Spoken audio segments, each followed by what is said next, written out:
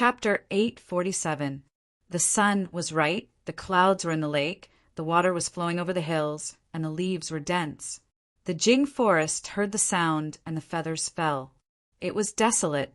The original Jian and prefecture was now separated from Jian and county. On the road to here, the group endured the scorching sun and the sultry woods and walked hard. Thirsty, still thirsty. Xiao Bei, who had drunk a lot of water, rubbed the dust mixed with sweat with her sleeves. Her face was flushed, and she pouted and said that she was thirsty. Xiao Yuan quickly handed over a water bag. Hold on a little longer. According to the approximate location, we should be reaching the letter soon. That was the place where the commander-in-chief worked. It's big and spacious. I can't hold on anymore. My heart is so cold. I haven't seen a single person along the way. What kind of lousy county is this, if there's no one who will govern it? Xiao Bei drank a lot of water and stuck out her tongue to lick her sweet lips. She still felt thirsty even though she was full. She muttered and found a high place. She stood on it and looked around with binoculars, hoping to find someone. Then, as the county magistrate of Jianan County, she could play a role. The group stopped and found a shady place to rest and replenish their water. Xiao Hai still looked indifferent, even if the sky fell down. Xiao Zhu took the drawing board and insisted on sketching. Zhang Gang, Zhang Chang, and Zhang Fang seemed to be affected by genetic factors. Their parents used to live in the mountains, so they were more adaptable. Xiao Yuan muttered, "Heaven is strong. A gentleman should strive to improve himself, to encourage herself." The 100 children who were guards had grown a lot taller. Although they were tired, they still fulfilled their duties. Some of them rested, and some of them dispersed to prepare for unexpected situations. In a circle about 1 kilometer away from them, there were 400 adults scattered around, hiding in the dark. The 400 people were wearing camouflage uniforms, hats made from the nearby grass on their heads, and field boots on their feet. Each of them had a long gun in their hands, and the barrels of the guns were wrapped with camouflage vines, trying to prevent the sunlight from reflecting on the scopes. This group of people was naturally arranged by Zhang Xiaobao and Wang Wan. First, they were responsible for protecting Xiao Bei and the others. Second, it was a kind of training. They brought what they should carry and were not allowed to enter the county to resupply in the open. They were also responsible for the safety of Xiao Bei and the others. Once Xiao Bei and the others finished their official positions, they would also finish their training. Xiao Bei wiped his face with a wet towel. When a gust of wind blew, he felt refreshed. He shook the water skin twice and saw that there wasn't much water inside. He took out a small pouch from his pocket and pinched some salt into it. He shook the pouch a few times and drank it with his eyes closed. Aya, party members, we still have to persevere. We can't give up halfway. The road ahead is bright. It's filled with hope. Xiao Bei, can we not be so bureaucratic? I know you've been learning a lot. Take a break. Once you've regained your strength, you'll be on your way. I reckon that there are still people in the martial manor. They won't all move away. When the time comes, you can tell them that we don't need this anymore. Xiao Yuan didn't wait for Xiao Bei to finish speaking. He grinned and waved his hand. It was not easy for Xiao Bei to organize his vocabulary. He was just about to practice speaking like this when he was interrupted by Xiao Yuan. He was clearly unhappy. The others are not saying anything. You're the only one who's pouring cold water on me. When we enter the city, it'll be your responsibility if we don't see anyone. Okay, I'll take responsibility. If there's no one, I'll resign and become a commoner. What do you think? Xiao Yuan had also drunk a lot of water. He looked at the dust floating in the sunlight through the leaves. There was no part of his body that didn't feel uncomfortable. In addition to them, there was one other person in the group. He was the only adult. When the others were resting, he was responsible for keeping watch. Looking at the children and the weeds on the road ahead, he stood with his hands behind his back and said loudly, "The long wind blows through the dense forest. The fragrant grass is green and the sparse clouds are sparse. The changes do not change for 10,000 years. The vicissitudes of life, the wind and rain, the rain and the rain. Uncle Li Bai, oh brother, do you want to drink again? You've drunk almost all the wine we brought. You can't drink any more. When we enter the city, we'll ask people to look for fruits. We'll use this wine as a starter to brew wine. If you drink it all, there won't be any left in a year. Xiao Bei took out the exercise book from his bag and wanted to look at the questions. When he heard Li Bai's voice, he pouted and put the exercise book back. He really didn't want to talk to Li Bai about the wine. Li Bai originally wanted to drink. When he came here, he brought 5 water bags of wine. He drank 4 bags along the way and only had 1 bag left. When he wanted to take a sip, he was stopped by Xiao Bei and others. They said that if he had the first sip, he would want the second sip. It wouldn't take long for him to finish the last bag of wine. He had to force himself to hold back. Thinking of this, Li Bai looked very helpless. When he came to Jili from Penglai, he was ready to meet Zhang Xiaobao and Wang Wan and let them directly recommend him to be an official in the capital, who knew that the two had left in advance and left a message for him to be an official here with a group of children. They said that after a year, when Xiao Bei and others knew what it was like to be an official, they would go back to Jili with them and arrange for them to go to the capital. He didn't know how to survive a year. Well, I've rested enough. We can continue. Work hard. When we reach the city today, we can have a good rest. Don't be in a hurry to look for people. Children recovered quickly. After a while, Xiao Bei was full of strength again. Looking up at the sun, he gritted his teeth and decided to hold on and finish the last part of the journey. Hearing Xiao Bei's words, the group of children quickly packed their bags and stood in a row. They surrounded the 9 most important people and began to move forward. Li Bai was also tired and hadn't had lunch yet. Seeing Xiao Bei start to move, he had to follow him, hoping to reach the destination quickly and then eat a full meal to recuperate. After more than a month of traveling, he was obviously thin. When the children moved, the people in the distance also moved. They only ate a little and didn't dare to eat too much. They were afraid that the blood would gather in their stomachs and the blood supply to their heads would be insufficient, which would affect their reaction speed. The sun gradually set in the west. When the sky was full of red clouds, the city wall finally appeared in front of them. It was the outer city of the governor's mansion of Jin. The wall made of mud was only a little higher than Xiao Bei and others. The adults could jump over it as long as they tried hard. The outer city wall was full of weeds, and there were a few wild flowers swaying in the wind. It looked very sad. At this time, Xiaozhu took out a map and looked at it. Then she pointed to the place in front of them and said, "There is a call here. After the call, you can see the inner city wall. You don't have to continue to spend the night in the wild." Hearing Xiaozhu's words, the children became much more energetic. They took small steps and sped up. Li Bai rubbed his stomach, which had been so hungry that he didn't feel anything, and also followed the children. He looked at the setting sun again and hid behind the colorful clouds like an egg yolk. The call on the map soon appeared in front of everyone. Compared with the canyon, the mountains around the call were not so high. It was like a basin, and the area was bigger than the canyon. Usually, it was formed by the erosion of a river, but there was no river. It was like a small plain, but it was uneven. The group of children lowered their heads and hurried on with all their might. As they walked, the person in charge of scouting ahead suddenly stopped. One of them turned his head and happily shouted to Xiao Bei, "Xiao Bei, there are people farming here. The beans that they're planting are obviously not left behind in the past." Where? Let me see." Xiao Bei rushed forward happily and carefully observed. Sure enough, the ridge and gully that should have been barren was still there. Bean seedlings grew there, but they had not borne fruit yet. The seedlings were not full of weeds, like they had seen on the road. "Spread out. Let me see how much of the place is planted with beans." Xiao Bei was happy. If there was food growing on the ground, it meant that there was someone managing it. If there was someone, he would not be an official without an army.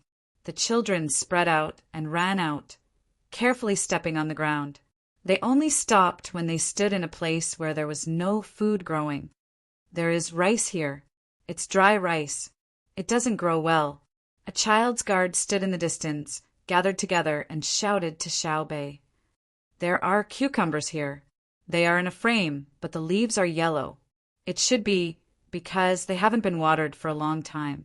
Another child stood in the distance and shouted, Where I am standing is a small river. There are small fish swimming in the river. There is wheat planted by the river. It seems that it can be harvested. A third voice sounded. As the children found a place where there were no more crops, one business after another sounded one after another. Xiao Bei listened to the sounds of movement and used his binoculars to look around, estimating the approximate area.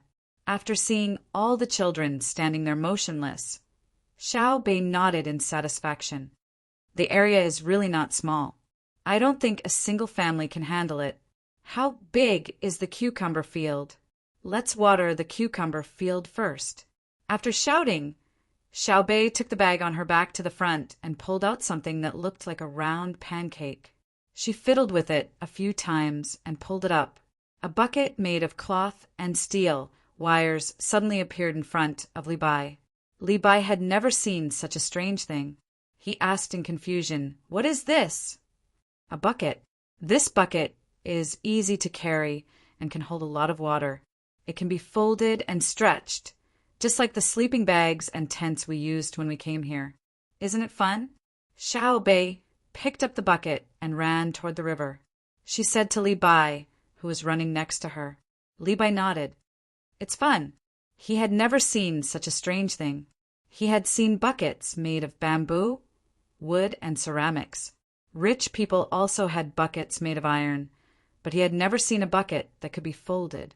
He followed Xiao Bei to the river and watched the children work together to fill the buckets with water and carry them to the cucumber field. He was stunned for a while and muttered to himself, The Zhang family and the Wang family are really amazing. Even the buckets are different from those of other places. Looking at the buckets of water being poured into the furrows, a group of children took out folding shovels. This time, Li Bai was no longer surprised. It seemed that everything could be folded. He wondered who came up with this idea. Seeing Xiao Bei and the others working hard to water the cucumber field, Li Bai raised his head and looked at the sky. He said to Xiao Bei, If we don't hurry, it will be completely dark. It's okay. We can still walk in the dark. There are people here.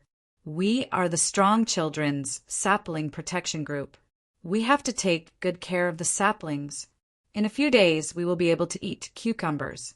Xiao Bei insisted on watering the cucumber field. Since she found that there were people here, her fatigue seemed to have suddenly disappeared. The sun finally set at the foot of the mountain. The sky was not completely dark yet. Under the efforts of the children, the cucumber field finally became moist. At this moment, the cheerful and melodious sound of a flute suddenly reached everyone's ears. There was no specific tune, as if the flute was played according to the mood of the flute. Even if the flute was repeated in the same place, there were still a few differences. Xiao Bei and the others looked in the direction of the sound in puzzlement. This was a mountain valley, so the sound came from all directions. It took Xiao Bei and the others a while to find the source of the sound. They saw two cows coming from the west, one in front and one behind. Sitting on the back of the cow in front was a child who was about 2 years older than Xiao Bei and 4 or 5 years younger than the guards. The child placed a bamboo flute in front of her mouth and leisurely walked diagonally forward. It seemed that she wanted to go home through the mountain valley. Hey, Sai, that. Wait a moment. Xiao Bei's eyes were fixed on the shepherd boy, as if she was afraid that he would suddenly disappear. She tiptoed, waved her arms, and shouted with all her might. Her clear voice echoed through the mountains, attracting the shepherd boy's attention. The sound of the flute suddenly stopped.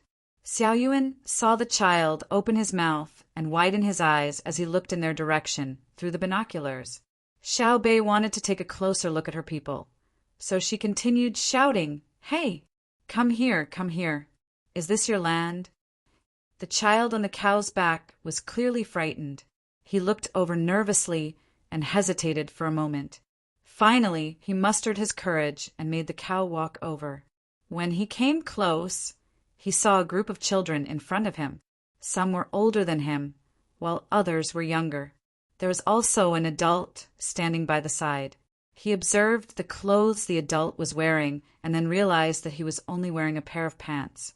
He lowered his head in self-abasement and hesitated, refusing to let the cow walk forward. He didn't come over, but Xiao Bei couldn't wait any longer and ran towards him. When she was in front of him and looked at the obedient cow, Xiao Bei revealed what she thought was her cutest smile. She asked the little boy on the cow, "Is this your land? How many people do you have? Where do you live? Is the food you planted today enough to eat? Why didn't you move away with the others? What's the tune you're playing? Do you have any other livestock or poultry in your house?" Xiao Bei, who felt that she was an official and had to understand the people, asked one question after another. The boy on the cow's back was completely dumbfounded. Seeing that the boy did not speak, Xiao Bei became anxious. She was about to go forward and pull him down when Xiao Yuan ran to the side and grabbed Xiao Bei. She said to the boy, "We are not bad people. We are all good children. We helped to water your house." Hearing Xiao Yuan's words, the boy's serious vigilance was obvious. He pursed his lips stubbornly but did not say anything. At this time, Li Bai shook his head and walked forward. He said to the boy, "Go, we won't stop you. Go home quickly." When the little boy saw the only adult coming over, he patted the bull's back with his hand. The bull under him very intelligently took 2 steps back before it turned around and continued to walk in the direction it wanted to go. The little boy didn't say a word from beginning to end.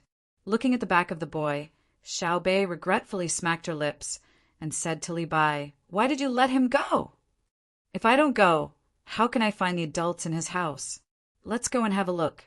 When Li Bai saw that there were really people, he completely gave up. When he came here, he knew that most of the people here had moved away. He thought that Xiao Bei and the others would go back to Jili province after seeing that there were no other people. Then he could go back with them and see Zhang Xiaobao and Wang Wan. He would try to find a way to get them to recommend him. Now that he saw them and got to know them along the way, he knew that Xiao Bei would never give up. Even if there was only one family, Xiao Bei would be an official until the end. Therefore, he could not go back. Otherwise, if Zhang Xiaobao and Wang Wan were angry, they would not recommend him or even say a few bad words. Xiao Bei's eyes were still on the 2 cows. She stretched her neck and looked again. Then she nodded and said, "Then let's go. When we get to the city, we can boil some hot water and take a good bath. We can sleep at night. Tomorrow, we will get up and do homework. Yes, we must do it." When Xiao Bei and the others followed the 2 cows and left, a pigeon flew out of the woods and quickly headed for Jili province. Compared to the younger brother and sister who found the people who were still alive, Zhang Xiaobao and Wang Wan, who were waiting for someone to assassinate them by the mud river, were very disappointed. The place and time where they appeared every day had not changed. The guards also did not see them. Even so, no one came to kidnap them. I guess it's because our status is too low to be valued by others. That's why no one came to assassinate us, let alone kidnap us. Zhang Xiaobao was tired of fishing. During the day, he had to deal with many things at night, which consumed a lot of energy. He threw the fish he caught into the net that was covered with stones and flushed in the water. Then, Zhang Xiaobao said helplessly. Wang Wan narrowed her eyes and dozed off. When she heard Zhang Xiaobao's voice, she echoed, "Yes, we're not worthy of being assassinated. It means that they don't like us. What should we do?" "Don't worry. Think of a way to make them like us. Whether it's the Japanese or the Xinlua people, we have to find an excuse to make a move. Tonight, I'll write a letter and send it to the merchants in Jiangnan East to let them take action." Zhang Xiaobao decided to take the initiative and force others to attack him and Wang Wan. That way he could find an excuse. What if no one touches us? Wang Wan did not think that the Japanese and the Xinhua people had the guts. I guarantee that they will do it. If you don't believe me, just watch me. There won't be any problems within half a month, Zhang Xiaobao said with certainty. Wang Wan thought for a while and finally understood Zhang Xiaobao's meaning. She agreed, that's good. We can also see the reaction of all sides. You arrange it. I'll sleep for a while. Li Longji sent his troops to the Turkic steppe. Maybe he will directly take action.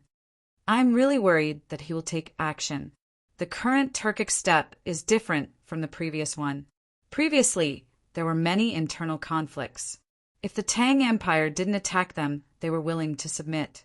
But once they find that the Tang Empire has the absolute advantage, all their internal conflicts will disappear and they will turn to the outside world. I hope that the person leading the troops won't be rash just because they have weapons, Zhang Xiaobao said as he took out a fishing rod from the side. He looked at the bait that had been eaten and the remaining hook was bare. He put the bait on again and threw it with all his strength. Accompanied by the whistling sound of the air, the lead fell into the water again, rippling circles of irregular ripples, which were immediately washed away by the current. 5 days passed quickly. Zhang Xiaobao still came to fish every day, but he no longer cared about whether the fishing rod was moving or not. He freed up his hands to arrange homework for his younger siblings. Come and listen. See if this question is okay. And Little Wolf said that I can run 5 li in a quarter of an hour. You little lambs can only run 3 li. I'm currently 6 li away from you. Tell me, how far is the furthest your home is from me? Can you return home by the time I catch up to you? Zhang Xiaobao read word by word. He held a pen in his hand and marked the words with pinyin. Sometimes he would make a few mistakes so that his younger siblings could correct them. Wang Wan had a smile on her face the entire time. After hearing Zhang Xiaobao's question, she sighed and said, Back then, you should have become a teacher. I remember that when I was studying, no teacher ever taught me like this. They all followed the textbook and occasionally gave me some application questions, but they were all extremely boring. If every teacher could be like you, I believe that children would have more fun learning, and they would not be so resistant to learning. Unfortunately, there are very few, really very few. Of course, these are my younger siblings. I have to put in a lot of effort to make them willing to learn. In fact, I can't blame those teachers. They teach so many students, and there are many lessons every day. If they were all like me, wouldn't they be exhausted to death? Do you think storytelling is such an easy thing? If it was really easy, there would not only be a small number of people writing fairy tales. Fortunately, we have a good starting point now. Many teachers and schools have also approved of our method. I hope that all teachers in the future can follow suit and form a tradition. Zhang Xiaobao did not go to school much. Even if he heard Wang Wan say that teachers were not good, he still felt that it was a blessing to be able to be taught. Wang Wan was a little disapproving. It's all because of the enrollment rate. A teacher's salary is linked to a child's exam results. Children have good memories. As long as they memorize hard and then get a high score in the exam, that's enough. Actually, I think that teachers' salaries are too low. We should continue to raise it. We should have a salary of 10,000 yuan a month. Those who can't build a good foundation for the students should be fired. A high salary can also be used on teachers. Also, unless the teacher in charge of an elementary school is affected by irresistible factors, they should be taught from grade 1 to grade 6. Then, when this matter is over, the two of us will make a rule and let the current teachers follow it. Zhang Xiaobao did not want to continue thinking because he could not understand Wang Wan's words. He felt that it was good enough as long as he could sit in school and study. Compared to Zhang Xiaobao and Wang Wan's leisure, Li Dong, the leader of the newly established business alliance in Xinhua, was not relaxed at all. The negotiations were in a deadlock from time to time. He also knew that the conditions offered by Zhengzheng Construction were good. He wanted to agree several times, but the other businessmen in the alliance still thought that it was profitable and wanted to force Shanghai to make concessions. Previously, when Zhang Tai was alone, he could play the emotional card. However, at that time, the people in the alliance thought that Zhang Xiaobao was alone and did not have enough energy. They thought that Zhang Xiaobao wanted to build the road as soon as possible. Therefore, they pressured Zhang Tai to compromise. However, when they pressured Zhang Tai too much, Zhang Tai turned hostile. Now that they continued to negotiate, it was useless to play the emotional card. Zhang Tai found a team that was in charge of Zhang Xiaobao and Wang business. It was called the negotiation team, and it was indeed worthy of its name. When it came to negotiations, there was no place to start. The foundation of Xinlua's party had been completely taken away by the other party. Guys, the day before yesterday, the negotiation team of Zhengzheng Construction said that today is the last time. If we can't pass, they will build the road themselves. They don't need our 1 million strings of coins. By then, if we want to send our goods out, we have to pay for that road. Their road might not be built in the place designated by us. Tell me about it. What's the bottom line? I will talk to Zhang Tai after a while. Actually, I'm most worried that Zhang Xiaobao would play other tricks when he gets angry. It's not that I look down on us, but I'm really not a match for Zhang Xiaobao in terms of tricks. Li Dong called those who were here for the last negotiation to the 3rd floor of Changfeng Building and told them 1 million strings of coins was really nothing for Zhang Xiaobao and Wang Wan. Even though they had very little liquid capital, they could easily take out 1 million strings of coins. If they couldn't take out 1 million strings of coins, they could call for help. By then, when so many businessmen in Tang heard that they were looking for someone to cooperate with them, they could even provide 100 million strings of coins, not to mention 1 million strings of coins. However, this amount was too much for the businessmen in Xinlua. At the beginning, the 20-odd businessmen couldn't afford it at all. At the same time, they didn't want to manage such a big thing by themselves. Therefore, later on, they found some familiar businessmen and formed an alliance. By then, they had over 100 members. At this moment, the 100 people started to ponder after hearing Li Dong's words. After a while, someone asked, I want to know, once the road is fixed, whose shop it will be connected to, whose shop will be the closest, and who will be the most popular. How can Zhang Xiaobao guarantee this? Li Dong knew what this person meant. It wasn't about who was the closest, but where the road would be fixed. It would be best if it could be fixed in a curve and then build a wall to block it.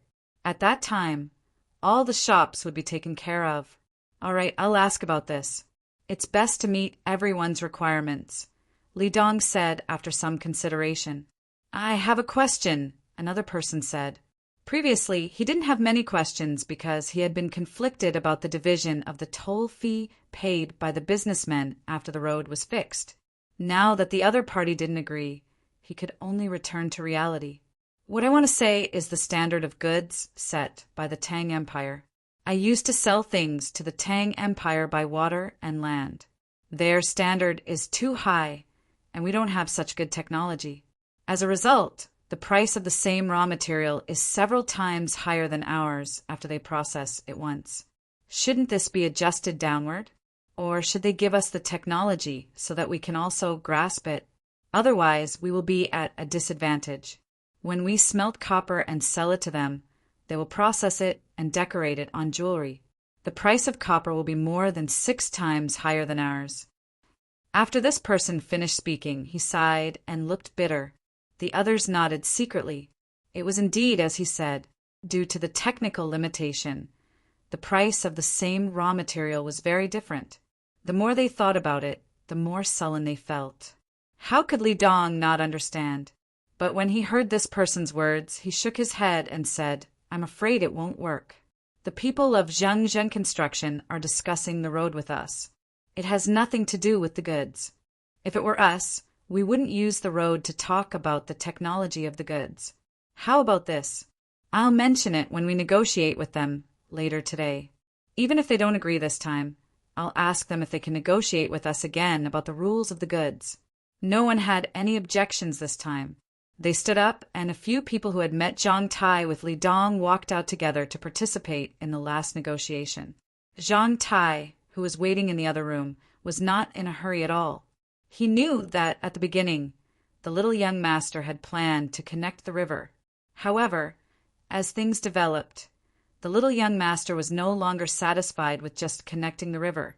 He started to make a bigger plan. Since the plan was big, he naturally could not think about solving the problem in a short period of time. Connecting the river was no longer a single goal. He had to make some concessions for the bigger goal. Of course, he believed that the little young master would definitely be able to connect all the dots in the end and teach Xan Luo a lesson. He would let them know that they should not interfere in things that they should not interfere in. After a short while, Zhang Tai's team and Li Dong's team sat at the two ends of the negotiation table. The last negotiation involved a lot of specific matters. Unlike the first negotiation, Xan Luo only considered the division of profits. Therefore, it took them a bit more time. From the morning, they had lunch at noon. When the sun set in the evening, they had lunch and had a short rest.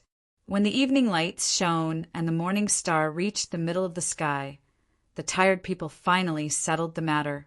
As for the division of profits, there was no change at all. Zhengzheng Construction would pay 10 million strings of cash. 80% of the profits would be sent to Xan Luo in Jili province. 20% of the profits would be sent to Xan Luo in Jili province.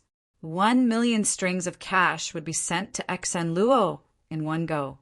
20% of the profits would be sent to Xan Luo from Xan Luo. After this matter was settled, no one raised a new question. According to Li Dong's opinion, the road in Xan Luo should be curved, so as to make it convenient for the businessmen who paid the money. However, Zhang Tai's team generously proposed that the road should not be curved. Instead, they should start from the border and build several forks. They would pass through the shops of the businessmen who paid for Xan Luo in a straight line. Some places for stalls would be built on both sides of the road. The stalls would belong to the shops of the businessmen who paid for them. They could rent or sell the stalls. Others were not allowed to set up stalls on the roadside where there were no stalls. As for this point, if the fee was not enough, Zhengzheng Construction would pay a part of the fee. They would definitely build all the roads. By then, Xan Luo could set up checkpoints on the roads and collect customs duties.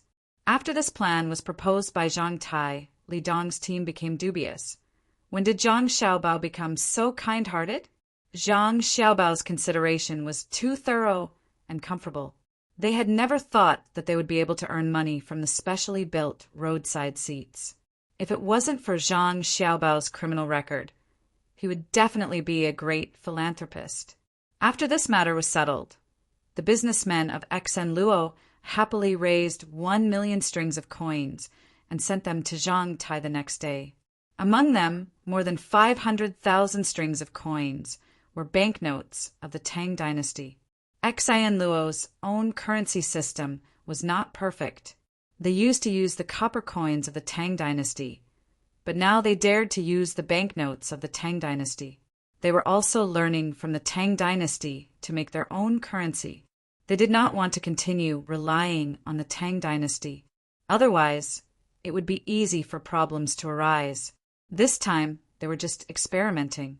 Xan Luo did not dare to imitate the Tang dynasty to make banknotes for fear of being counterfeited. However, they made an alloy.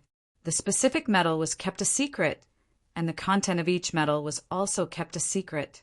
In this way, the volume and weight became the way to test the authenticity. It accounted for 1/10 of this transaction, which was equivalent to 100,000 strings of coins of the Tang dynasty. However, during the exchange, because the Tang dynasty had a technological advantage, the ratio was larger. 10 coins of Xan Luo could be exchanged for 1 coin of the Tang dynasty. The specific purchasing power was not easy to calculate. It involved the price of manpower, cost, and the difference in the value of goods due to the influence of technology on both sides. Li Dong had made a rough calculation and felt that Xan Luo was at a disadvantage. In terms of purchasing power, Xan Luo's money was not worth this much. After solving the problem of road construction, Zhang Tai generously sold another technology about weaving and silkworm breeding. After Xan Luo's people were familiar with it, they could also make good-looking silk. In this way, they would not have to continue to rely on the Tang dynasty. Li Dong gave this technology to the Xan Luo imperial clan who had contacted him. He even made a great contribution. He wanted to increase the value of his country's currency after mastering the technology. Hearing Li Dong's occasional thoughts, Zhang Tai was a bit worried. After arranging the road construction, he found Zhang Xiaobao and Wang Wan and told them about it. Young master, young lady, that's the way it is. Shouldn't we think of something? Otherwise, if Xan Luo's currency becomes valuable, we will suffer a loss. Zhang Tai knew that he should not give advice to the young master and young lady, but he still couldn't help saying it. After hearing Zhang Tai's words, Zhang Xiaobao suddenly burst out into laughter. His laughter grew louder and louder. Finally, he covered his stomach and rolled on the ground. Ha ha ha ha, I'm dying of laughter. How could such a silly person increase the value of the currency? Does it mean that his internal inflation or purchasing power will increase? Ha ha ha ha, I can't take it anymore. My stomach hurts. Cuckoo, pinch me. I'm going to burst out laughing. Wang Wan also pursed her lips and smiled as she told Zhang Tai, I know you're loyal, but don't worry about this. Xan Luo is tired of living. How dare you link your currency with Tang Dynasty's currency? Do you know what your young master does? Forget it. You won't understand, even if I tell you. Just treat it as if it didn't happen. Build the road. The quality must be guaranteed. Even if it's Xan Luo's currency, it can't be fake, which will weaken the reputation of Zhengzheng construction. Go ahead. After receiving the assurance of the young master and young lady, Zhang Tai felt much more reassured. Even though he didn't understand why Xan Luo's currency would suffer loss when it was exchanged with Tang Dynasty's currency. Young master and young lady are very smart. Don't worry about other things. Build the road first. After that, let Xan Luo's people connect the river. Chapter 848. After reaching an agreement, Zhengzheng Construction showed its unique efficiency in front of the merchants of Xinluo. The construction supervision team of 1,000 people arrived at their respective supervision sections in just one day. No one knew where they had been hiding for the past few days. Due to the connection of the Mud River and the Yishui River, the Xinluo people who were fighting stopped physical contact and started to take over the work of road construction. They didn't need to understand the drawings as long as they had the strength to understand the words of the supervisors. Numerous sand and stones were dredged out of the river and knocked down from the mountain, piling up on both sides of the former path. Various tools were distributed to the Xinluo people, while bags of cement were transported to the place like falling from the sky. Under the expectant gaze of the merchants of Xinluo, the firecrackers were set off. After worshipping the earth god, the construction officially started. Here, there, and here we need to build cement roads. The connecting roads are made of sand and stones. It's not that we don't want to use cement. It's that we don't want to build cement roads. Firstly, we don't have enough cost. Secondly, horses' hooves will be worn out before they reach the place. At the construction site, Zhang Tai patiently explained to Li Dong why they didn't build cement roads. After hearing Zhang Tai's words, Li Dong was enlightened. After being silent for a short while, he asked, Can the forks inside be built with cement? Of course. Don't worry, Mr. Li. The buildings built by Zhengzheng Group are guaranteed to be of good quality. At this moment, the road in Jili province should also be built. You can send people to check it. According to the plan, it will be finished in half a year.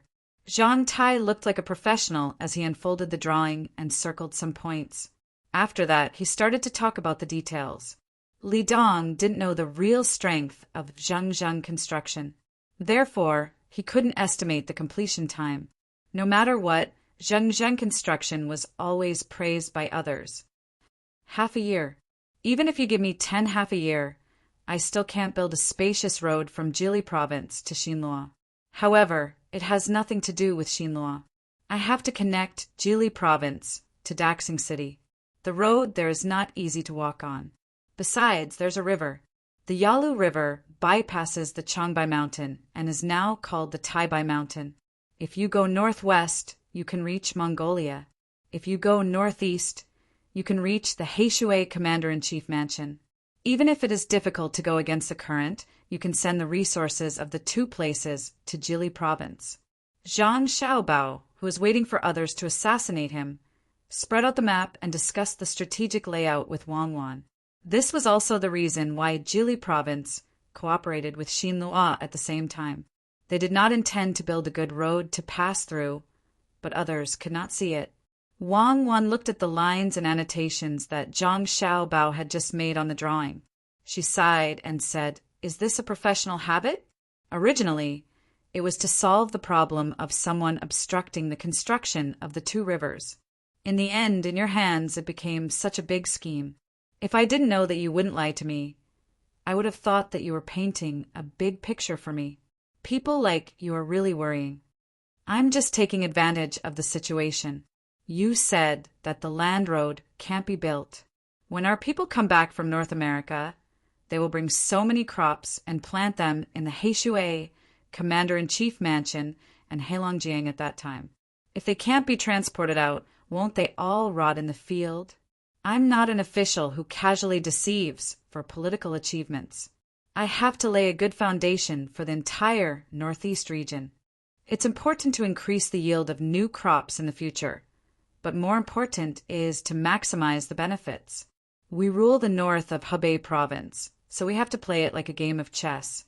Zhang Xiaobao said very seriously. He swiped his big hand on the map.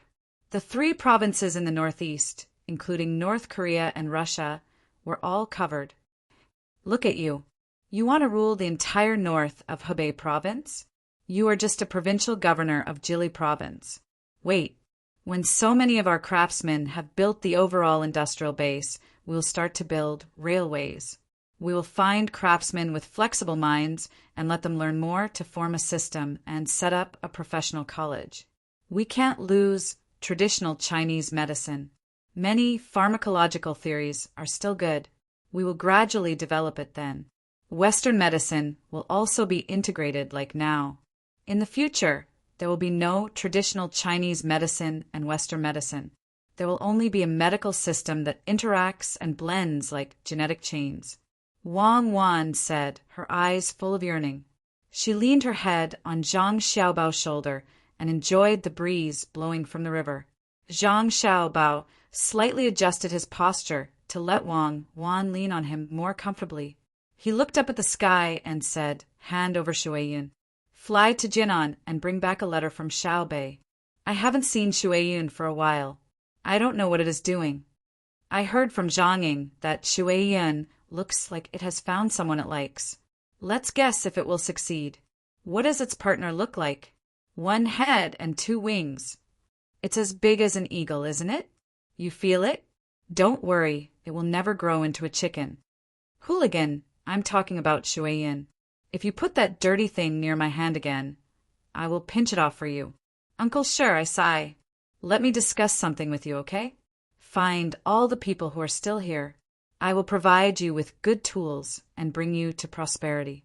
Xiaobei finally settled down in the former Jianan Commander-in-Chief's mansion, now Jianan District. The 100 children were divided into groups and used local materials to repair the house. The conditions were very difficult. Xiaobei found the child who herded cows and saw that there were 7 people in his family, including the others who hid because of her arrival. There were probably more than 300 people in total. This number of people was too little compared to the first and second counties in Jili province. Even if they were few, Xiaobei could not meet them. Only the family surnamed Shi did not move away because of the stubbornness of the owner. Xiaobei found them today and wanted to discuss with them to gather the remaining people around them and build a place.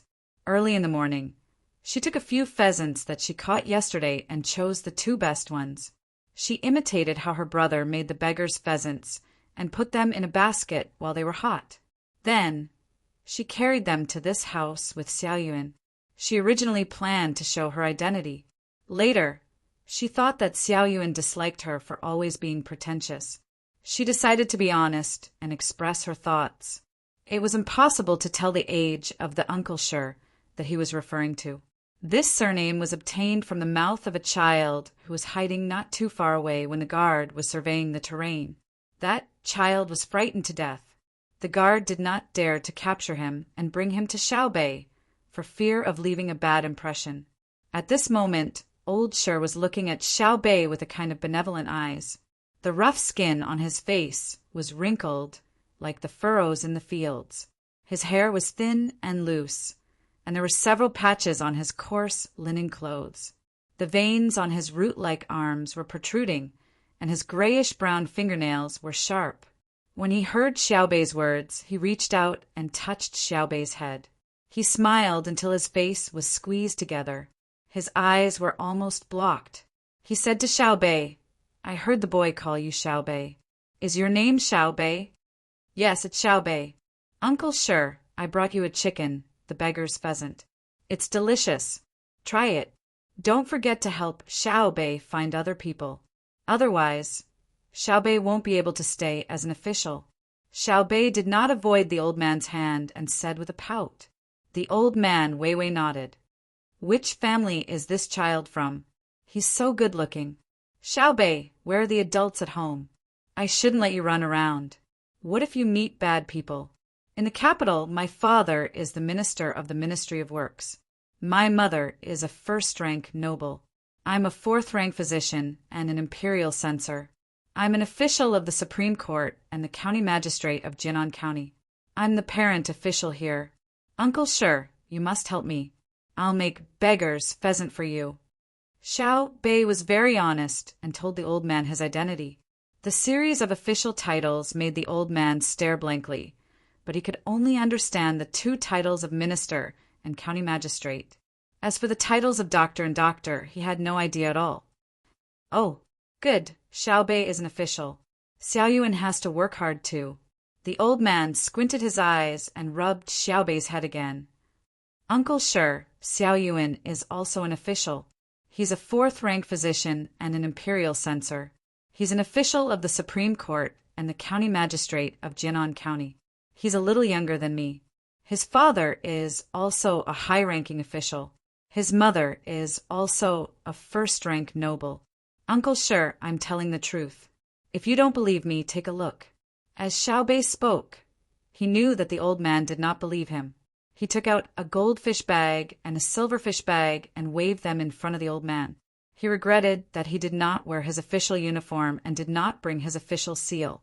Seeing that the old man was still smiling, Xiaobei spread his hands helplessly and continued, "Uncle Sure, I'm not lying to you. Xiaoyuan and my family are very powerful. My brother and sister stomp their feet, and the whole Tang Empire trembles. If you can find them all, I'll give you an official position. The official position I'll give is different. You can have a piece of land here where you don't have to pay rent."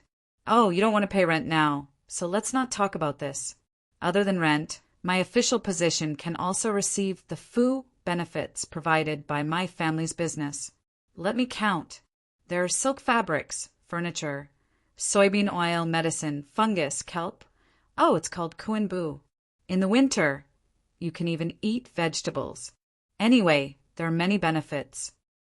As Xiaobei spoke, he counted with his fingers for the old man to hear. "Good, good, official position.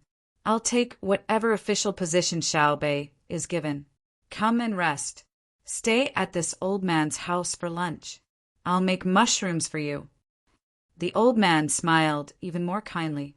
No matter how he looked at it, he felt that Xiaobei and Xiaoyuan were very good-looking. "Oh, Uncle Sure, I'm really an official. I'm Xiaobei from the Zhang family of Sanshui County.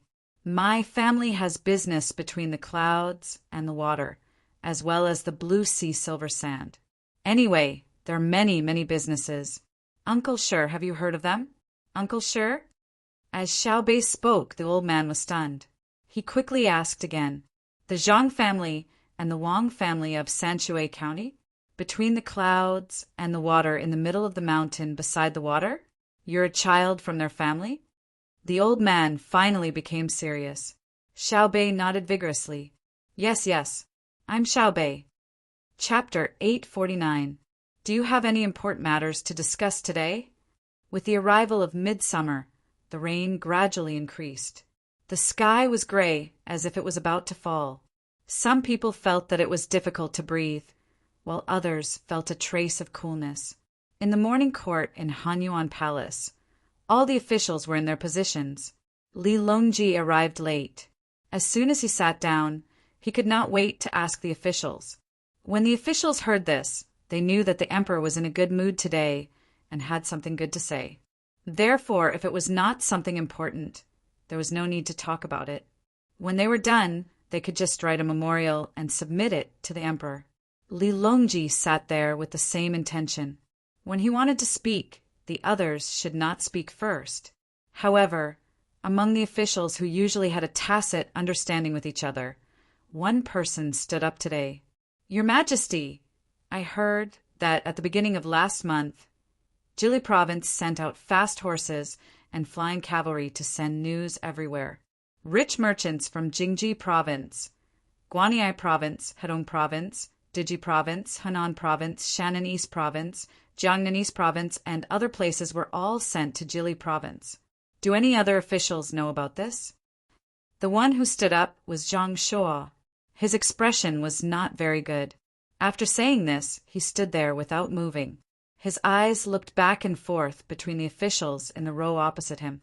Li Longji was stunned. He had never heard of this matter. Recently, he often went to the Ministry of Works and spent a lot of time with Zhang Zhong.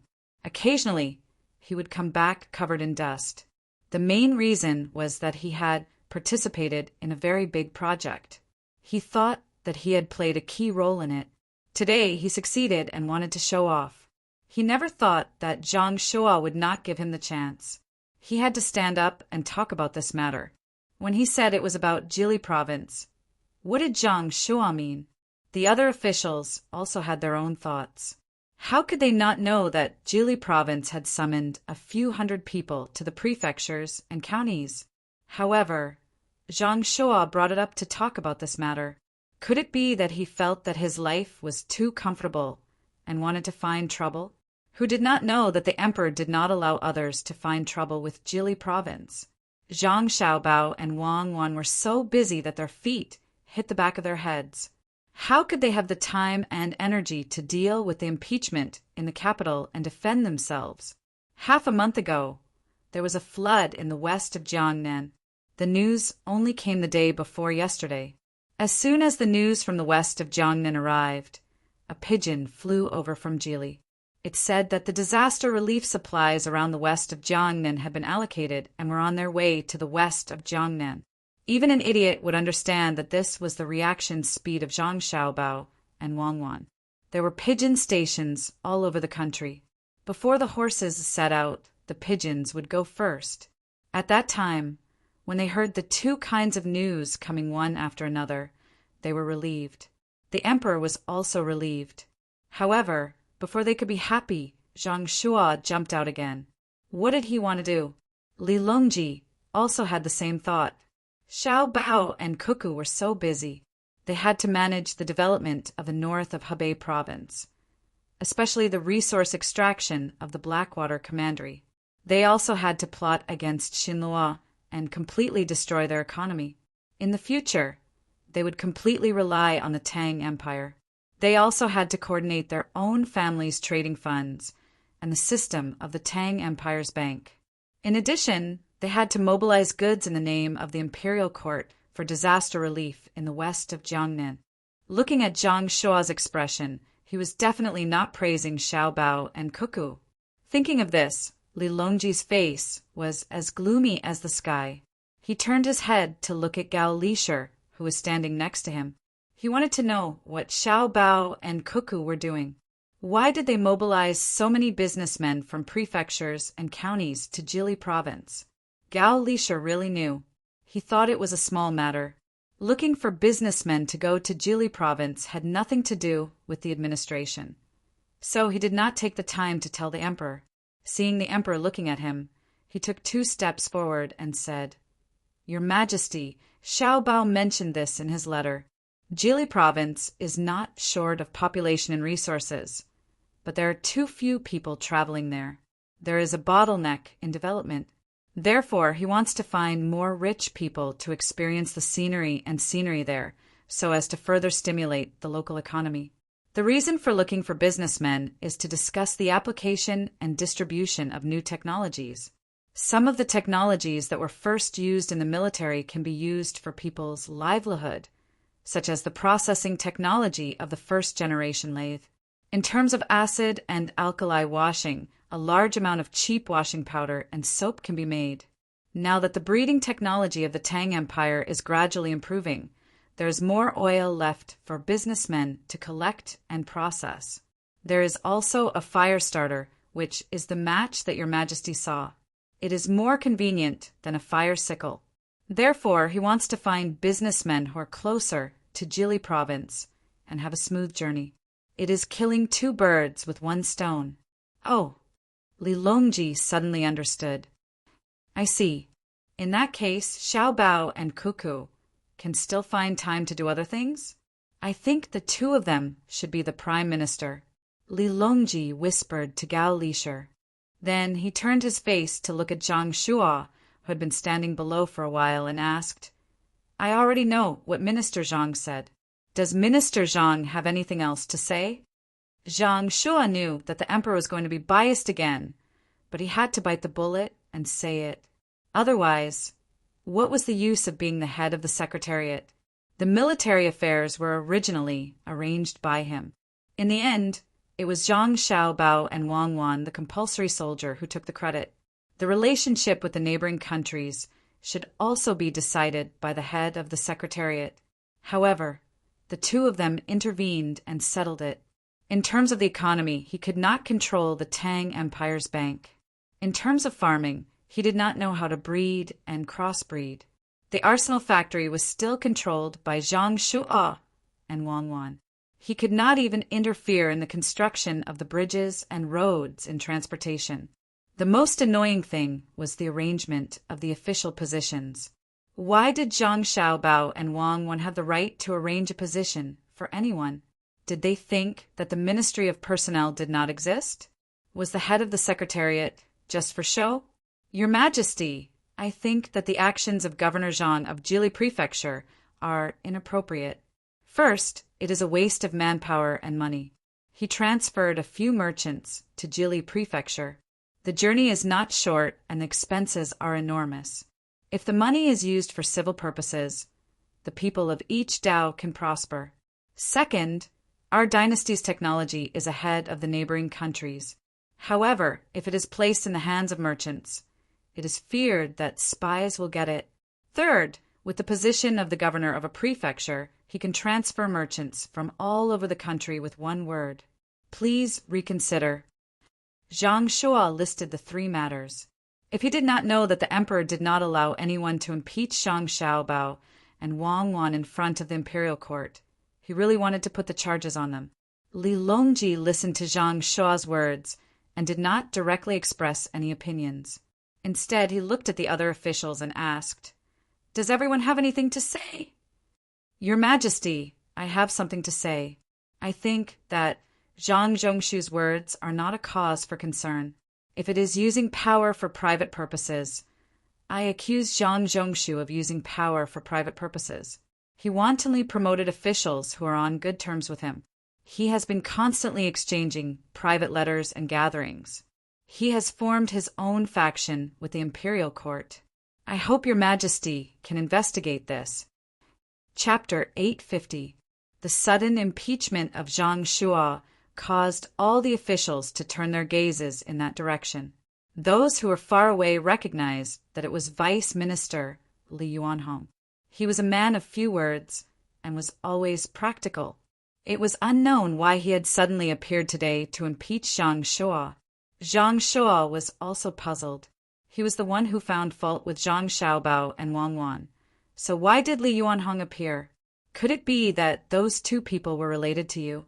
Wasn't this just worrying about trivial matters? While he was puzzled, he was even more angry. Li Yuanhong, I didn't find trouble with you, but now you're targeting me? Do you think I'm easy to bully? Just as he was about to question him, Li Longji spoke. We have heard of the matter that Minister Li spoke of. Li Longji paused. The hearts of all the officials trembled. Could it be that the emperor was going to act against Zhang Shua? Yes. Li Longji said another word. Zhang Shua breathed a sigh of relief.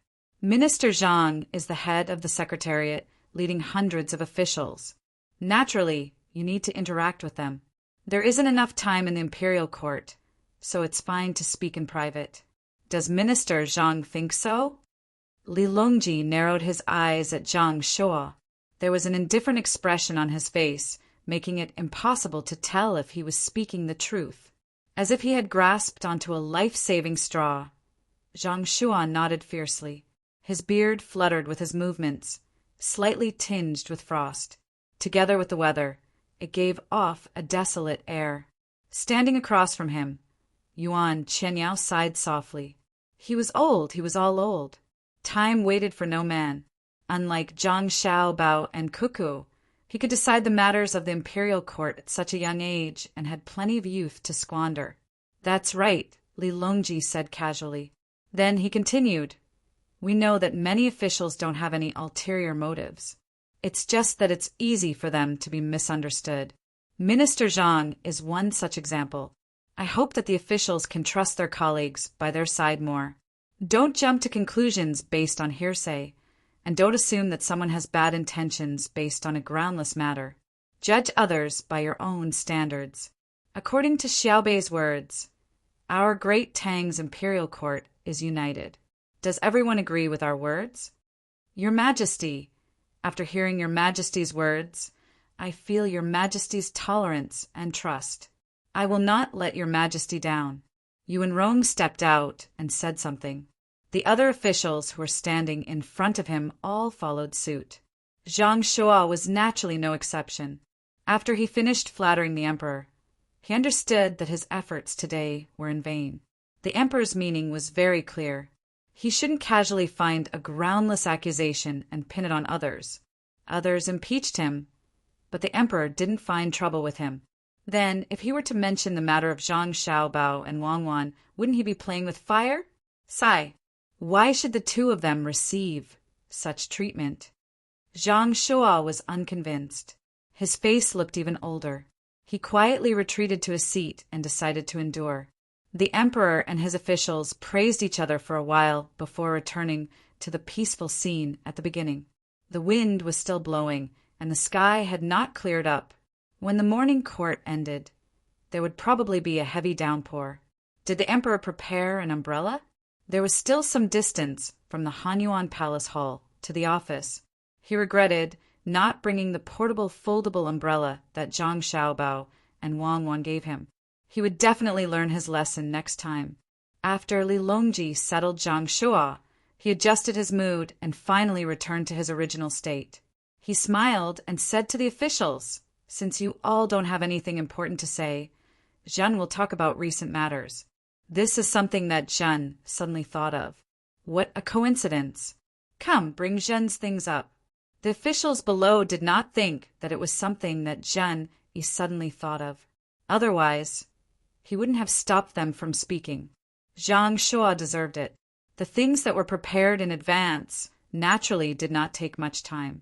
As Li Longji's voice fell, Gao Lisher waved his hand. A few eunuchs beside him moved the things in front of Li Longji. The officials stretched their necks, wanting to see what the emperor was doing. Li Longji coughed lightly and walked down from the soft chair, which was a rare sight.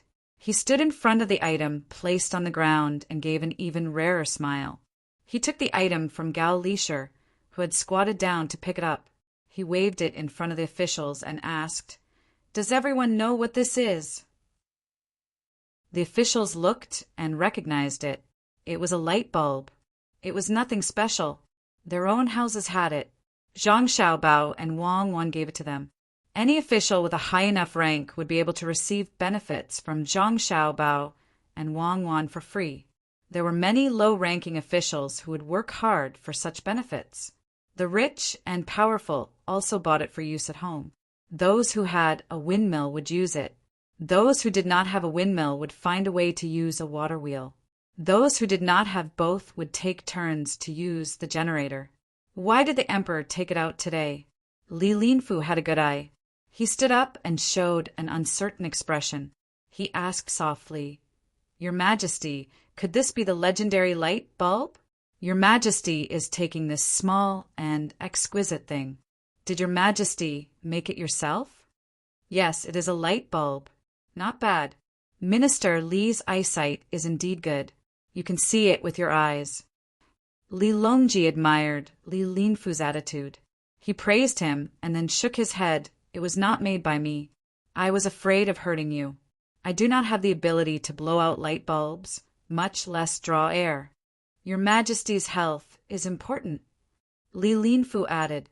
Li Longji did not reply this time. He held the small light bulb in one hand and pointed at another item on the ground. He asked, "Do you know what this is?" "Ah, could it be the legendary fish tank?" Li Linfu saw a box made of glass. It was not much different from a fish tank. The only difference was that there were no fish in the water. Instead, it was connected to wires.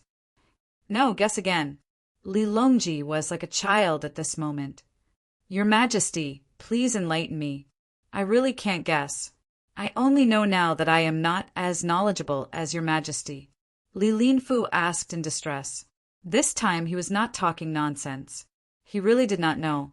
The other officials who were closer also saw the fish tank. They were also puzzled. Li Longji looked down and waved his hand. "Come forward. I will show you." The fifth rank official, who was the furthest, looked at the people around him. When he saw someone move, he also moved forward. When he got closer, it was really like what Li Linfu said. It was a fish tank. There was no fish in it. When others were puzzled, Li Longji continued to the next step. He picked up 2 wires in the fish tank. One was wrapped around the bottom of the light bulb, and the other was placed on the smallest point. When the 2 wires were connected, the light bulb suddenly lit up. "Ah, Your Majesty, why did it light up?" Gao Lisher cooperated and exclaimed. His eyes were wide open, making people worry that his eyeballs would fall out at any time. Li Longji had an unfathomable expression on his face. He moved back and forth so that everyone could see clearly. After the officials were puzzled, he slowly said, "Don't you think it is very magical? There's no wind power, no water power, and no one is stepping on the generator." "Your Majesty, why did it light up?" Zhang Jiuling walked forward and looked carefully. He still could not figure out the trick, so he asked humbly, "This is a good question. Why did it light up?" I believe that everyone has the same question in their hearts. This is the wet battery that I participated in the development of. With the battery, you will not have to work as hard as before. You can use the battery to light up the lamp anytime and anywhere. Li Longji pulled the wires away from the light bulb and pressed them back on. He repeated it a few times so that people could see clearly and happily introduced it. "Your Majesty is indeed amazing." A 5th rank official praised sincerely. Li Longji smiled and shook his head. "Don't think that this is my original intention. If it can only light up the lamp, then it is nothing much. Look at the other thing." Putting down the light bulb, Li Longji pointed to the other thing in front of him. To be precise, there were 2 identical things in front of him. There was also a bundle of wires. This time, there was no need for others to cooperate with him. Li Longji took the initiative to introduce it. "This is a cable telegraph machine. Someone will ask what this thing is for. Is it not?" Some of the officials cursed in their hearts. "Isn't this nonsense? Aren't you taking it out for others to see? Who wouldn't have such thoughts when they don't know? I will let you all know now. Men, carry the other one further away." Li Longji couldn't hear the thoughts of others, so he didn't have any evidence to convict them. With a command, a eunuch immediately came over and carried one of the 2 down the stairs. Only when the bundle of wires was used up did he stop and wait for further instructions. Another eunuch carried a fish tank over and stood to the side, looking at Li Longji. Li Longji looked around, and Gao Lisher hurriedly gestured to a nearby group of people. They were all wearing the same type of work uniform, and all of them were walking with their heads held high. However, if one looked carefully, they would notice that some of them were injured. When this group of people came closer, Li Longji waved his hand. One of them ran to the front, while another ran further away. Each of them took out a small notebook and a pencil. Li Longji looked at the doubtful gazes of his subjects and explained, "The function of the telegraph machine is to send messages quickly. As soon as there is a movement, we will receive it immediately. The telegraph machine can communicate with each other over a certain distance, depending on the length of the wire." The officials nodded to show that they understood. Even if they were doubtful, they didn't dare to show it. "I know you all don't believe me, but that's fine. I will let you all understand. Minister Zhang, you say a few words, and let this person pass the message. See if the other telegraph machine opposite can receive it. At such a distance, you can whisper a few words. They won't be able to hear you, right?" Li Longji called out Zhang Shua and asked him to speak. Zhang Shua nodded. "Yes, I couldn't hear you. That place is more than 20 zhang away from here. Your Majesty asked me to say it, and I really did. Yes, I said that it would rain today." "Send the report," Li Longji instructed the person who had just arrived. This person quickly took out a thicker book from his pocket and searched for something in it. Then he used a pencil to write and draw on the book just now. Finally, he used his hand to press on a spot on the telegraph machine.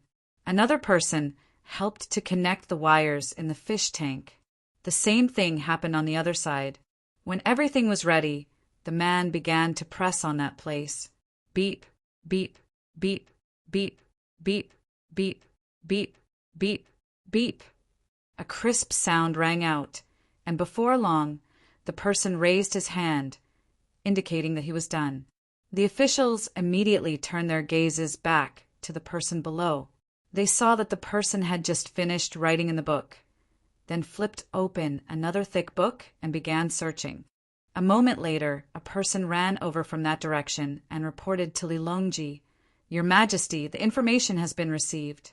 The content is that it will rain today." Many of the officials were puzzled. They felt that it was very strange. How could the other side know what the message was after a few beeps? This was much more useful than the beacon tower. "Where else do you want to try?" The smile on Li Longji's face grew wider. "Your Majesty, I'm here." LV Yenzhua, who did not believe in heresy, stood up and whispered to the person who sent the report, "I don't believe it's true. Send it."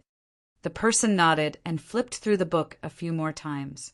After he finished writing and drawing, he began to press the button on the telegraph machine. Along with the beeping sound, the other side began to receive the message. After a very short time, a person ran over and said to the crowd, "Received. The content is that I don't believe it's true." LV Yenzhua was stunned. He raised his head and looked into the distance. After swallowing his saliva, he said to the emperor, "Your Majesty, this is amazing. If this thing is connected to all parts of the country, the speed at which it can send messages back and forth in the future is really unimaginable." Li Longji smiled and nodded. At this time, Zhang Shua began to pour cold water on the emperor again. "Your Majesty, I don't think it's appropriate. How long would it take to connect the wires to all parts of the country? How many wires would it consume? This thing is of little value." Li Longji's happy mood changed again after Zhang Shua's words. He glared at Zhang Shua, meaning to say, "Why did you mention this?" Fortunately, he was already prepared. When he saw that some of the officials had the same thoughts, he coughed and said, "It's just an experiment. This is called a wired telegraph. Now, the Ministry of Works is researching on dry batteries and wireless telegraphy. When the research is completed, batteries will be more convenient to carry around, and the telegraph machine will no longer need wires to connect. This won't be of little value, right?" "Your Majesty is wise," Gao Lisher chimed in. The expressions of the officials also changed. They naturally knew that if there was a portable battery and a telegraph machine that did not need wires to connect, how fast would the transmission of messages in the future be? However, this news came too suddenly. It was so sudden that they were not prepared at all. Yuan Qianyao said excitedly, "Your Majesty, when did the Tang Empire have such an advanced thing? According to what Your Majesty said, wouldn't it only take a blink of an eye to send a message from the farthest place to the capital? That might not be the case.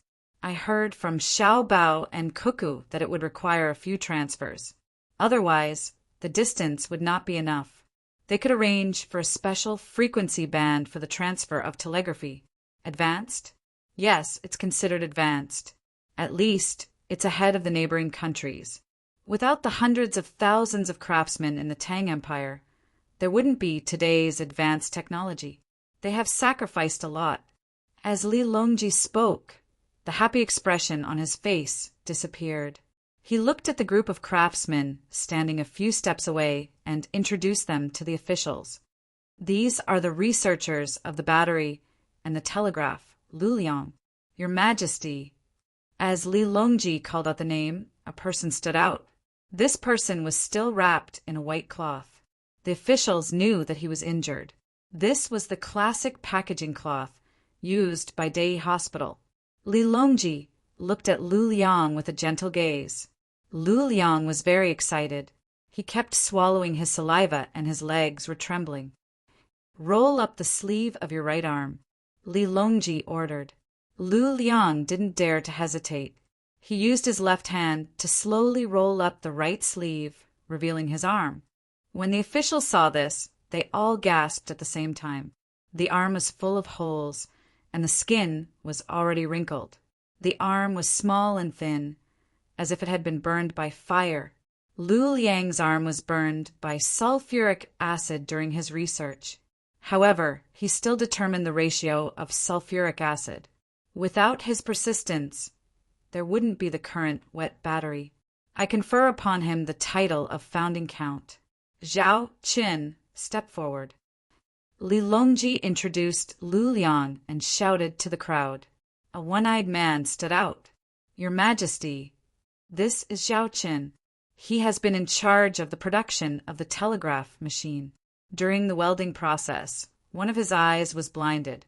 However, he still completed the initial task of welding the telegraph machine with one eye. I confer upon him the title of Founding Marquis. Zhao Gong, step forward. Zhao Gong is Zhao Chen's younger brother. He did experiments with his older brother. Originally, Zhao Gong was a high scholar.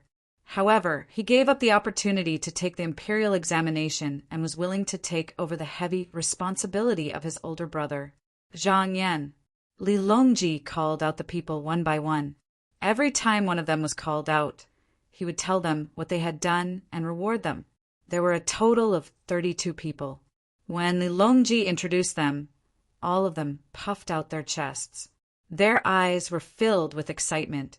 The officials also listened carefully. If it was in the past, there would have been people who would have stood out to oppose the emperor's rewards. However, today was an exception. They knew that the emperor's rewards were for the hundreds of thousands of craftsmen.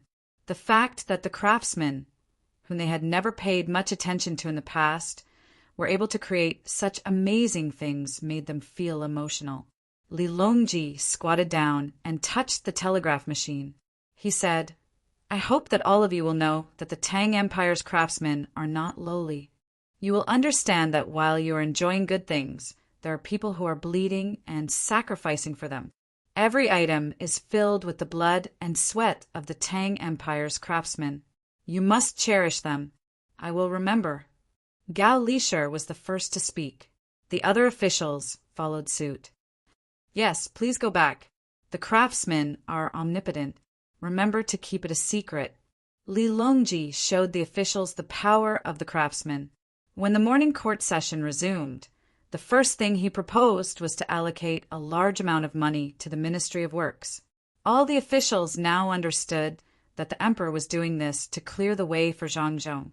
If there was no telegraph machine, there would be people who would object to giving a large amount of money to the Ministry of Works for no reason. Now that they thought about the advanced tool that could send messages over long distances, there was no one who would not support it. It was too scary. They imagined that thousands of miles away, a person could tap on the telegraph machine, and the message would be sent to the capital immediately. After the same discussion, the message would be sent back. It was much faster than sending an urgent report from 800 miles away. Even a pigeon could not compare to it. In the face of disasters and war, the reaction time would be greatly reduced. It was even more amazing during war. Several armies could cooperate with each other at any time. What kind of enemy could not be defeated? While the others were feeling satisfied, Lilongji's mind was wandering to Jili province. When will Xiao Bao and Cuckoo be able to create a weapon that can fight from Luzhou to the capital and intercept it? Beep, beep, beep, beep. In a house on the north bank of the Mud River, Wang Wan was tapping on something. The sound of beeping could be heard from time to time. Zhang Xiaobao sat aside and looked at the map in his hand. He was lost in thought. After a while, he recovered and asked, "Is it done? When it's done, help me send a telegram. Just say, 'Thank you for your hard work today.' Is the road repaired? If it is, don't be anxious. Be steady and tell the others that we can proceed to the next step. When the next step is carried out, it will be the moment of our victory. As for this, Comrade Zhang Xiaobao, this is sending a telegram, not making a phone call. Jianjie, do you understand?" Wang Wan was about to translate it into code when she heard Zhang Xiaobao talking a lot of nonsense. She stopped what she was doing and complained with dissatisfaction. "Oh, you just thought of it. Make a call. Lu Cheng will do it." Zhang Xiaobao nodded and reduced the pile of words just now into 5 words. "Isn't it done? Do you think Li Longji will find out that the thing we used is more advanced than what he saw, and then scold him?" Wang Wan had some basic knowledge of telegrams. She quickly sent the message. If Li Longji saw the telegram she used, he would definitely scold them for keeping it to themselves. There was no fish tank beside the telegram. Instead, it was a block-like thing that provided power to the telegram. At the same time, the telegram didn't have any wires connected to other places. It only had an antenna that extended out. This was the dry battery and wireless telegram he was looking forward to making in the future. He didn't expect that Zhang Xiaobao and Wang Wan had already used it. Zhang Xiaobao said uncertainly, "I don't think so." Can't he scold him, or can he find out? Wang Wan asked again. "As long as he can't find out, he won't scold us," Zhang Xiaobao answered. "In other words, you're pinning the consequences on the former." "That's right. If he really finds out about this, he'll probably make things difficult for us. This is something that's very different from telegrams.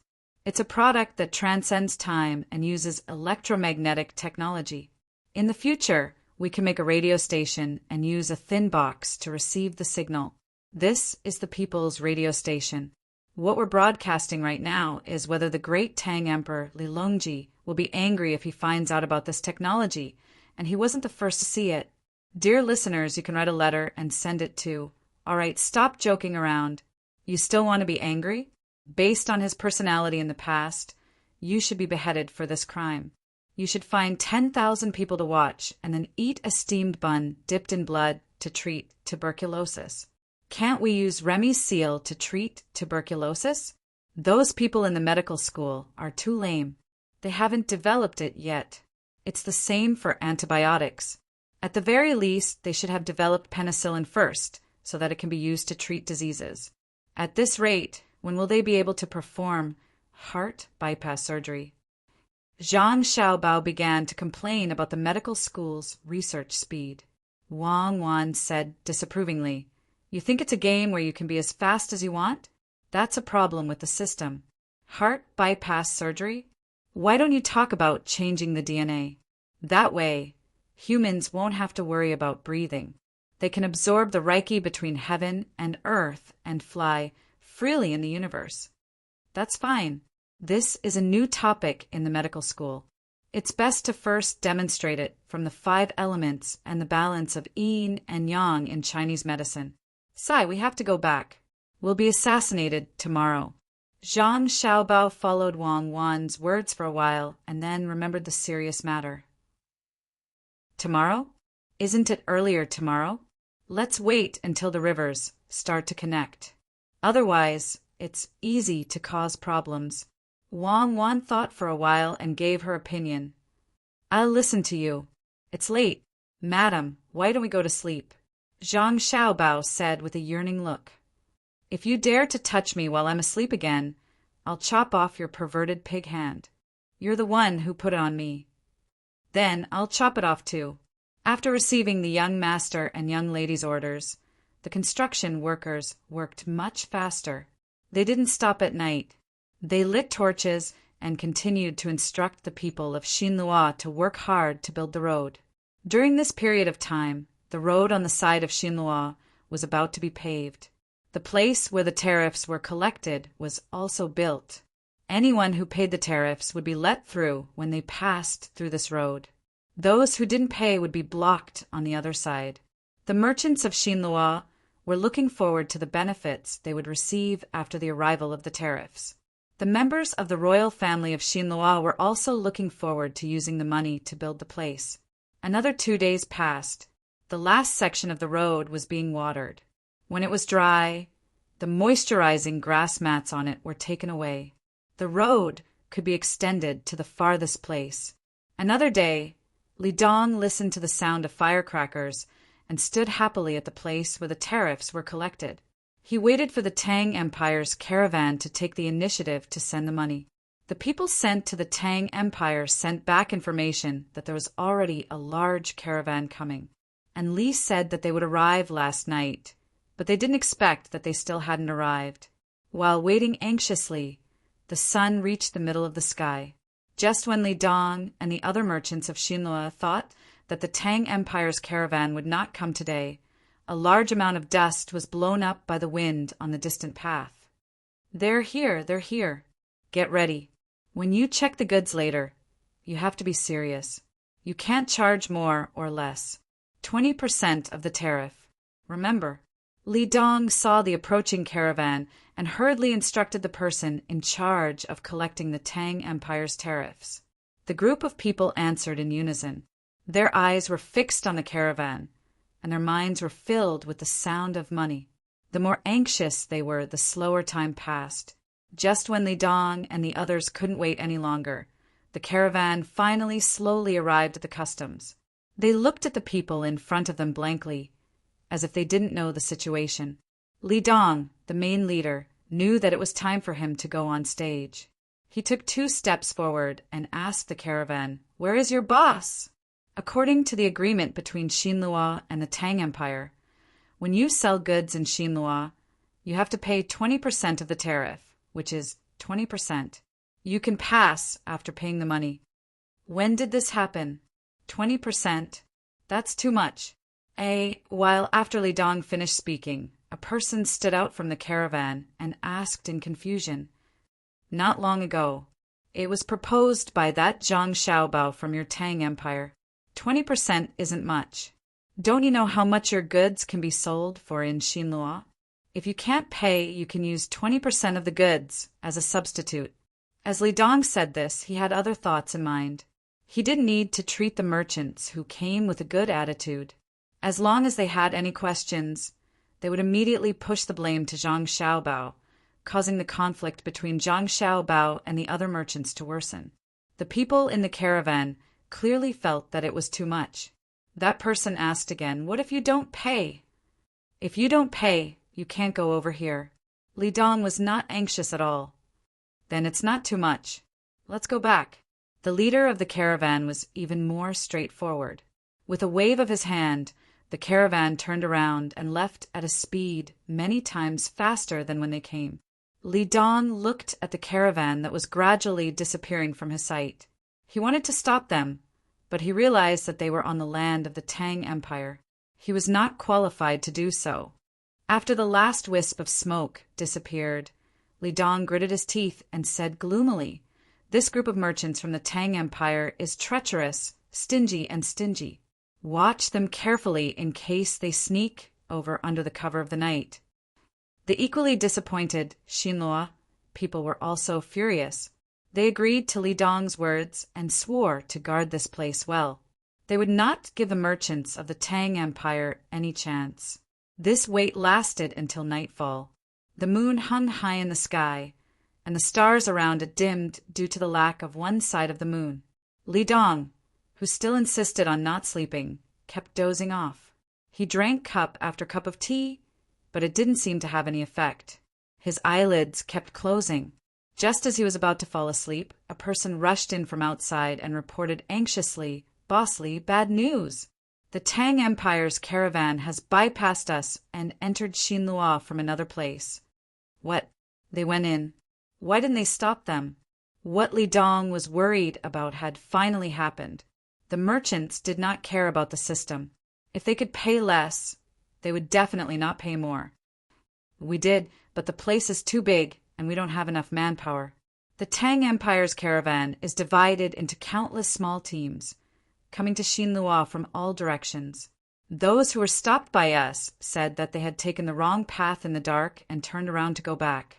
We sent out more than 100 people to stop 30 small teams, but looking at the scale, there should be 70% of the Tang Empire's caravan that was not stopped. That means that 70% of the goods entered Xinluo." The person who came had a dejected look on his face. He seemed to be complaining about the Tang Empire and also seemed to be complaining about the lack of manpower on his side. Hearing the words of the person who came, Li Dong's brows furrowed deeply, forming the character Chuan above his nose. He looked at the people waiting there and asked, "Brothers, do you have any good ideas?" "Yes, one is to send more people. If we want to completely block the land route, we need at least 5,000 people who are familiar with this place," the person replied. Li Dong looked at a place and did not move. After a while, he said, "All right, then we'll discuss with others tomorrow. Send 5,000 people out to stop the Tang Empire's caravan. We can't let them pass so easily. Otherwise, who will pay?" "Yes." The person agreed and left in a hurry. The next day, it was noon again. The weather was so hot that it made people feel stuffy. Fortunately, another team from the Tang Empire arrived at the place and also asked about the tax. Like the previous team, they turned around and left. The 5,000 people that Xinluo had found with great difficulty were divided into different places according to the distance. They waited for the Tang Empire's people to secretly come over at night so that they could block them. But this time, they did not wait for the sky to completely turn dark. Just as the sun set, someone ran over to look for Li Dong. "Boss Li, it's not good. The merchants of the Tang Empire have crossed the narrow mud river. They actually brought a rubber raft. They must have been prepared. Boss Li, quickly think of a way." Li Dong was completely dumbfounded. He could still send 5,000 people to block the land route, but if the water route was also included, then not to mention 5,000 people. Even 50,000 people would not be able to block it. The place was too big. There were many places in the mud river that were relatively narrow. It was very easy to cross it. Could it be that the tariff really could not be collected? Then what was the use of this place? He had even spent 1,000,000 strings of coins. Was it all for nothing? The more he thought about it, the more uncomfortable he felt. Li Dong really had no idea this time. He went to the 3rd floor of Chongfeng Pavilion again and found the other merchants to discuss, hoping that someone could come up with a better idea. From what Boss Li means, the land route connecting Xinluo and the Tang Empire is too wide, and there are many narrow places in the 2 rivers. Then can we think of a way to make the river wider so that their rubber raft can't cross it easily, and then make the connecting place narrower from the road? A merchant in a partnership thought of the crux of the problem and suggested an idea. The other merchants also nodded in agreement. Then how should we make the river wider and the land route narrower? Li Dong muttered as he tried his best to think of an idea. The other merchants were also thinking about this problem.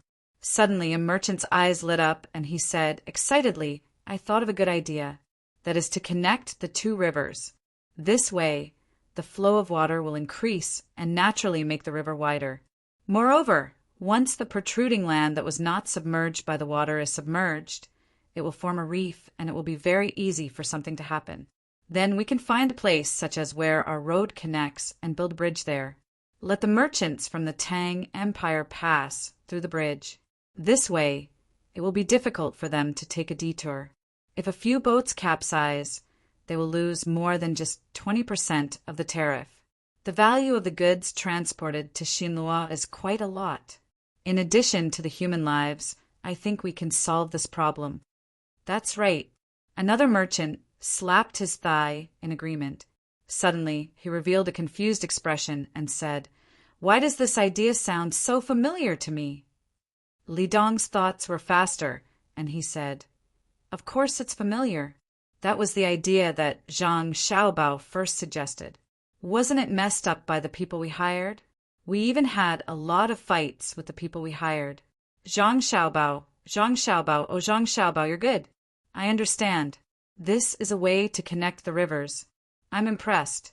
You made us clearly know that, but we still have to do it. If we don't do it, we won't have 20% of the tariff. The higher-ups can't bear the pressure anymore. We also have a lot of money."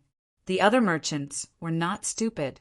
They immediately understood and looked at each other.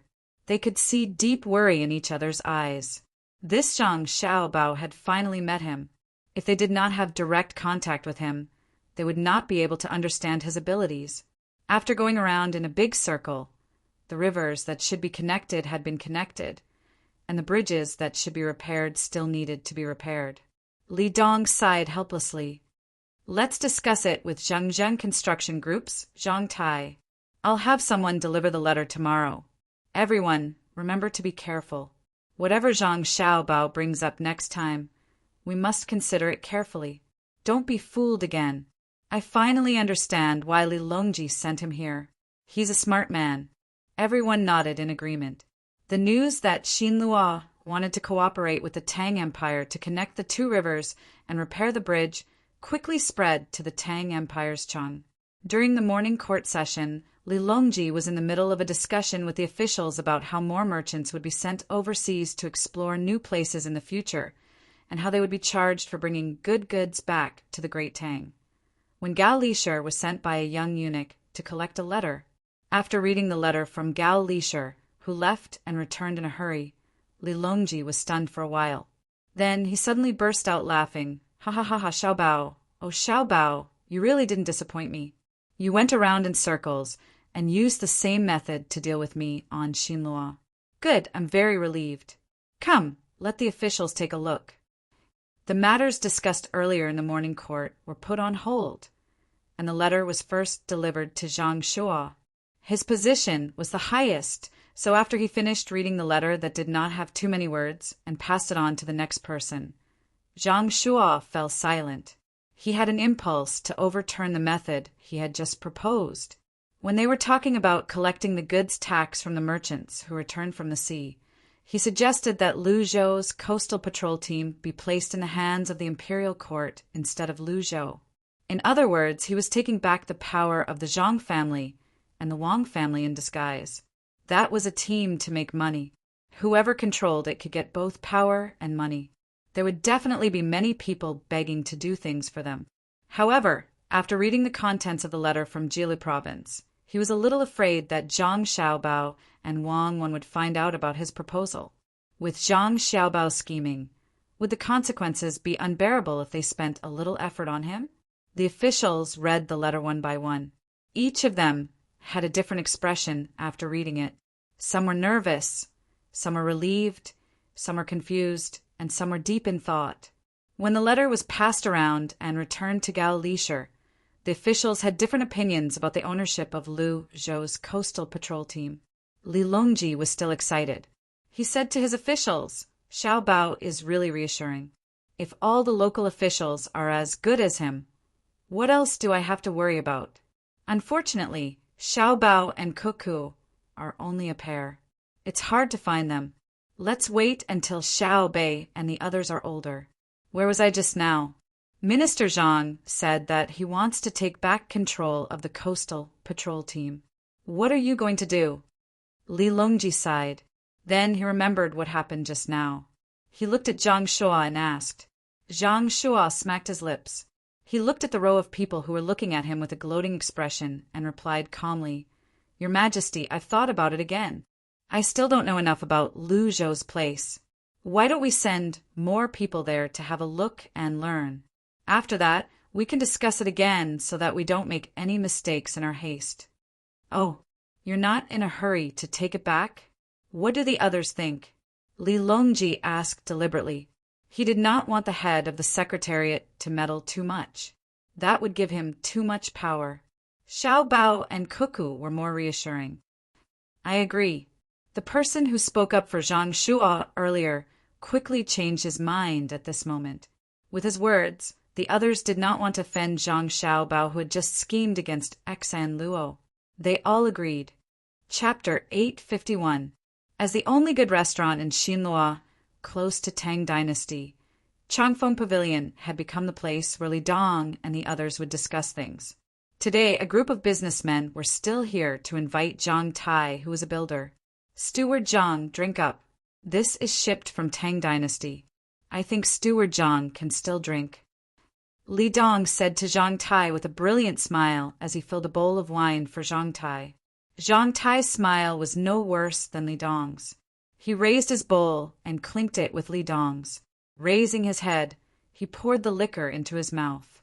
After drinking the liquor, Zhang Tai wiped his mouth with his hand and exhaled.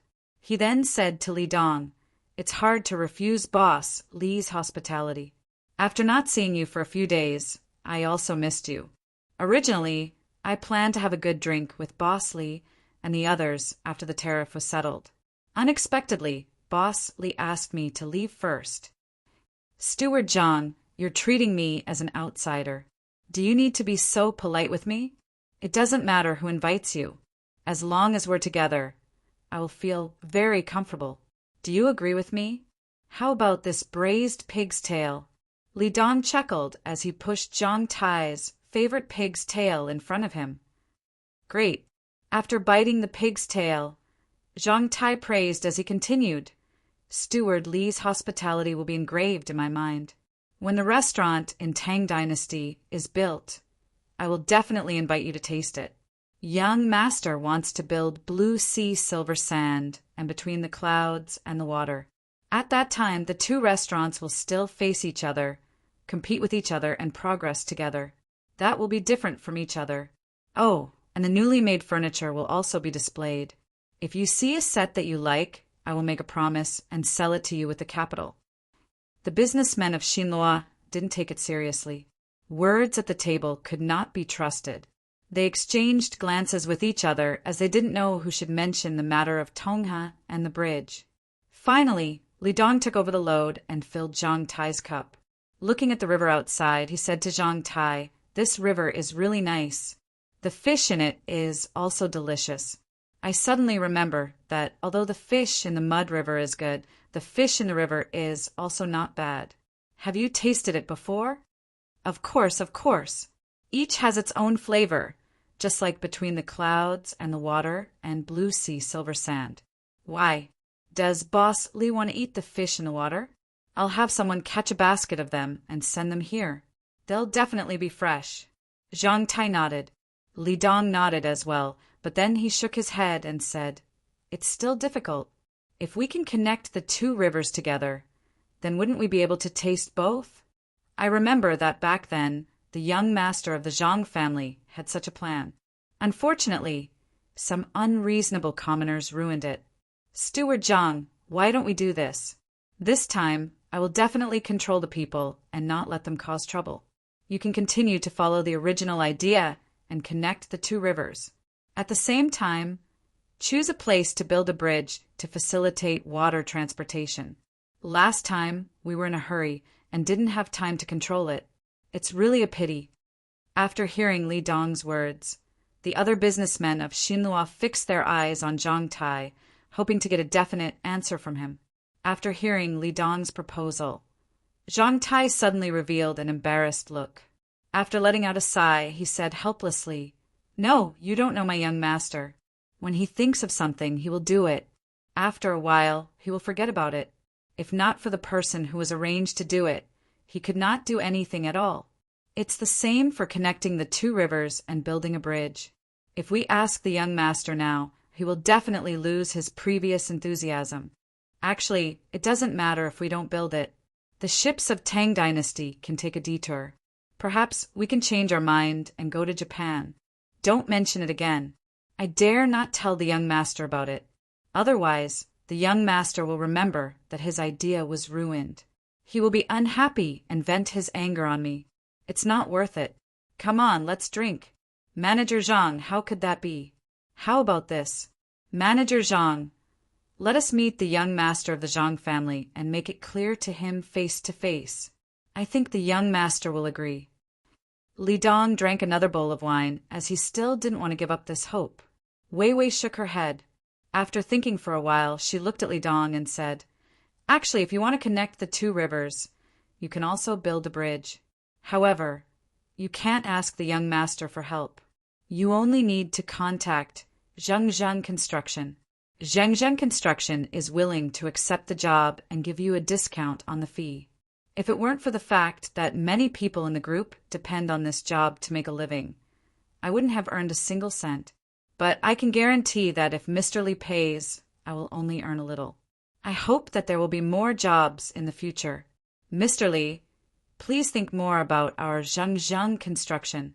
Ah, we pay for it. But back then, it was your family's little young master who paid for it, and he paid quite a bit. Many of the commoners have been spoiled. For example, during the construction of the roads, if it wasn't for the fact that your family's little young master paid an exorbitant price at the beginning, they wouldn't have paid so much for the construction of the roads. They can eat for 5 days if they work for 1 day. What's more, they use the goods from Tang dynasty. You have also made a lot of money, right?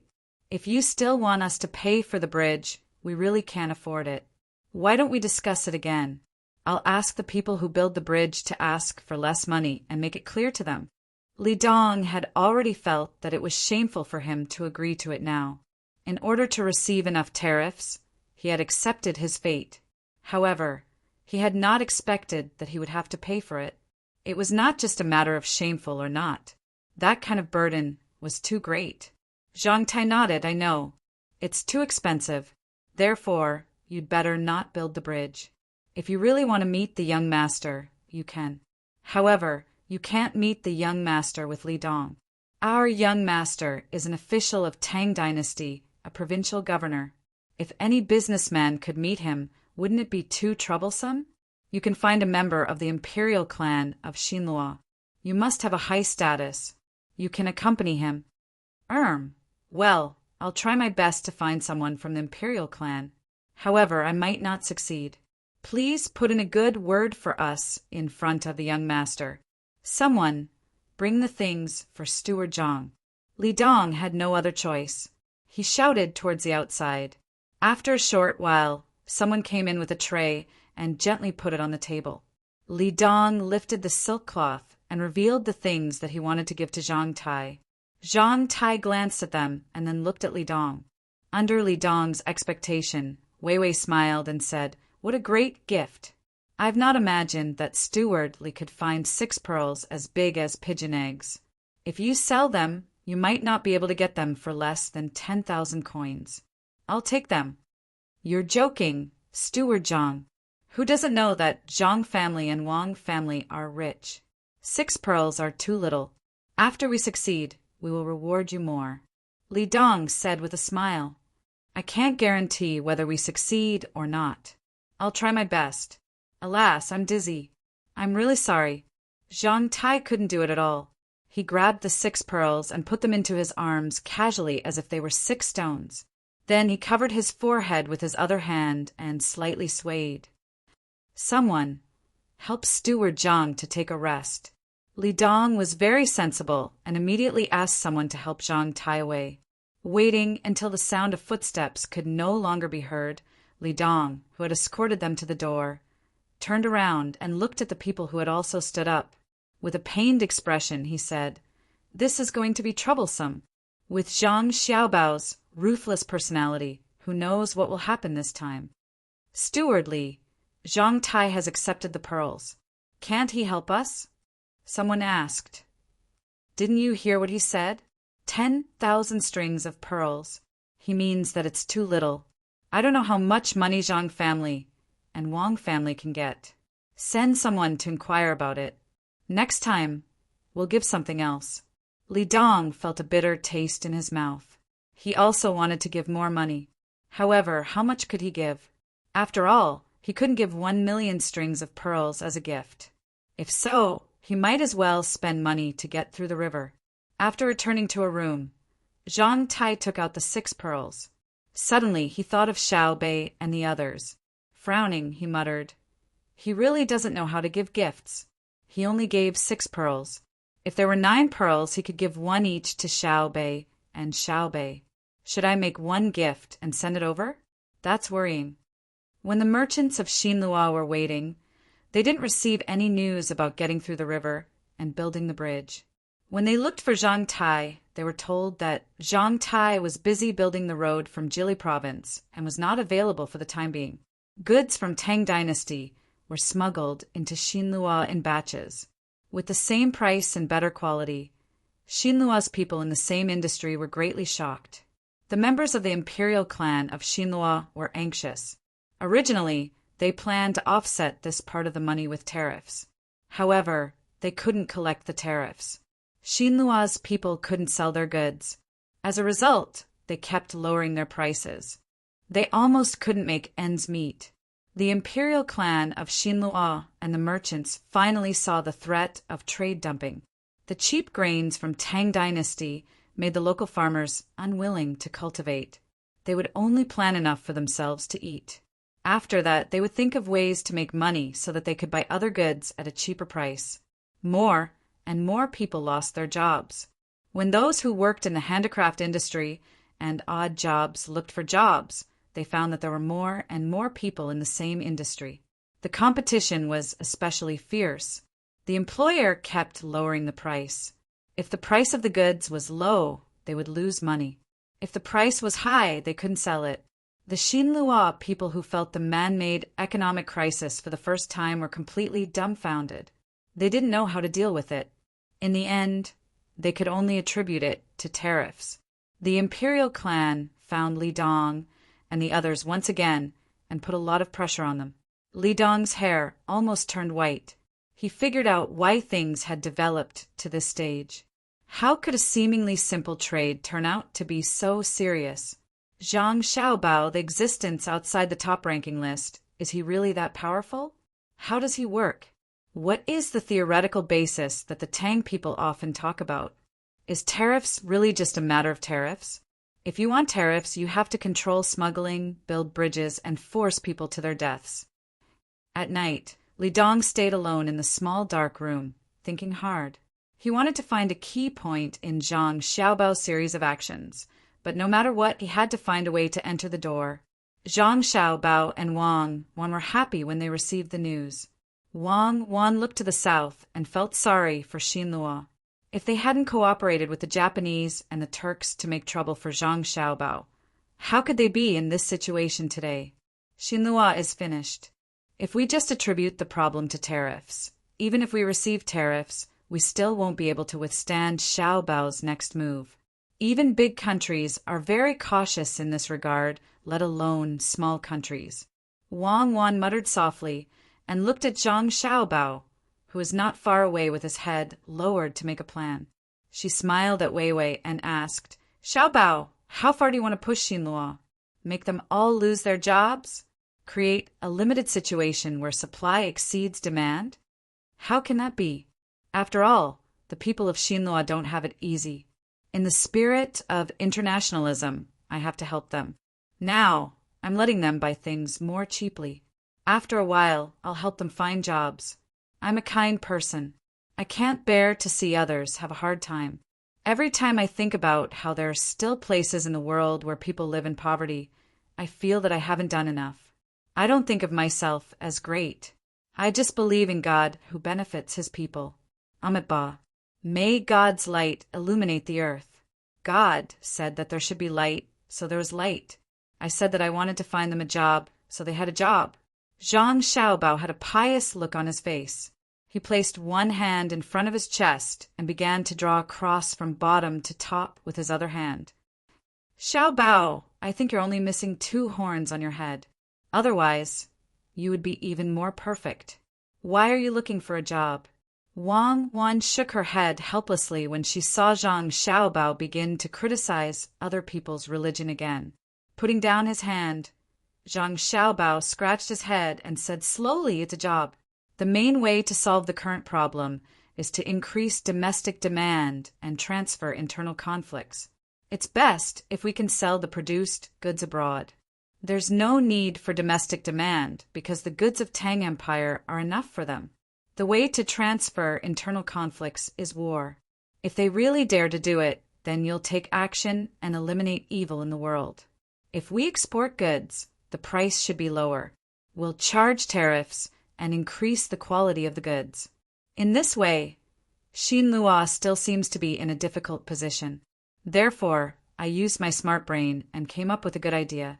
That is to adjust the industrial structure of Xinlua and turn the original farming and handicrafts into mining and processing industries. Xinlua also has a lot of mines, gold mines, silver mines, and copper mines. I'm willing to pay to buy the mines and hire the local people to work. At the same time, I'll smelt in their local area.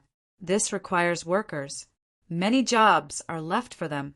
I can even transport some of our raw materials to Xinlua for processing, such as the match manufacturing industry and the aluminum factory in the future.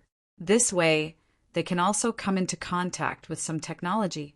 Alas, I don't have the halo of God, but I have a heart that loves the world. I'm willing to work hard for the happiness of the world's people and pay everything for it. Zhang Xiaobao looked dignified and solemn, while Wang Wan was both angry and amused. Xiaobao, you're really shameless. You're full of evil tricks. Come here, let me take a good look at you. I'll punish you on behalf of the moon. As Wang Wan spoke, she moved closer to Zhang Xiaobao and reached out to pinch his face. She tugged and tugged at his face. Fine, I'll let you punish me in the evening. Rogue, you're not allowed to touch me. You're the one who's touching me now. That's also because you're a rogue. Li Dong finally couldn't bear the pressure from the imperial clan. He had someone bring a message to Zhang Tai again, saying that he had agreed. The businessmen of Xinlua would pay to connect the 2 rivers and build a bridge. He hoped that Zhengzheng Construction could help to speed up the project. After receiving this news, Zhang Tai came here very righteously. Not only him, he also brought many commoners of Tang to help with the project. After getting a part of the money, Zhang Tai soon started the construction according to the original design. However, this time, the labor force was not all from Xinlua. More than half of them were from Tang. Obviously, he was making money from Xinlua. However, the commoners of Xinlua didn't like that. They asked Li Dong why he didn't let them work. Previously, they didn't dare to let the Tang people earn money for no reason. Now that they knew that Li Dong was under great pressure, they came here. Li Dong hated Zhang Xiaobao so much that he gritted his teeth. Didn't he just destroy the original construction? Why did he have to take revenge on him? When the commoners of Xinlua found him, he found Zhang Tai and asked Zhang Tai to reduce the labor force of Tang and use more of Xinlua's people. He thought that Zhang Tai would find an excuse to refuse. Unexpectedly, Zhang Tai agreed very quickly. After removing the Tang people who were building the bridge and replacing them with the commoners of Xinlua, Li Dong once again thought that the sun had risen from the west. At the same time, he became even more vigilant. There must be something wrong. Sure enough, his premonition came true. 2 days later, the commoners of Tang united and found the construction site. They even put up a banner saying that they were willing to work for half of the wages. Therefore, Zhang Tai found Li Dong and told him about this. He meant that he wanted the Tang people to work so that they could use the money they saved on materials. Although it was a discussion, it was actually an ultimatum. Li Dong then told the commoners of Xinlua about this matter. In the end, the commoners of Xinlua agreed to work for only a quarter of the original wages. One day's work was enough for a family to eat for a whole day. There was still some surplus, which was much better than not being able to find work. The commoners of Tang retreated. They could not afford such a low labor price. They ran to the side of Tang and started to help build restaurants and shops. The wage was enough for a family to eat and drink for 5 days. Li Dong wandered around for 2 days and found that the materials to build the bridge were the same as before. Furthermore, the tools to build the bridge were still the same. The more he thought about it, the more he felt that something was wrong. He then found Zhang Tai.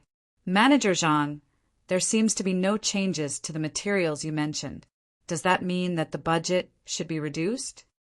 Li Dong did not beat around the bush with Zhang Tai and asked directly, "Oh, about that, the price has increased." Many of the materials that were supposed to be sold to Zhengzhang Construction were sold to Tang in advance because Tang was building restaurants and shops. Therefore, the money is still the same, but the materials are more expensive. I've tried my best to lower the price. It's not easy. Zhang Tai explained to Li Dong as if he had no other choice. Li Dong was furious. "Haha, Manager Zhang, who doesn't know that the buildings built by Tang belong to your young master? Then why do you have to involve us in your family's business? That's not right. Our Zhang family and Wang family's transactions are all handled independently. For example, between the clouds and the water and blue sea silver sand are both owned by our family. However, they compete with each other and even engage in price wars. Logically speaking, this shouldn't be the case. After all, when both sides engage in price wars, our family will profit less in the end. However, because the transactions are handled independently, the result is not uniform. The construction team in Tang is another team, not Zhengzheng Construction. The merchants who deliver the goods are also in contact with us individually. If you don't believe me, you can buy them and see if the price is lower." Zhang Tai laid out the facts for Li Dong and reasoned with him. For a moment, Li Dong was at a loss for words. After gasping for breath, he finally recovered. "Then why do the great Tang people who helped you build get a higher wage?" "That's because the other group is willing to pay them. Otherwise, I will pay them too. However, you have to pay more when the time comes. Otherwise, it won't be enough. I also have my difficulties. You have to understand." Zhang Tai spread out his hands and gave Li Dong such an answer. "Well, I understand. I really understand. You don't need to pay for the processing. Our people are easy to deal with." Li Dong left in boredom. He had thought it through. No matter how the transactions were handled and how they were handled independently, in the end he had to pay 3/4 of the money to the commoners of Tang. This was because the overall income and expenditure of the Zhang family and Wang family did not change. When they gathered again to discuss the matter, Li Dong did not hide anything and said to the businessmen, "I want to kill people. I want to kill Zhang Xiaobao and Wang Wan. They are too much of a bully. I heard that they have been fishing on the other side of the Mud River. I really want to find a chance to take care of the two of them so that the Tang Empire will have one less powerful person. Oh no! The young master and the young lady are in danger. Someone tried to assassinate them. They were driven into the woods. There's still no news about them. I don't know where they went." On the second day after Li Dong said that he wanted to assassinate Zhang Xiaobao and Wang Wan, chaotic shouts sounded from the other side of the river. For a moment, it was chaotic over there. Numerous people rushed to the Mud River and into the woods to look for Zhang Xiaobao and Wang Wan. It didn't take long for this matter to spread to Xinlu. After hearing the news, the merchants who had gathered at Chongfeng restaurant yesterday to discuss matters all turned their gazes to Li Dong. He had said that he wanted to assassinate him. Someone leaked this news to Zhang Tai. Therefore, the guards of Zhang family and Wang family rushed to Li Dong's courtyard and surrounded the entire courtyard. They aimed their guns at all the possible places where people might appear in an unfriendly manner. Li Dong was dumbfounded. After understanding the situation, he wanted to cry but had no tears. He was wronged. Yesterday, he just said that to vent his resentment. How could such a thing happen today? It was said that Zhang Xiaobao and Wang Wan were very powerful. The two of them could shoot out a line with pistols. According to those who had been to Mount Hua, Zhang Xiaobao could fly over roofs and vault over walls. Wang Wan could also be a general on horseback.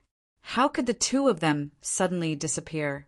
The news that Zhang Xiaobao and Wang Wan were assassinated and disappeared soon spread to all places. Of course, the Turks and Japan couldn't receive it. They didn't have such an advanced information transmission system. Without pigeons, they couldn't count on Tubo. The first to know about it were the people in the capital of Tang dynasty. The pigeons quickly flew over, followed by the members of the imperial clan of Xinlua. When the people of the Zhang family and the Wang family heard that their son and daughter were assassinated and disappeared, they didn't believe it at all. Those were two immortals. According to the two of them, who valued their own safety the most, it was harder to assassinate them than to reach the heavens. Even so, the two families showed sad expressions to not let others see through them. When Empress Wang in the palace heard the news, she fainted. She treated Zhang Xiaobao and Wang Wan as her own children, even though she already had a pair of cute children. When Wu Huifei received the news, she was happy for a moment. However, it didn't take long before this happiness passed. She was very disappointed. The people that she had been trying to deal with were suddenly gone. She couldn't find any sense of accomplishment and felt that she had lost some spiritual sustenance. Gao Lisher hurriedly found Li Longji and cried bitterly. His godson was gone, who would be filial to him in the future.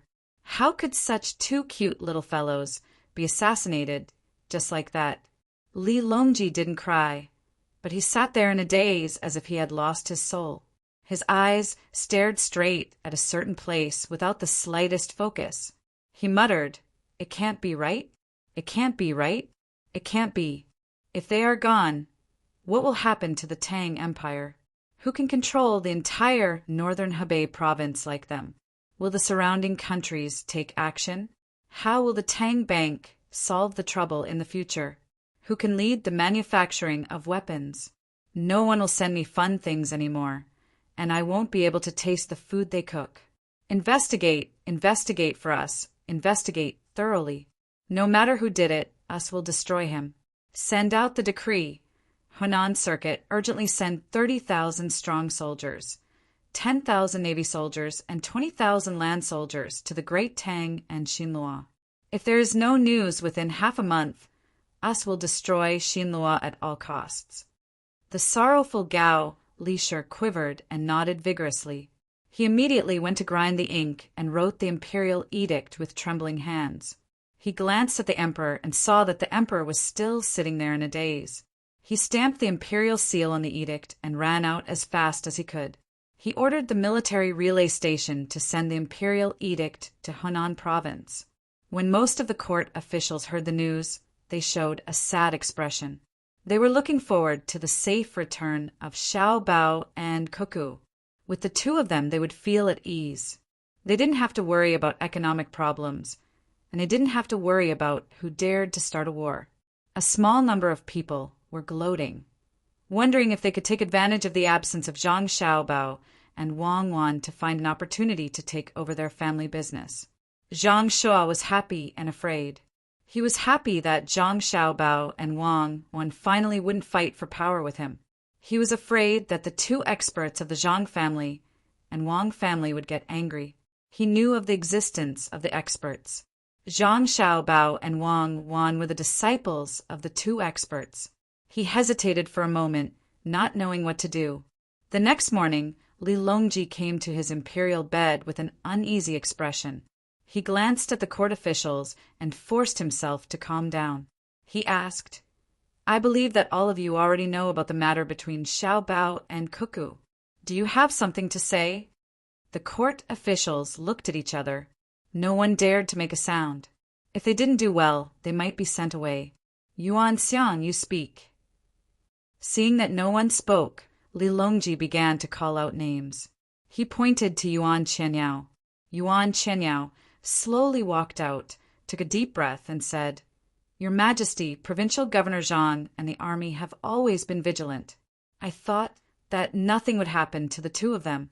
Even if someone tried to assassinate them and they escaped into the forest, they would be able to return safely. Your Majesty, you must know that the army of Wang Wan used classic jungle tactics on the mountain of Tubo's Jinchuan.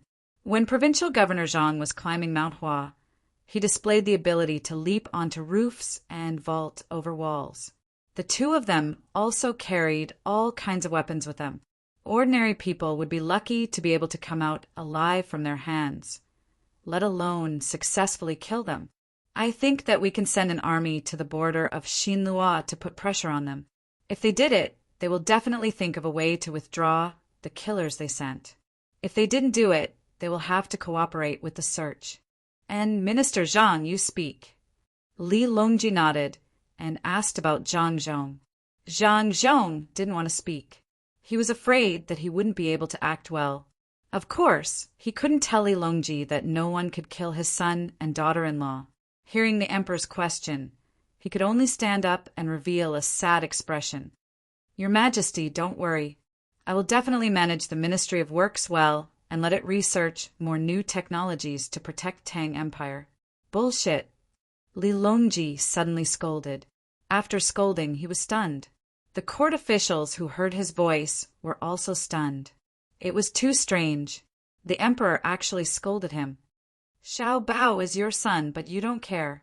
You can treat your son like this today. Won't you treat my Tang Empire like this in the future? Li Longji was furious. Xiao Bao and Huan's safety was still unknown. So why did Zhang Zhong still bring up the matter of the Ministry of Works? The Ministry of Works was the Real Ministry of Works, with the two of them supporting it. If they were gone, would Zhang Zhong be able to come up with his own research ideas? Wouldn't the expert in your family be sad to death? It wasn't easy for him to teach two powerful disciples. If they were really lost, he would probably go crazy. Zhang Zhong was very happy. At least the emperor treated his son and daughter-in-law well. He quickly lowered his head. This subject knows his mistake. In fact, this subject and this subject's family didn't rest at all last night. However, this subject didn't have any other choice. Fortunately, someone in my family helped me predict that Xiao Bao and Cuckoo would be fine. This subject could only listen and believe. Oh, is that true? Li Longji sat up straight and asked with flickering eyes. Yes, yes. In any case, that's what the person who told this subject said. However, the two of them didn't look too good, so this subject could only believe it. Zhang Zhong said with uncertainty. Li Longji's mood, which had just improved, became uneasy again.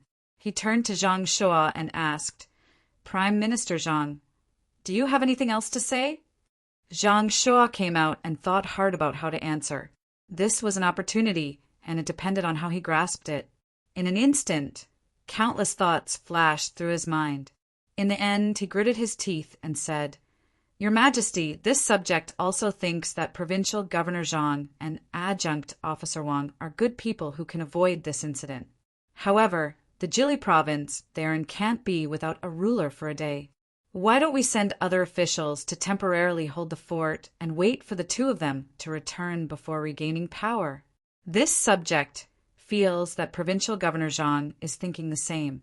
The two of them are loyal to the imperial court and put the imperial court's affairs first.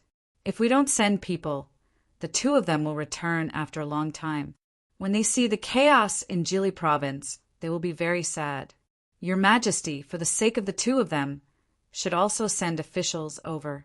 Lu Zhou, Tubo, and Feng province should also block the news to avoid causing unrest. For the sake of Provincial Governor Zhang and Adjunct Officer Wang, at the same time, send people to the 3 places to change the local leaders. Prime Minister Zhang, please step back. Today, we won't talk about Xiao Bao and Cuckoo. Let's talk about other things. About the new technology in the smelting factory that can smelt good steel. Xiao Bao and Cuckoo once wrote a letter to their families and Li Shi, saying that they want to build a railway.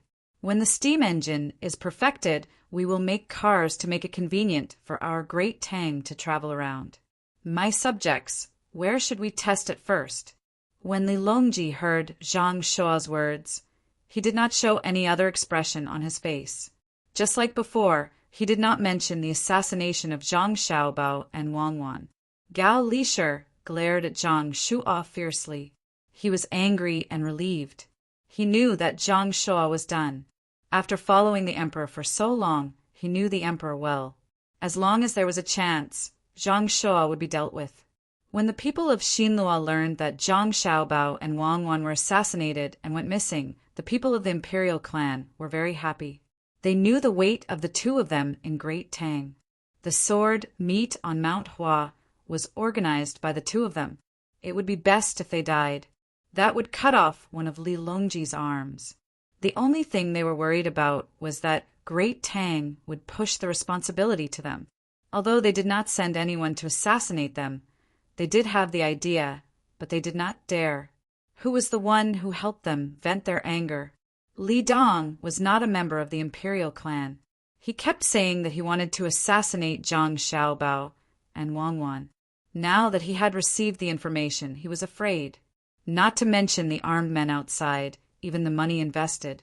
If something happened to the two of them, and the money was not returned, who could he complain to? I've already been questioned 3 times. I'll probably have to continue. It's troublesome. If the two of them really die, the guards they brought will also kill themselves to vent their anger. I don't think the people of the imperial clan will care. Li Dong, who had been asked 3 times, returned home and saw that the people at home were not allowed to leave. He walked into the house and stood by the window as he muttered to himself. Another 2 days passed. This time it was the protection team that came from Jili province on a fast boat. There were a total of 600 people, and they were fully armed. As soon as they entered the territory of Xinlua, they did not explain to anyone at all and directly scattered. Every 5 people were in a group. They changed to horses and galloped in Xinlua. When they encountered a large number of troops from Xinlua, they only said that they suspected that Xinlua had sent people to assassinate them and came to look for them. If they were found in Xinlua's territory, Xinlua would be waiting for revenge.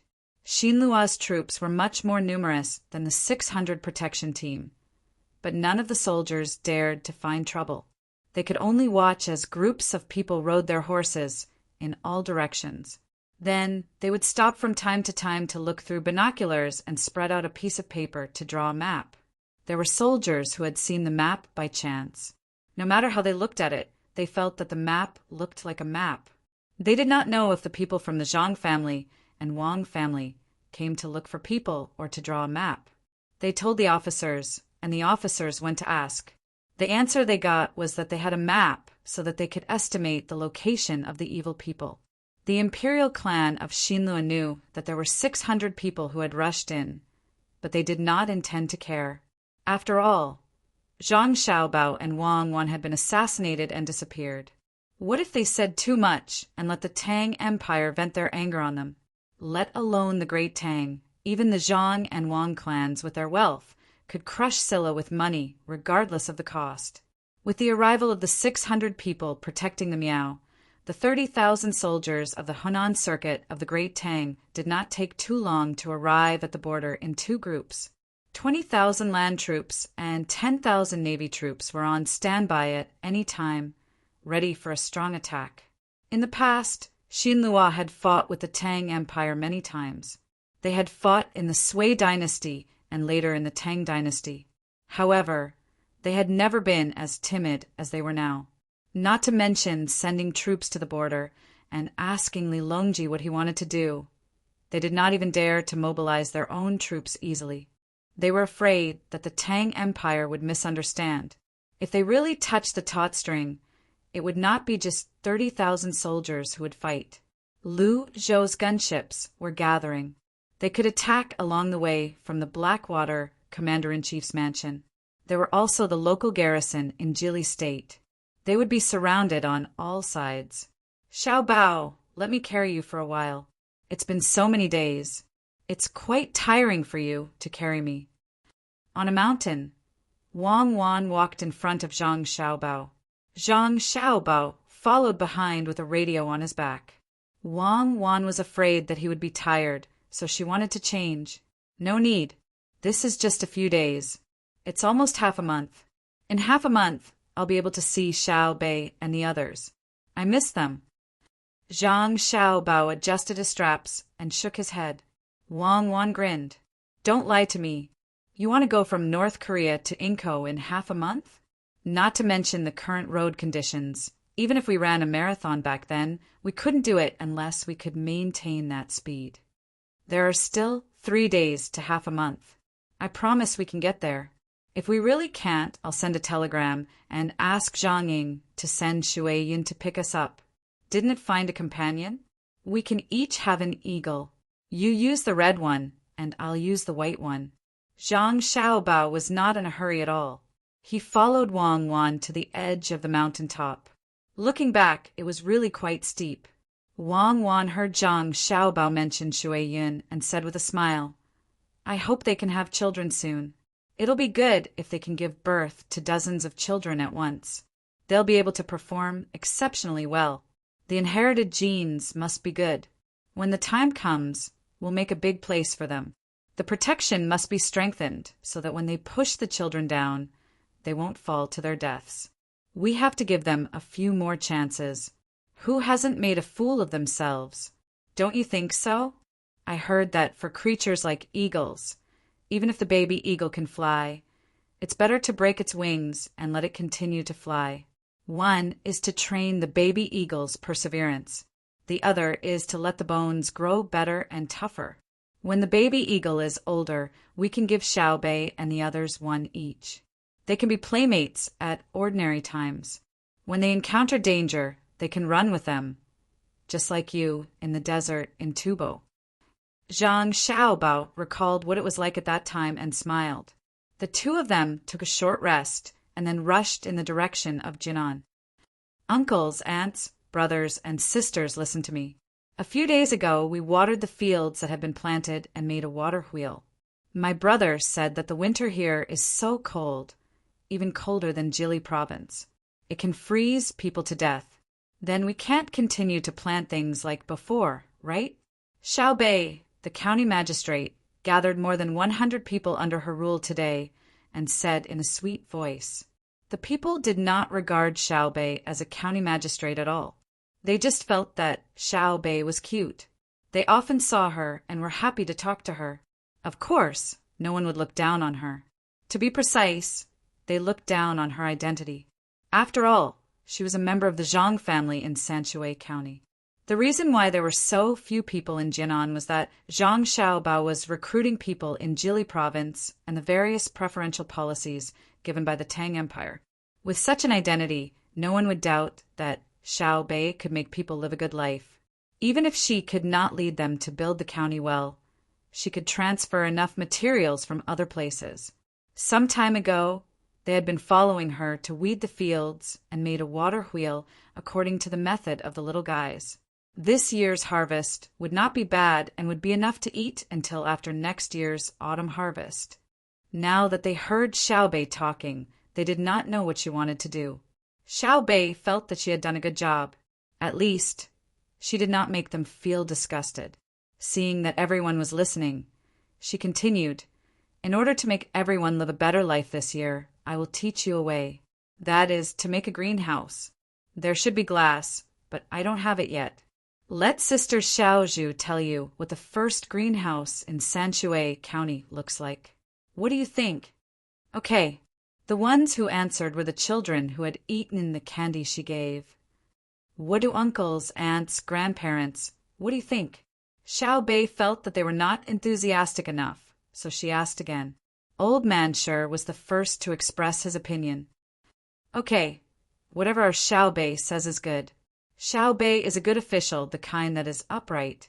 Xiao Bei was satisfied. Her small face smiled like a flower. She reached out and pulled Xiaozhu. Sister Xiaozhu, it's your turn.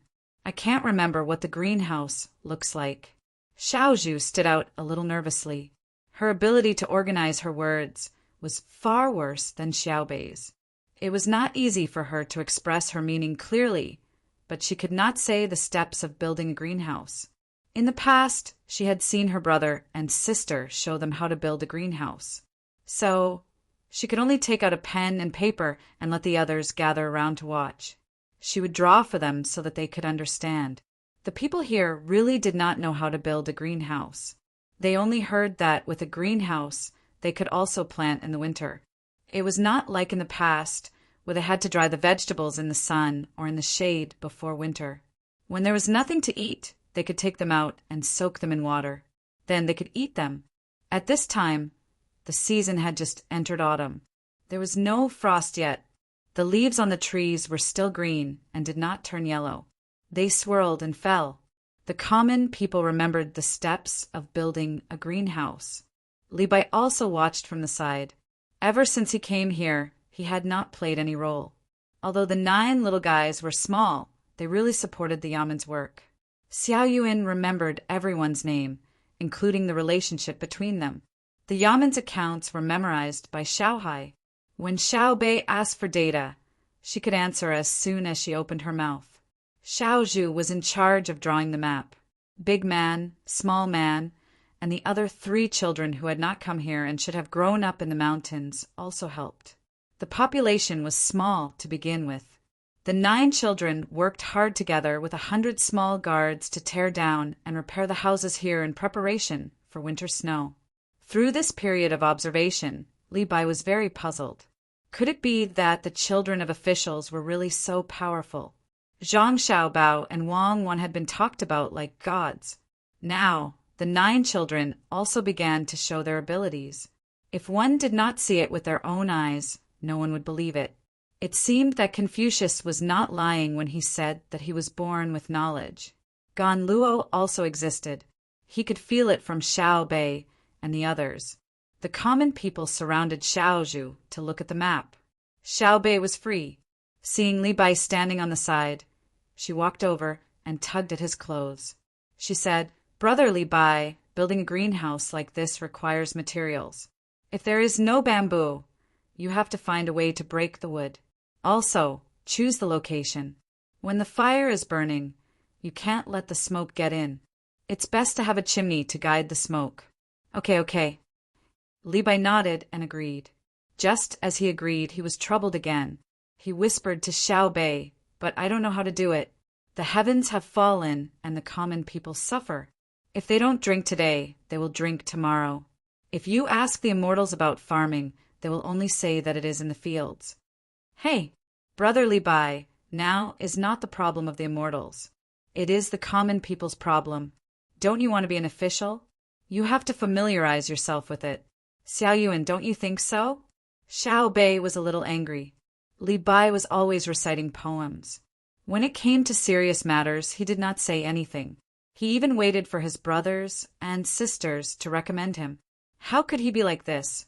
Xiao Yuan came over and nodded. Yes. If you don't do farming, how can you accumulate wealth? If you don't do business, how can you accumulate wealth?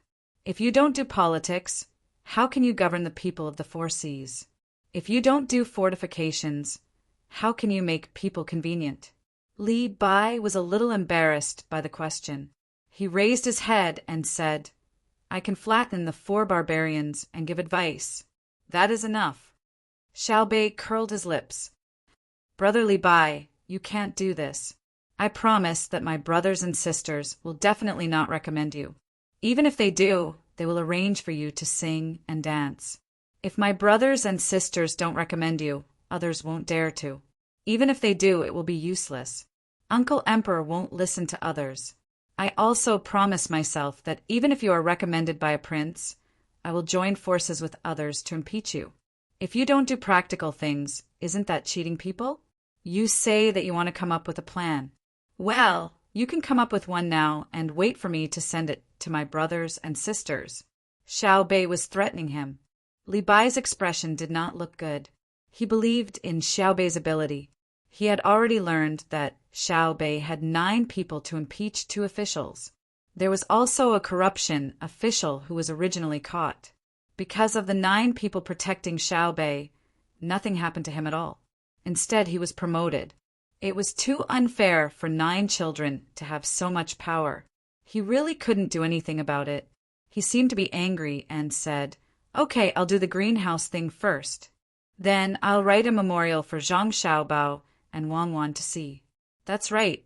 I'm not afraid of doing wrong, but I'm afraid of not doing it. Brotherly Bai, if you really do it, it's okay if you miss a little bit. If you don't know how to do it, you can learn. I'm trying my best to learn from my brothers and sisters. Let me tell you, I'm actually very stupid. I'm not as steady as Big Boy and Little Boy. I'm not as good at calculating as Brother Xiaohai. I'm not as smart as Xiao Yuan, and I don't know how to draw." Chapter 852. Bang! A gunshot rang out in the forest, echoing in the air. Zhang Xiaobao put away his gun and walked diagonally forward. As he walked, he said happily, "We have rabbits to eat today again." There are rabbits to eat every day. You only know how to shoot rabbits. Wang Wan had obviously eaten too many rabbits and was not very satisfied. "I want to shoot a tiger, but it seems like we can't finish it with our stomachs. Can you drag a big tiger with you? It's shameful to waste food. If you really want to change things up, you can start shooting tomorrow. Or you can also get some pheasants to eat." Zhang Xiaobao spoke honestly. There were many animals nowadays. If he brought a gun when he went out, he did not have to worry about starving himself. The only regret was that there were only 2 people. If they shot a slightly bigger rabbit, they would not be able to finish it. Wang Wan was in charge of observing the surrounding situation with binoculars. She stood guard for Zhang Xiaobao. When Zhang Xiaobao came back with a rabbit, she opened her backpack and took out seasoning. She found a place with fewer trees and began to pick up the dry branches on the ground. "Let's roast it today. Rabbits, roasted with pine branches, have a pine fragrance." Zhang Xiaobao took out a knife and said as he cleaned up the rabbit. In fact, it was because there was no river nearby, so he could not clean it. He still had to drink the water he carried. Wang Wan did not object this time. She used a shovel to dig a hole in the ground. It could block the wind and prevent the fire from jumping out and igniting the entire forest when they were roasting. While watching Zhang Xiaobao busy there, she asked, "Should we get someone to send a message to Beijing to prevent others from worrying too much? If someone really thinks that the 2 of us are dead and causes some trouble, we'll have to deal with it when we go back. I won't send it. I just want to see who will make a move to deal with our industry and other administrative arrangements. It's not a big deal to spend some effort. When the same thing happens again in the future, people will not dare to act rashly." Zhang Xiaobao laughed mischievously. He used a knife to cut a slightly thicker branch and scraped away as much pine oil as possible. Then he lifted the rabbit up and slowly turned it over the fire. At the same time, he said to Wang Wan, "I reckon that very few people will make a move at this time.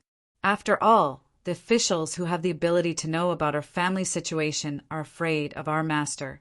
That master is not as simple as he says. This is the benefit of pretending to be mysterious. Those who don't have the opportunity to know about this information don't have the ability to shake our business. A few days ago, didn't the news from the capital say that Zhang Shua had discussed with Li Longji how to get hold of our forces after learning of our disappearance? Looks like he's done for. Sai, it's about time. It's been so long, don't you think so? Yes, if it weren't for us, he would have gone down long ago. Moreover, he would have gone down very miserably.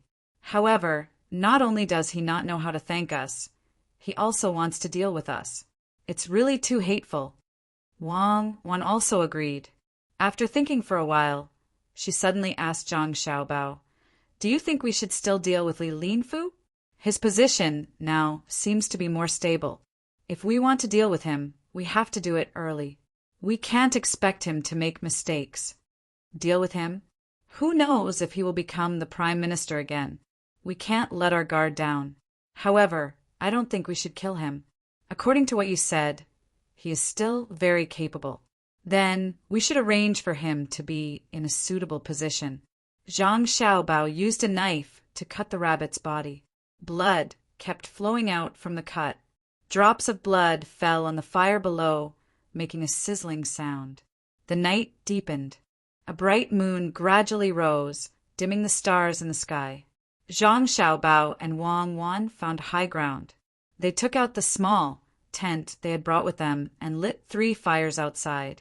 They used the radio to send a message to the people in Idyllic province that they were safe. Then they sat outside the tent together and enjoyed the charming scenery. They made a bowl of juice with the water they had brought and handed it to Wang Wan. Zhang Xiaobao also drank a mouthful and said, "If I had known that the journey would be so difficult, I would have brought some dried vegetables when I came out.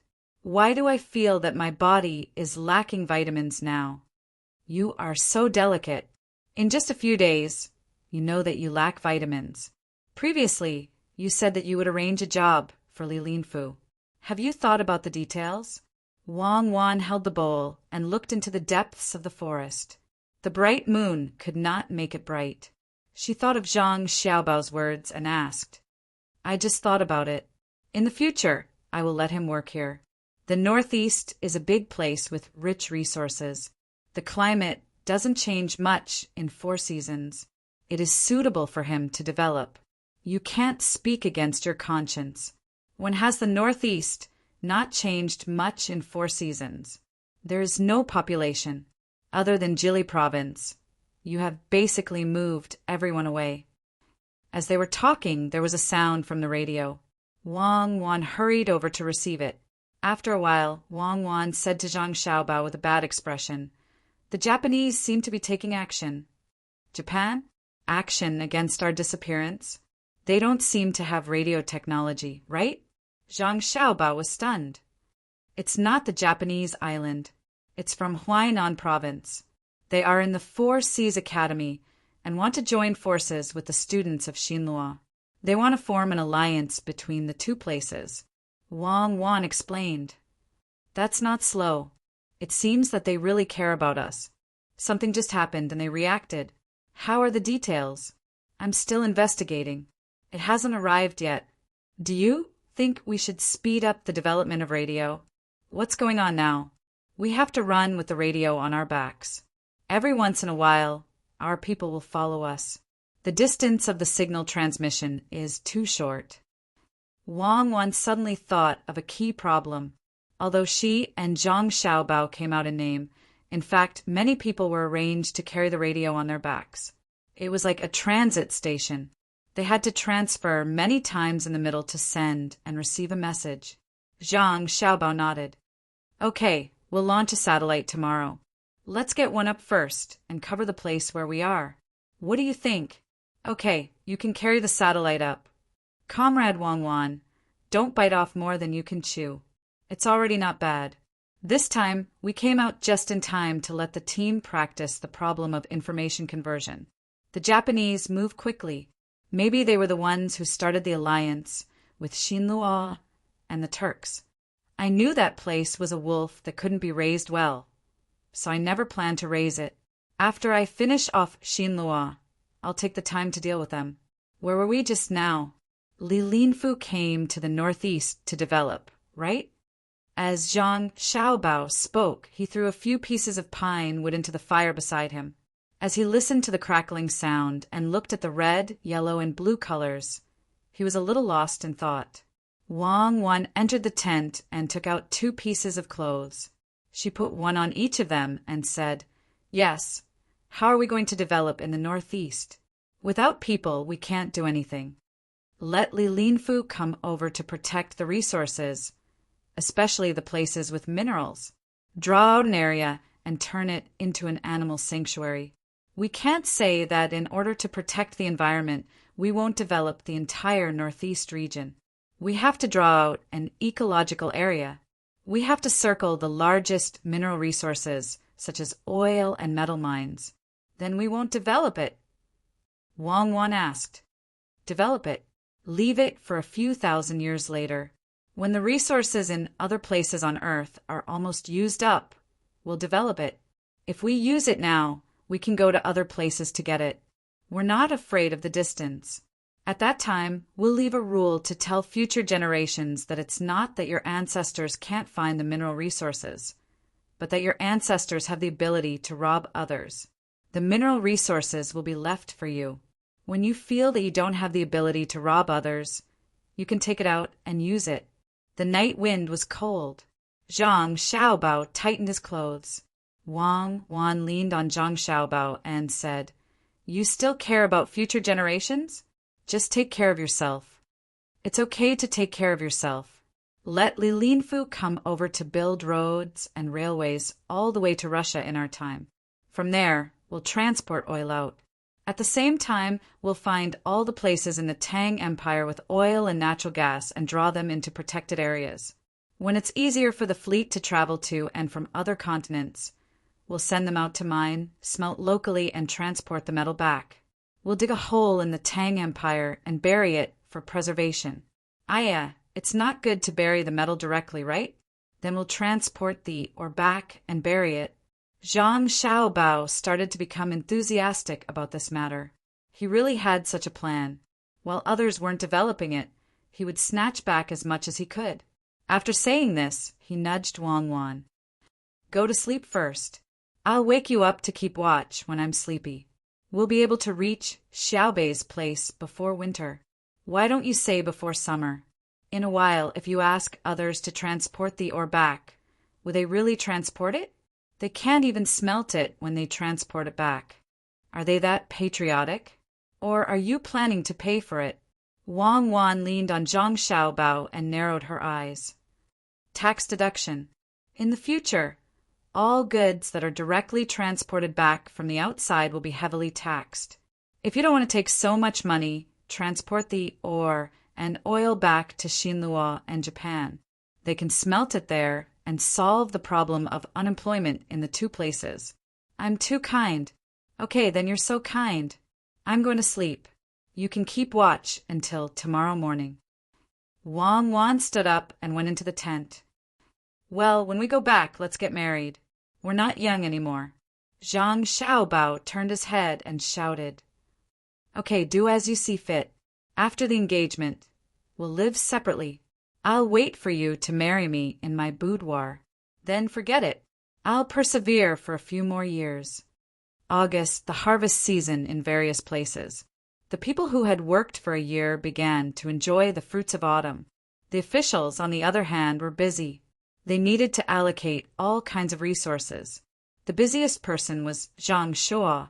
It wasn't that the head of the secretariat was busy. He had nothing to do with the head of the secretariat. Compared to the historical events that Wang Wan and Zhang Xiaobao had told him, Zhang Shuo was undoubtedly much luckier.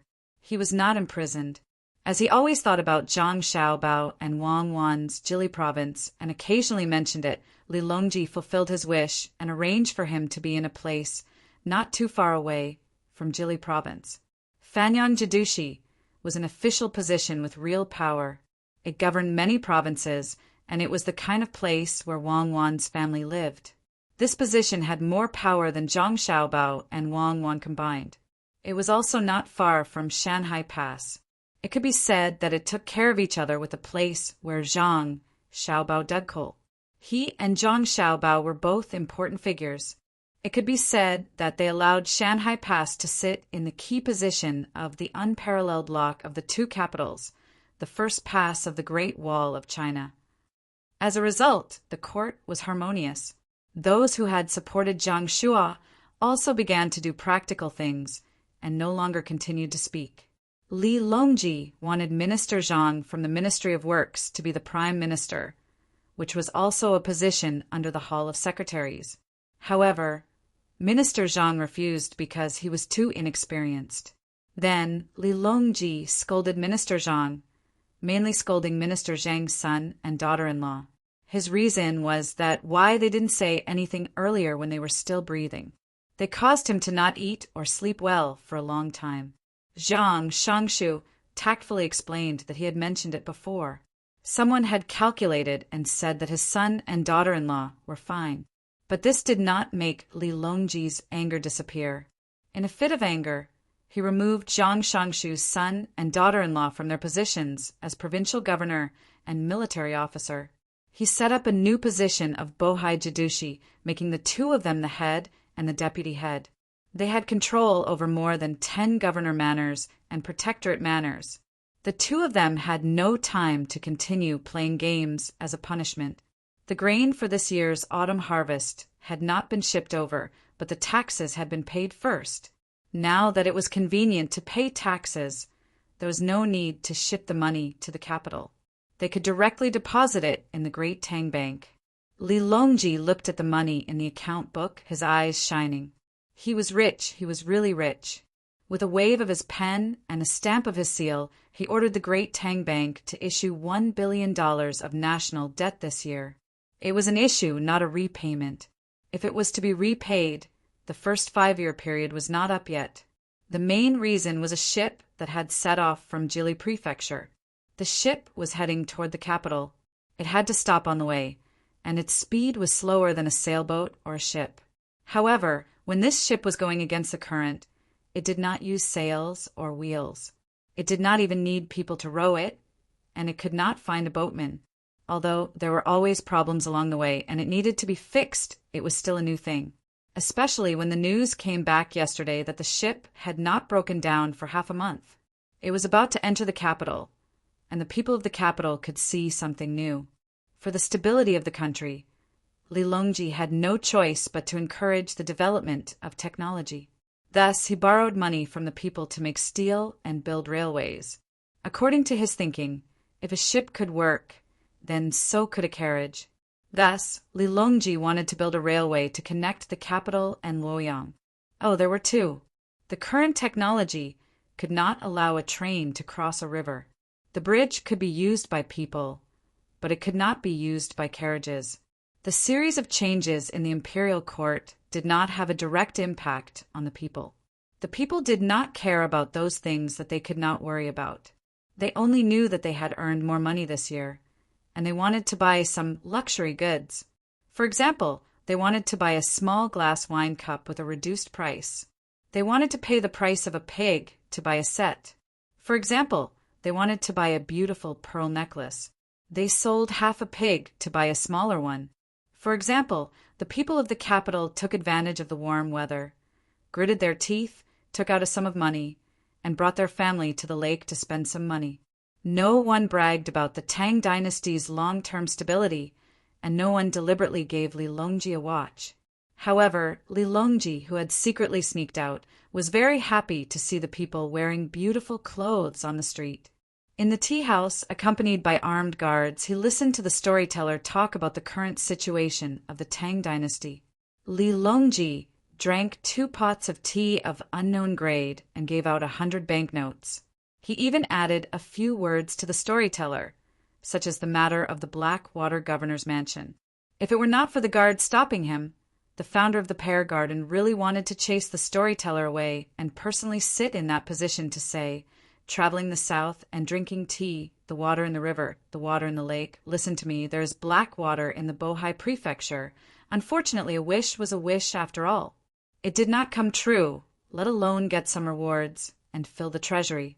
Compared to the imperial court officials and the people of the Tang dynasty who enjoyed a wealthy life, the members of the Xinlua imperial family and the people were at a critical moment of hard work. Driven by the dream of making a fortune, the members of the Xinlua imperial family supported the people to quickly build the 2 rivers. Now only a few months had passed, and a miracle had really happened. With an explosion, the river was connected. The bridge that had been built first was also suspended in the air at this moment. It was placed on a wooden board and became the land road that the Tang dynasty and Xinlua had to take. Xiao Bao, the news has come. The river and the bridge have been connected. Can we not wander around anymore and arrive at Jinan earlier? You're not really planning to arrive before the end of next year, are you? In the mountains, Wang Wan received a new telegram and said to Zhang Xiaobao, who was mending his clothes beside her. Zhang Xiaobao stopped. Ah, it's connected? It's good that it's connected. This is not only convenient for transportation. Once the 2 rivers are connected, it will become a natural border in the future. Even if we can't directly annex Xinlua, as long as our descendants aren't so stupid, it's impossible for them to give up that position. It's more stable than the 38th parallel. Then when are we going to Jinan? We've only been going around in circles with you in the mountains. You're not planning to let us wear animal skins to meet Xiao Bei and the others, are you? Wang Wan looked at her clothes that were about to tear up and complained. Zhang Xiaobao nodded repeatedly. We're not far from Jinan. We'll definitely arrive in 3 to 5 days. Comrade Wang Wan, I'm not criticizing you. Aren't we doing this to inspect the terrain and grasp all kinds of resources so that we can develop them, especially medicinal herbs and unique plants in the Northeast region? Have you forgotten the spirit of not being afraid of hardship and fatigue? Think about the 25,000 yuan back then. Think about it with your back to the yellow sky and face the earth. Think about it again. Zhang Xiaobao, if you don't know how to talk, then don't talk, okay? What nonsense. If you want to grasp resources, can't you send more people over? How much can we grasp with just the 2 of us wandering around? If we continue to wander around, we'll really lack vitamins. No wonder you brought so many tea leaves. It turns out that you already had a plan. You knew that you would have to eat meat for a long time. 3 days. If we walk for 4 days, I'll definitely sleep separately from you. Wang Wan gritted her teeth to express her dissatisfaction. Isn't it just to let you relive the feeling of training in the past? 3 days it is. Zhang Xiaobao continued to patch the clothes. No need. I've already graduated. If you want to personally recall the time when you were hunted, I can find Zhang Hu and ask him to let the dogs out. What do you want to do? We're in a hurry. Otherwise, it'll be too late. Actually, I just want to take you out on a trip. In this Tang dynasty, I've never felt a sense of belonging. Only when I see you do I feel that it's real. Otherwise, I'll always feel like I'm in a dream. People say that only when you become a real man can you have a sense of responsibility. Let's hurry up and get married. Can't you think of something else? Something else? Are you saying that even if we don't get married, we can still become a man? Xiaobao, I'll kill you. No, I'll castrate you. Uncle, aunt, grandpa, grandma, brother, sister, we're going to have a meeting now. In the big yard of the yamen in Jian and county, Xiao Bei gathered all the people in the county. There were more than 100 of them, including 2 newborns. They said that they were going to have a meeting. Li Bai sat at the side and took notes of the meeting. Driven by the temptation of being able to enter the imperial court, he became much darker. He mainly worked in the field. Now he knew how to farm and some breeding techniques. He also wrote a lot of idyllic poems. He had the style of Wang Wei. It was very magical. He was forced to do so. The people soon quieted down. Even the babies stopped crying. They listened to the cute and sensible little girl speak. It's like this. Today we raised pigs and chickens. We can eat them next year. Did you see the eagle that flew here a few days ago? It's called Shuiyin. It said that my brother and sister are coming. We've also planted the greenhouse. This autumn harvest, we've harvested a lot of food. It's enough for us to eat for 3 years. After all, I'm an official. I was appointed by Uncle Emperor. I want to send some rent this year and pay taxes next year. I want to discuss with everyone. Is it okay? After all, it's the land that you planted. There are also tributes such as bear gall, ginseng, and deer antler. Xiao Bei discussed with everyone. She seemed very embarrassed. If she didn't come, they naturally wouldn't hand over anything. No one would come here to collect it. Hearing Xiao Bei's words, the people in the county fell silent. Xiao Bei felt a lot of pressure. She pursed her lips and her eyes turned red. It seemed that she would cry at any moment. I'll say a few words. Old man sure spoke first. The others looked at him. I'll say that I don't know much. I only know that Xiao Bei and the others came and helped us do a lot of work. They also taught us a lot of methods. I don't know how to raise animals in a greenhouse. I also don't know how to exchange herbs for a lot of money. Xiao Bei said that it's okay not to pay rent. If everyone doesn't want to pay, then don't pay. But I have to pay. I have to pay my share. I don't want to think about how high Xiao Bei's position is. I only think that if Xiao Bei and the others didn't help to shoot the wild beasts, someone would have been injured or killed. I'll just say what I think. Xiao Bei is an official. She was appointed by His Majesty. Therefore, she has to protect the people under her rule. As a citizen, we can't just wait for the imperial court to protect us. Isn't this reasonable? Why should she? I'll pay too. Someone also expressed his opinion. When there was one, there was a second. Not long after, the matter of paying rent this year was settled. Xiao Bei also revealed a happy smile. Chapter 853. Xiao Bei and the rest are still very hardworking. Wang Wan looked at Xiao Bei, who was making a lot of noise in front of everyone, and praised him. This is the benefit of having a good family background, other than the children of the imperial family. The other children don't have a chance to learn about the big world. Perhaps the children of ordinary families are also promising, but the ratio is definitely not as good as the children of the imperial family. Zhang Xiaobao looked at Xiao Bei, who had become slightly tanned, and was also very happy. He knew that this was the power of an example. What his younger siblings did was not really to be qualified officials, but to treat doing things as a game. Other children played house, but Xiao Bei and the rest were more practical and would work hard to make the game good. Wang Wan used her hand to push back the hair that was hanging down on her face.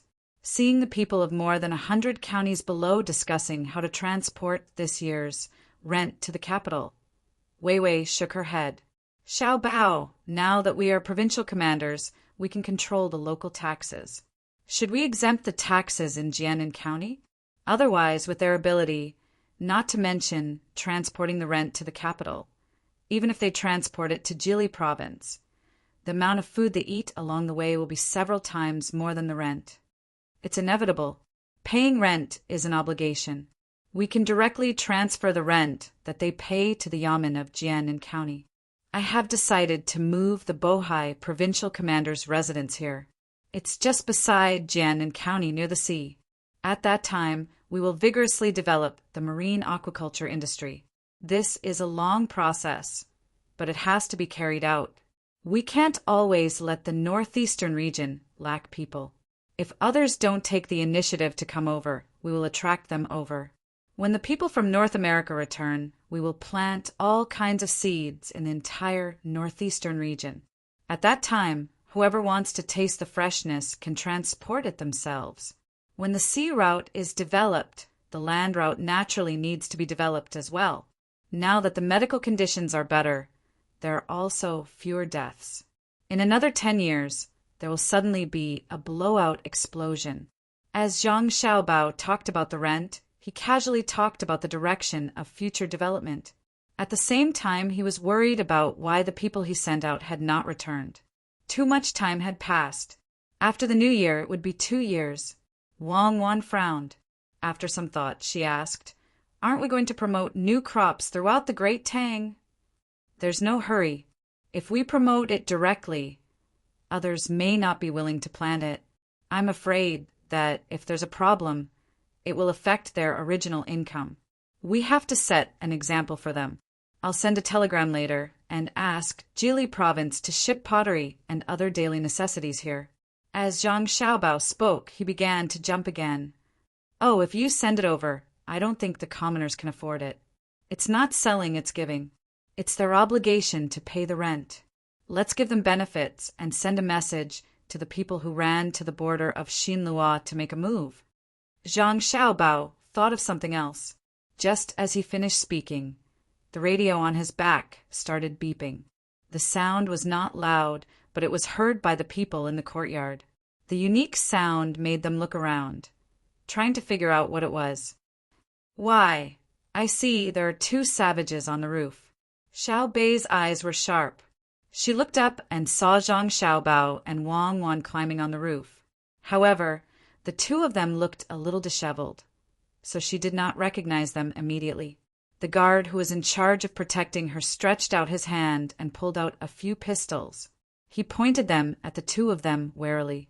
Zhang Xiaobao and Wang Wan shrank their heads at the same time. Zhang Xiaobao shouted.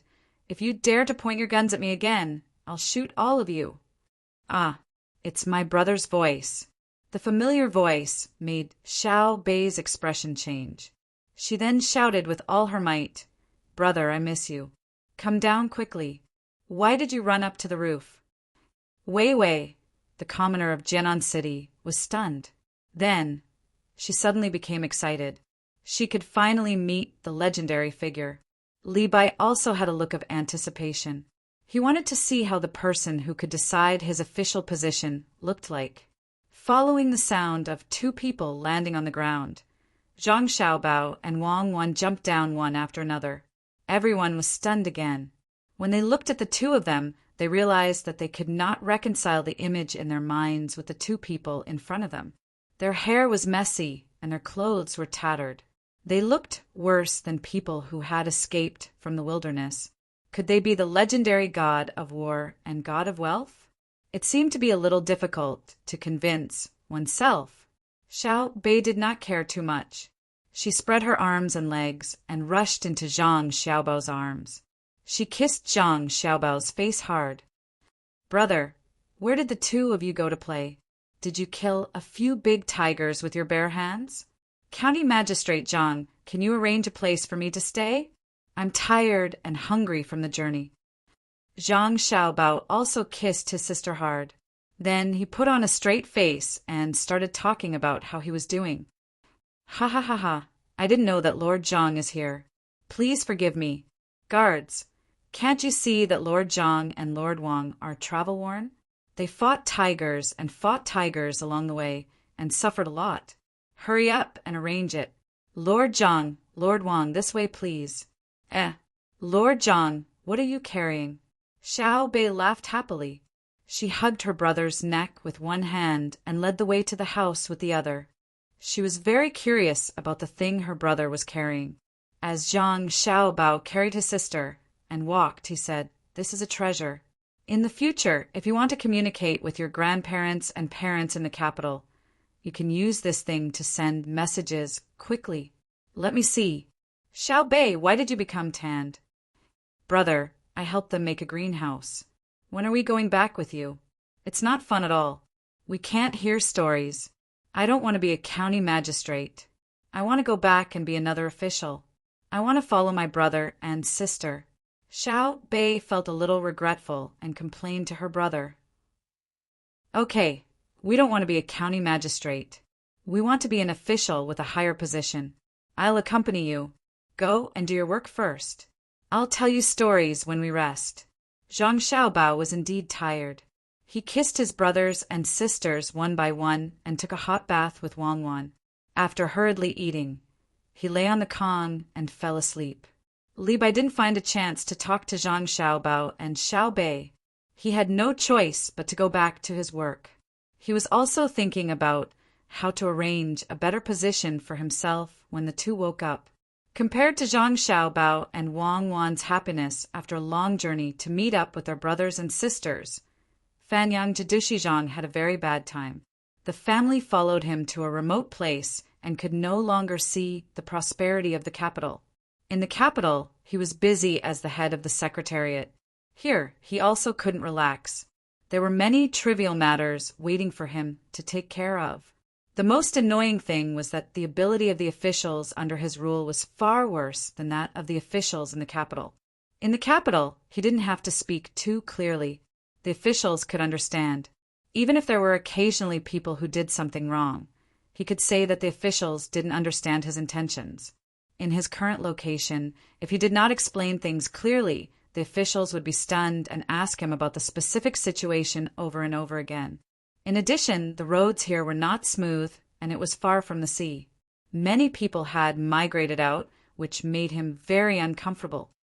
"Darren, after the autumn harvest, we should plant winter wheat. I heard that the Imperial Court's agriculture temple has made new seeds. I wonder if Darren can have someone buy them from there. After all, Darren used to be familiar with the agriculture temple, so that next year's harvest will be better." The official in charge of agriculture found Zhang Shuo and discussed the seeds with him. It could be said that the people here were all ethnic minorities, When they talked, they didn't beat around the bush. They were straightforward and didn't consider Zhang Shua's disappointment. As soon as Zhang Shua heard the two words, the capital, he felt uncomfortable. When he heard the words, the agriculture temple, the first thing he thought of was not the seeds. Instead, he thought of the matter of Zhang Xiaobao and Wang family raising the status of the agriculture temple. Many of the items in the agriculture temple were taken care of by Zhang Xiaobao and Wang family. The seeds were indeed well researched. The yield was high and the growth cycle was short. However, it was always uncomfortable for him to write a letter to them. They would definitely laugh at him for overestimating himself and insisting on opposing Zhang Xiaobao and Wang Wan. No, he was determined not to ask for the seeds. He couldn't afford to lose face. After thinking about it, Zhang Shua said with a sullen face, "The seeds of the agriculture temple are still being researched. Moreover, the distance is long. Even if they receive the letter, by the time the seeds are delivered, the planting time will have passed. You are in charge of agriculture. Why don't you think about it yourself? Are you worse than the officials of the agriculture temple?" "Ah, think about it myself? Where should I start?" "Sir, you used to work in the capital. Why don't you give me a reminder so that I can find someone to do it?" Sir, I thought of something. The agriculture temple is far away and Jili province is close. That Zhang Xiaobao must have a way to get good seeds.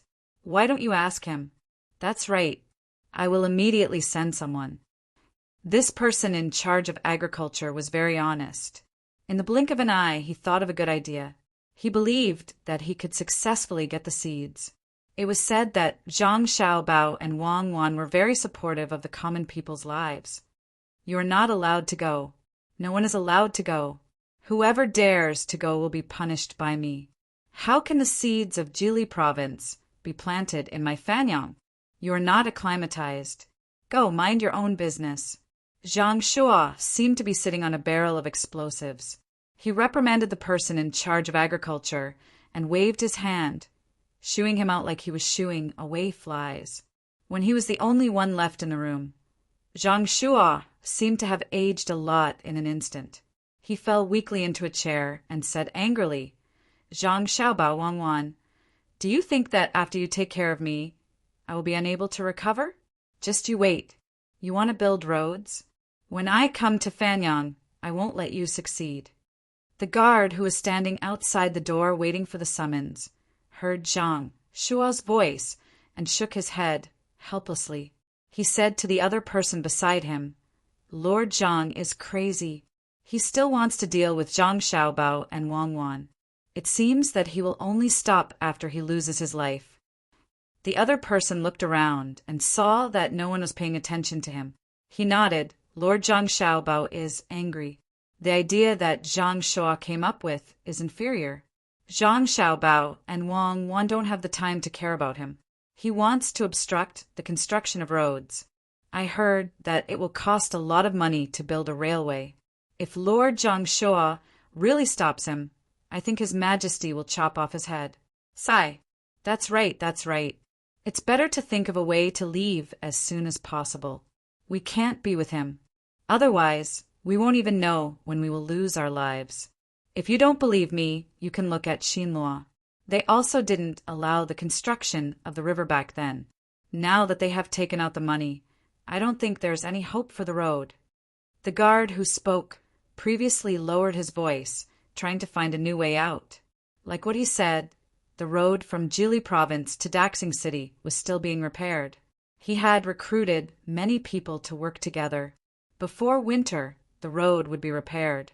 However, except for this section, the road from Jili province to other places in Xinlua had not been repaired at all. After the river in Xinlua was cleared, the merchants in Xinlua had spent more than 500,000 strings of coins. Although the bridge was only an iron chain, it still cost 200,000 strings of coins. The merchants were waiting for the road to be repaired so that they could conveniently exchange goods with Tang dynasty and collect some tolls. However, the 1 million strings of coins that they had taken out had only been repaired for a short distance. Most of them were in Xinlua. On the contrary, Tang Dynasty didn't take any new actions. No matter how Li Dong's group calculated it, they didn't feel that the road in front of them was worth 1,000,000 strings of coins. They always felt depressed. Standing at the entrance of the bridge, where they collected customs duties, they watched batches of grains being transported here and bolts of silk being paid. Finally, they couldn't stand it anymore as they walked across the bridge to look for Zhang Tai. They wanted to ask him what had happened. Soon after Zhang Tai received the order to take action, he found the person in charge of the other aspects and prepared to cooperate with them. The moment he handed over the command, he was assigned a task. Before he carried it out, Li Dong had come to him with a dispirited look. "Boss Li, are you free today?" Zhang Tai greeted Li Dong with a sincere smile. "Not bad. I'm out for a walk. By the way, I'll take a look at the newly repaired road and your shops and boits. The business here is good. It's so boisterous here." Li Dong tried his best to restrain his impulse to tell Zhang Tai about the road. Instead, he talked in circles with Zhang Tai as he glanced over the businesses on this side of the river. At the same time, he felt even worse. They had made it clear that Xinlua would take 80% of the rent and tolls of the road in Xinlua. Xinlua would take 20% of the rent and tolls of the road in Jili province. However, there were no shops on that side of the road. Those shops were on the left side of Daxing City, which was in the sphere of influence of Tang Dynasty. Therefore, Tang Dynasty couldn't collect tolls there. Since the river was connected and the bridge was built, none of the merchants' teams came here from Daxing City. The current situation was that the merchants from other places would directly take the boats from Jili province or Boarding province and pay some tolls to the new wharf at Sashui River. After that, they would unload their goods at the wharf and take another land route to the bridge. They would only pay 20% of the tariff instead of tolls. When they rested, they didn't cross the river. Instead, they rested in the boits and inns of Tang Dynasty. These shops didn't belong to the share of profits, as stipulated in the contract. Li Dong then realized that he had spent all the money that he should have spent. He didn't earn any money that he should have earned. The transportation fee was earned by the shipping companies of Zhang family and Wang family, while the consumption income was earned by the shops here. Therefore, he had an impulse to swear as he felt that he had been cheated by Zhang Xiaobao. What a liar, what a big liar. He cheated Tufan and Nippon before coming to Xinlua. Li Dong scolded inside. "Ah, someone is thinking about me. I'm afraid that it's Xinlua. They reacted too fast just now." Zhang Xiaobao, who was telling stories on the mountaintop with his younger brother and sister, sneezed as he said. Wang Wan pursed her lips into a smile. I'm afraid that they're praising you. They're praising that you, an international swindler, are finally useful." "Sister, is an international swindler very powerful?" Xiaobei raised her head and blinked her big eyes as she asked. "That's quite powerful." Wang Wan was certain. Li Dong didn't know that Zhang Xiaobao was such a professional. If he could cheat, he would cheat. If he couldn't, he would think of ways to cheat. Otherwise, his reputation would be damaged. What he was thinking about now was how to get his money back. He would get as much as he could. He didn't expect the road to continue to be repaired. Therefore, he tried to find a topic to talk about and said, "Steward Zhang, I see that your fleet comes and goes frequently. You even transported a lot of food and cloth. This year's harvest seems to be quite good." "Well, it's okay. Speaking of which, I'm not very sure either. I'm only in charge of construction and know nothing about farming. Since Mr. Li is free, why don't you go to Shuiyan Rune for a drink? You can help me with the reception fee. It's almost winter. If I don't spend this year's money, I won't be able to save it next year." Zhang Tai enthusiastically pulled Li Dong towards the restaurant between the clouds and the water not far away. On the way, he said to Li Dong, "I gave you a lot of vouchers last time. You can't use them after the new year. Use them when you need to." Li Dong thought that it was indeed inappropriate to talk about things outside, so he followed Zhang Tai. After hearing Zhang Tai's words, he looked like he agreed. However, he was cursing in his heart. Zhang family and Wang family were so poor that they wanted to make people spend money. The vouchers couldn't be used as money directly. For every 1,000 yuan used, they had to spend 9,000 yuan. The price of food and drinks here was 5 times that of Chongfeng Pavilion. Only idiots would eat at the restaurant between the clouds and the water and blue sea silver sand. After walking for a few steps, the two people soon entered the restaurant between the clouds and the water. The first 3 floors of the restaurant were relatively solid. They chose a room where they could see the river and told the waiter to warm the wine. After that, they casually chose 2 signature dishes. The waiter served the cold plates first so that they could enjoy the wine. Zhang Tai spread out a piece of dried tofu. He brushed some sauce on it and sprinkled some chopped green onions on it. Then he rolled it up and took a big bite. After chewing it forcefully, he swallowed it. After letting out a long sigh, he said, "Mr. Li, try this. It looks simple, but it's refreshing." Obviously, Li Dong didn't want to smell the green onions. He responded with a smile. However, he picked up a garlic eggplant and tasted it. He had to admit that the food and drinks between the clouds and the water were worth that price. Although they were made with the same ingredients, they were much more delicious than those made in Chongfeng Pavilion. Steward Zhang, when the weather turns cold and the ground freezes, will the road not be able to be repaired? Li Dong looked at the river and asked Zhang Tai. Zhang Tai looked very serious as he explained to Li Dong, "If Mr. Li is willing to pay more, the road can be repaired in winter. You don't have to be afraid of snow. The ground can be melted by sprinkling salt. If the ground freezes, you can roast it with fire. However, it will cost a lot. It's not worth it. How about repairing it next spring?" "You're right, Steward Zhang. It's not worth it. Steward Zhang, I've seen fewer businessmen coming here by land these days. Is it because the road is not easy to travel and it's hard to repair it?" Of course, Li Dong didn't want to continue investing money. Against his will, he said that there were fewer businessmen coming here. Actually, there were no businessmen coming here at all. They were all transported by ship. Zhang Tai revealed an embarrassed look. "To tell you the truth, it's not hard to repair the road. The main problem is that there's a small problem with the raw materials. The price of the explosives used to blow up the stones has increased by 3 times. On the other hand, the commoners are living a better life. If we still pay them the same wages as before, no one is willing to do it. If we don't solve these 2 problems, we won't be able to repair the road with 11 million strings of cash. It's estimated that we won't even be able to repair 1/3 of the road. Why don't we wait a little longer?" When we signed the contract, Mr. Li wasn't in a hurry. Therefore, we didn't specify a completion date on the contract. Next year, I heard that the explosives will be mass-produced. By then, all the difficulties will be solved. The road can be repaired. There are difficulties, but I believe that we can overcome them. Seeing Zhang Tai's honest look, Li Dong really wanted to slap all the sauce on his face. He was obviously looking for an excuse. Yet he still said it in such a dignified manner. How shameless was he? Li Dong understood that the key point was that he didn't specify the completion date on the contract. It was reasonable for him to say that it would take 8 to 10 years. "Steward Zhang, yesterday, someone else told me that they wanted to repair the road behind our shop. It's just that we've been spending too much recently and can't spare any money.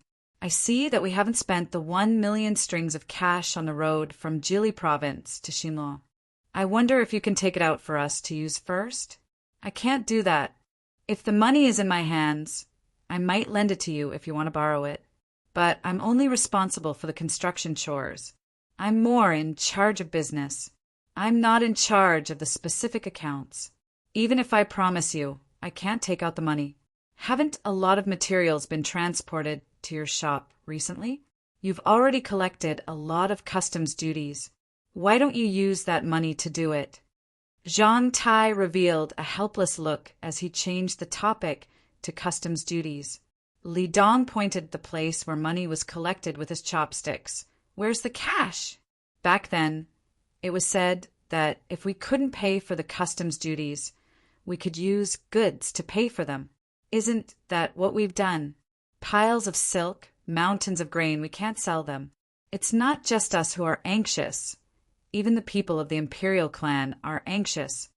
Oh, let's wait a little longer. To be honest, our Tang dynasty didn't collect customs duties for a few times. You've taken all the advantages. Young master is really worried. If this goes on, won't he keep losing money? Zhang Tai started to complain. He wanted Xinlua to supply more goods.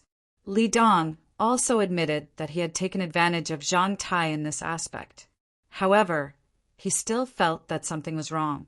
Zhang Tai ordered rice because he was hungry. That gorgeous bowl of rice cost 10 copper coins for one bowl. How expensive? Expensive? Yes, it was the problem of price. Chapter 854. With the arrival of early winter, the southern region was still warm. Occasionally it would drizzle, which made people put on extra clothes. In the north, it began to snow lightly. The county magistrate of Jian County, Zhang Xiaobei, had already led the children's regiment to prepare all the tools. They were waiting for the snow that was bigger than goose feathers to build the white Great Wall. There were also snowmen standing guard behind the battlements. The tinkling of bells spread along the Vermilion Bird Avenue. Coupled with the pace of the horses, it was very rhythmic. It didn't stop until it reached the gate of the imperial palace. The soldiers guarding in front of the imperial palace saw the flag raised on the carriage. They hesitated for a moment, but still gritted their teeth and approached to check. The carriage was full of food, which was rented from Jian County. There was also a large box containing local specialties such as ginseng, deer antler, bear gall, and so on. The newly selected guards who had been here for less than a year also approached the carriage. When they saw the nondescript things in the carriage, they obviously didn't look good. They felt provoked. Just as they were about to reprimand them, they were stopped by the leader beside them. The leader could understand what the 9 little people painted on the flag represented, but he couldn't judge whether someone was faking it, so he asked implicitly. The coachman didn't make it difficult for them. He took out a pile of documents from his arms. There were the seals of the 9 people from various departments in Jian County, the official documents of the Bohai Jadushi, his own identity document, and the inspection record of the senior officer guarding the gate before entering the city. The anti-forgery mark on it was clear. There was also a sealed letter for people to send to the imperial palace for inspection. Stay here. Don't ask, don't move, don't leave. The leader ordered a few of his subordinates, picked up the letter with the seal, and hurried inside. Not long after, the imperial palace opened a corner door. The loyal little eunuch Luo Bin came out to welcome them. He ordered people to arrange the coachman to rest elsewhere. After checking the carriage again and making sure there were no hidden compartments, he sat in the driver's seat and waved the whip to drive the carriage into the imperial palace. Brother Qin, how can the carriage? The guard who wanted to reprimand the coachman just now saw the carriage being driven into the imperial palace. He pointed at the leader beside him and asked, "How can we go in?" Xiao Bei sent the rent and tribute to His Majesty, so he naturally has to go in. Don't you think so? The leader said matter-of-factly, "Yes or no?" Who's Xiao Bei? The newcomer obviously didn't know. The county magistrate of Jian County. Then it can be sent to the palace? If you want to know the details, I'll tell you in detail at Old Zhang's braised food shop on the next street after your shift. Okay, it's my treat. It was the autumn harvest, and the amount of grain harvested from various places had been reported to the capital. Li Longji looked at the data and felt that the gloomy sky was so clear. He could even see the beauty of nature in the leaves that were blown away by the wind. Gao Lisher rushed over with Luo Bin and the carriage. He knew that only the local specialties in the carriage were really sent from Jian County, and it was the Shui Yungang's help. The rest of the grain was distributed from Jili province under the name of Jian. No one would be stupid enough to send a carriage of grain from Jianan. When Gao Lisher found the emperor, Li Longji was fiddling with the train. He connected pieces of wood to the rails and fully wound the front of the train. There were 10 carriages behind it. When he loosened his hands, the train started to move on the tracks. When the string was out of strength, he wounded again. He didn't have enough fun. The sound of the bell covered the sound of the train. Li Longji looked up with confusion in his eyes. Li Shi is here? This carriage? Your Majesty, this is the rent sent by the county magistrate of Jian and county and other officials. There's also a tribute. The rent can be sent to my Xingqing palace. Your Majesty, it's Jian and county magistrate Zhang Xiaobei. Oh right, I remember. Haha, it's Xiaobei and the others. They also have a good harvest? Quick, let me take a look. It's really not easy. Li Longji's unhappiness disappeared. He left the train and walked to the side of the carriage. He carefully looked at the things that were sent over. He praised without tasting them. Good, it smells good. The ginseng is also beautiful. It's even wearing clothes. This year's harvest is not bad. Gao Lisher couldn't see that this carriage of rice was better than the batch specially provided by Sanshui County. However, since the emperor said it was good, it was naturally good. He replied, Your Majesty is right. The rice was actually sent from Jili province. There are only about 100 people in Jian. And Xiao Bao wrote a letter saying that when the cucumbers in the greenhouse are done marinating, he would send someone to send them to Your Majesty to try. This year's harvest is almost twice as good as the previous ones. Xiao Bao mobilized a lot of them and sold them to Xinlua. Li Longji took the letter and continued to praise. Good. The gift from Jili province is also good. It's not easy to have such thoughts. He's much better than the other officials. His handwriting is better, and his writing is smooth and concise. The drop of ink that accidentally dripped looks like a plum blossom. Good. Gao Lisher didn't want to continue this topic. He understood that even if Xiao Bei and the others sent a handful of soil, the emperor would be able to smell the fragrance from it. As if he also felt that his praise was a little too much, Li Longji closed the lid of the tribute again and turned his head to ask, Xiao Bao has made a move on Xinlua? He has already made a move. In the future, the heavily polluted industries will be placed in Xinlua. Now he is suppressing the local agriculture. I reckon that the people of Xinlua won't be able to react in time. Cheap rice hurts the farmers. So what if they react? Once this opening is opened, it won't be easy to block it. The price of rice in the Great Tang can't fall any further. Tomorrow morning, we will discuss with the officials and think of a solution. Li Longji said as he looked to the east, as if he wanted to see Xinlua. The people of Xinlua were indeed, as Gao Lisher had said. They were still happily receiving the 20% tariff. Ships of grain were unloaded in Sashu-A and transported to Xinlua in carts. Bolts of cloth were sent as if they didn't need money. After paying 20% of the tariff, one could buy a bucket of polished rice for only 5 copper coins. The people of Xinlua who didn't work in agriculture all bought it and stored it. Their faces revealed a happy expression as if they were celebrating the new year. While many people were happy, the farmers were dumbfounded. In the past, a bucket of rice cost more than 20 copper coins. After they sold it, their days weren't so good. Now, the rice that was shipped from other places was only sold for 5 copper coins. Looking at the grain that they wanted to sell but were reluctant to sell, worry filled their faces. The weavers were also shocked. They worked hard to weave cloth for a month, wanting to sell it for a good price. However, they found that the fine cloth that was shipped from the Great Tang only cost 80 copper coins.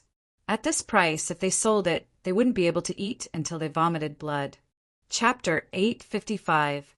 After several light snowfalls, a heavy snow finally fell on the land of the Great Tang. The cement rode in Chang and was restored to its original appearance the next morning. Li Longji didn't have the snow-melting agent, but he had salt. The inferior salt shipped from Jili province was not used for the consumption of the common people. Most of it was sent to the Ministry of Works to be used as industrial raw materials. It was not a problem to use a small portion of it to melt snow. The morning court session was still held in Xingqing Palace. Unlike previous years, when the officials had to prepare their own hand stoves in the cold, Lilongji had the Ministry of Works build a heating system this year. According to the distance between the steps, pipes were made to deliver hot water. An iron box was installed at the position where each official was to stand.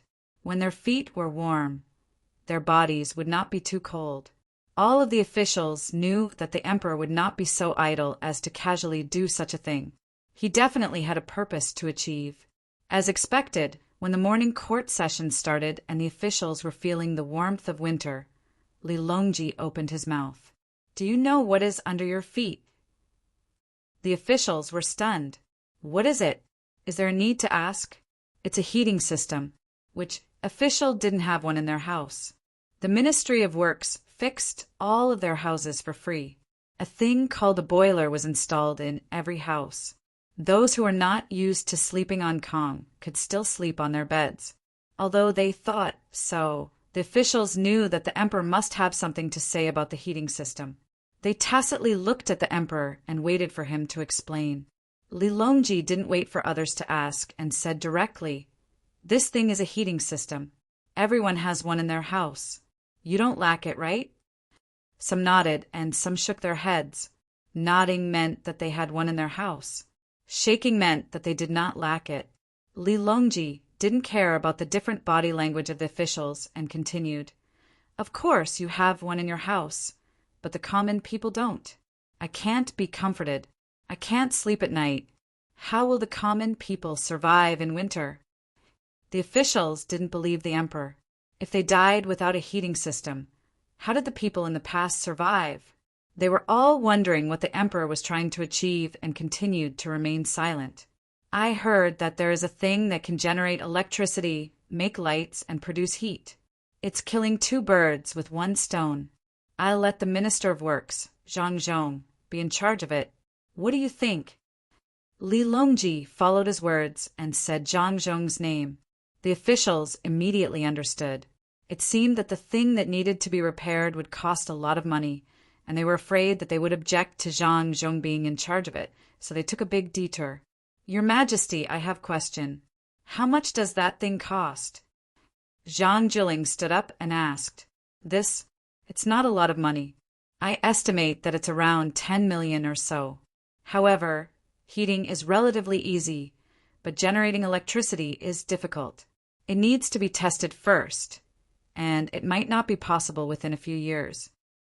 Lilongji's words clearly lacked confidence. When the ministers heard this, they were secretly surprised. 10 million, that was definitely not money, but strings of string. If they took out that much money, they might not succeed. In the process, it was very likely that Zhang Zhong would have too much power. No wonder the emperor took a big detour. At this moment, everyone began to consider whether they should agree to Zhang Zhong taking charge of this matter or not. In the end, it was Zhang Jiling who spoke. "Your Majesty, this subject thinks that Minister Zhang is a good choice to take charge of this matter. After all, Minister Zhang's family is more well-to-do, and I believe that they won't interfere with the research costs. However, I don't know if Your Majesty will take out this much money all at once, or give it bit by bit. How will it be managed?" When the others heard Zhang Jiling's words, they also felt that giving the money to Zhang Zhong was more reassuring than giving it to others. The so-called well-to-do could be considered as having wealth that could rival an entire country, and they wouldn't be greedy for money. Perhaps this was one of the benefits of having a rich family. Lilongji glanced at Zhang Zhong, who was standing beside him, and continued, "I plan to turn on the heating first. The Ministry of Works has already made a lot of pipes, and the power generation will take some time. Naturally, the money will be given to the Ministry of Works bit by bit. As for the location, I plan to mark out a piece of land in the capital, and I won't allow any unrelated personnel to get close to it. Perhaps I will use some of the people's houses." Understood. This time, the officials completely understood. The most important thing was not the money, but the location. Perhaps the location would be related to some official's family, and when the time came, they would have to give it up. The emperor was worried that if Zhang Zhong chose a good location and the people there did not want to move, they would look for a court official with connections or spend money to send gifts and obstruct Zhang Zhong in every possible way. This would make things difficult for Zhang Zhong. Your Majesty, this subject agrees. At this time, Wei Shu also stood up to express his support. Recently, he wanted to write a book on the development of science and technology, so he often went to the Ministry of Works. He knew that even if the Ministry of Works had a lot of unfinished research, he would be able to get more advanced technology by interacting more with Zhang Zhong. Therefore, he had a good relationship with Zhang Zhong. After the emperor, he was the second person to know that the radio had already appeared. He wanted to see how the power plant generated electricity and how useful it was. After one person stood up to support, several other people also stood up to support. Some of them did not have any other property in the capital, and some of them did not have a high official position and did not have much real power. It was good to have a good relationship with Zhang Zhong. The main reason was that his son had a lot of power. Although he was an official, he was in charge of a large area of land. Except for these few people, the others did not make a sound. They wanted to wait for others to express their views. There were very few people who responded to the request for land. At this time, Zhang Zhong had to stand up and announce, "Those who are occupied can send people to manage the Bohai provincial governor's area or 100 times the size of the land. They will definitely have a harvest. They can also directly get money to buy 10 times the size of the land." This subject agrees. Yuan Rong jumped out. It was good that it was not for free. With money, they could buy a bigger piece of land in other places or go to the northern part of Hebei province and ask for 100 times the size of the land. It was not bad, especially the northern part of Hebei province. Zhang Zhong had just said that there would definitely be a harvest. This credibility could be guaranteed. Although his son, Zhang Xiaobao, always liked to lie, he had never taken the initiative to lie to any of the court officials. If he said that there would be a harvest, then it would definitely not be bad. After when Rong spoke, more and more court officials began to follow suit, expressing their support for the Ministry of Works to occupy the land. Li Longji sat there looking very unhappy. If there was no benefit to be had, then no one would speak up. Seeing that most of the officials had agreed, he said, "Since that's the case, Minister Zhang, you must do your best. This subject asks your Majesty to rest assured." Zhang Zhong replied. He knew what the emperor meant. It was not a power plant or a heating system, but a radio station or a place to receive and send signals. It had to be built in the most secret place, covering at least a radius of 100 miles around the capital. Li Longji and Wei Wei nodded. This was exactly what he meant. Because after knowing that Zhang Xiaobao and Wang Wan's so-called assassination was fake, they followed the vine to the melon and found out that the other people used a radio. They were still working hard to make wires, which made them feel very unbalanced. In the end, under the threat of punishing them, they obtained very useful information. At the research site in Jili province, they were making something called a semiconductor, also known as a game box. A lot of things were placed in a large box, and then a certain kind of signal could be received, which was then converted into sound and transmitted. Li Longji knew that this was a kind of leap forward. If it was done well, it could be used for communication around the capital. When the time came, people who were still dissatisfied around the capital would find the capital and let them see it. It would definitely have a great deterrent effect. Now that the snow has fallen, are there disaster documents sent from various places? After finishing the most important thing, Li Longji began the morning court meeting. "Xiao Yuan, come here and look at the snowman I made. This snowman is called Xiao Bei, which is me. What do you think the one next to it is called?" The area covered by the snow was not small, and there was also a thick layer of snow in Jinan, which was even thicker than in the capital. Xiao Bei, who was listening to the story halfway, could not resist the temptation of the snowy scenery outside and rushed out with the children's group to make a snowman. With the help of a few people, The 2 snowmen that had just been made ran to Xiao Yuan, pulled him to the snowman he made, and asked. Xiao Yuan was a smart person. He did not even think and directly answered, "Is there a need to ask? The other snowman is naturally called Xiao Yuan, which is me." "Wrong. How can it be you? Go and make your own snowman. The other one is called Xiao Bei number 2, do you know? Xiao Bei has many clones, the very powerful ones." Xiao Bei shook his head and denied Xiao Yuan's guess. "Then why did you pull me here?" Xiao Yuan was unwilling. "Because your snowman is faster than mine. Look, the person who helped you build the snowman followed you here, and my person has been building it all along. Now he's faster than you." Xiao Bei answered Xiao Yuan's question sincerely. Xiao Yuan looked up at the sky and appeared very helpless. He sighed again and said Old Kong was right. As expected, it's hard to raise a little person. "You dare to scold me? I'll tell sister, unless you let your people help me build a snowman." Xiao Bei felt that he had something on Xiao Yuan and threatened him. This time, Xiao Yuan did not compromise. He ordered his people to quickly build the snowman and was pulled to his brother and sister by Xiao Bei. "Brother, sister," Xiao Yuan scolded me. Xiao Bei was the first to speak. Zhang Xiaobao was discussing with Wang Wan that they would not return to Beijing during the New Year this year, and would instead take Xiao Bei and the others on a trip. When he heard Xiao Bei complain, he asked, "How did he scold you?"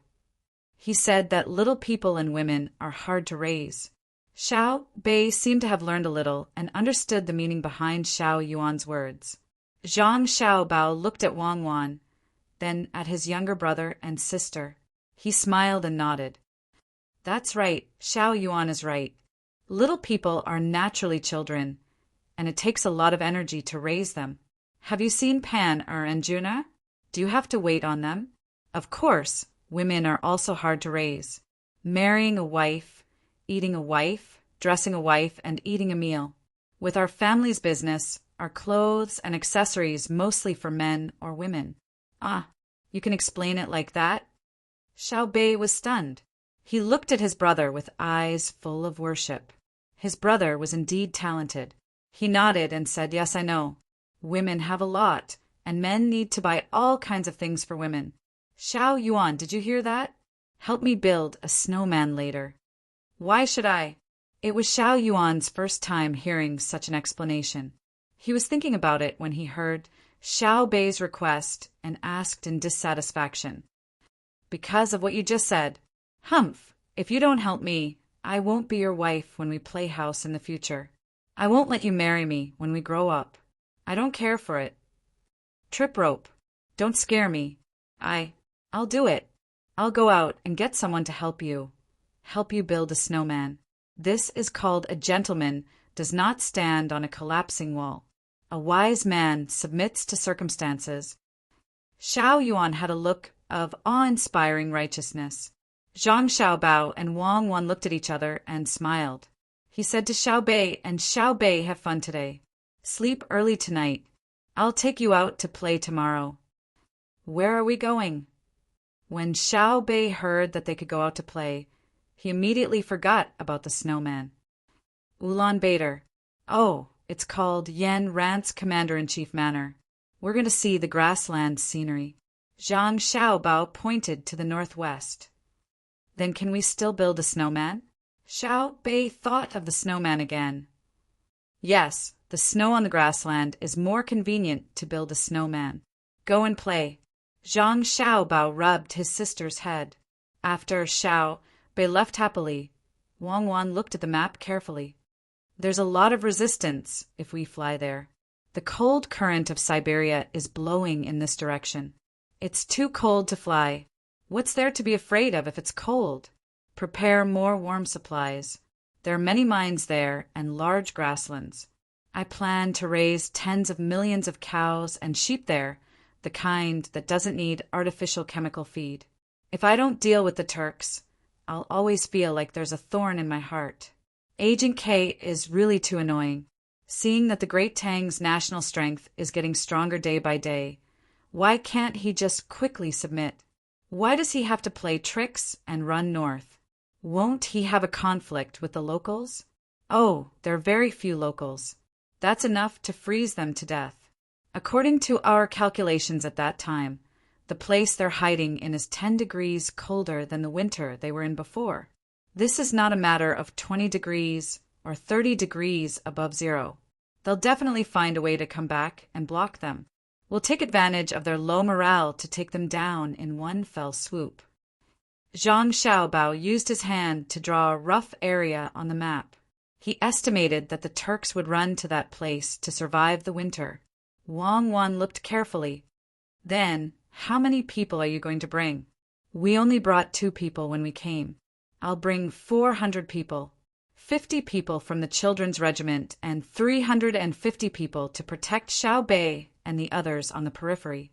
Now, I'll send a message to Jili province and ask them to send some of the hot air balloons over and bring all the supplies. Early the next morning, Zhang Xiaobao set off with his brothers and sisters. The hot air balloons from Jili province had not been sent over yet. Now they had to walk. Xiaobei also had a gun in her hand. The gun was very weak, and its effective range was only 10 meters. This was to let her familiarize herself with it. On the 3rd day after Zhang Xiaobao and the others set off, a fleet suddenly appeared in Jili province, or more accurately, in the outer seas of Silla. The people on the ship looked travel-worn. One of them was holding something like a stick in his hand. There were grains of food growing on it. This person took a bite from time to time. Chapter 856. When the hot air balloon of the tour group was ready to take off, the radio station on Zhang Xiaobao's back started beeping. Wang Wan translated the content as fast as she could and looked at Zhang Xiaobao with surprise in her eyes. They're back. The people who went to North America are finally back.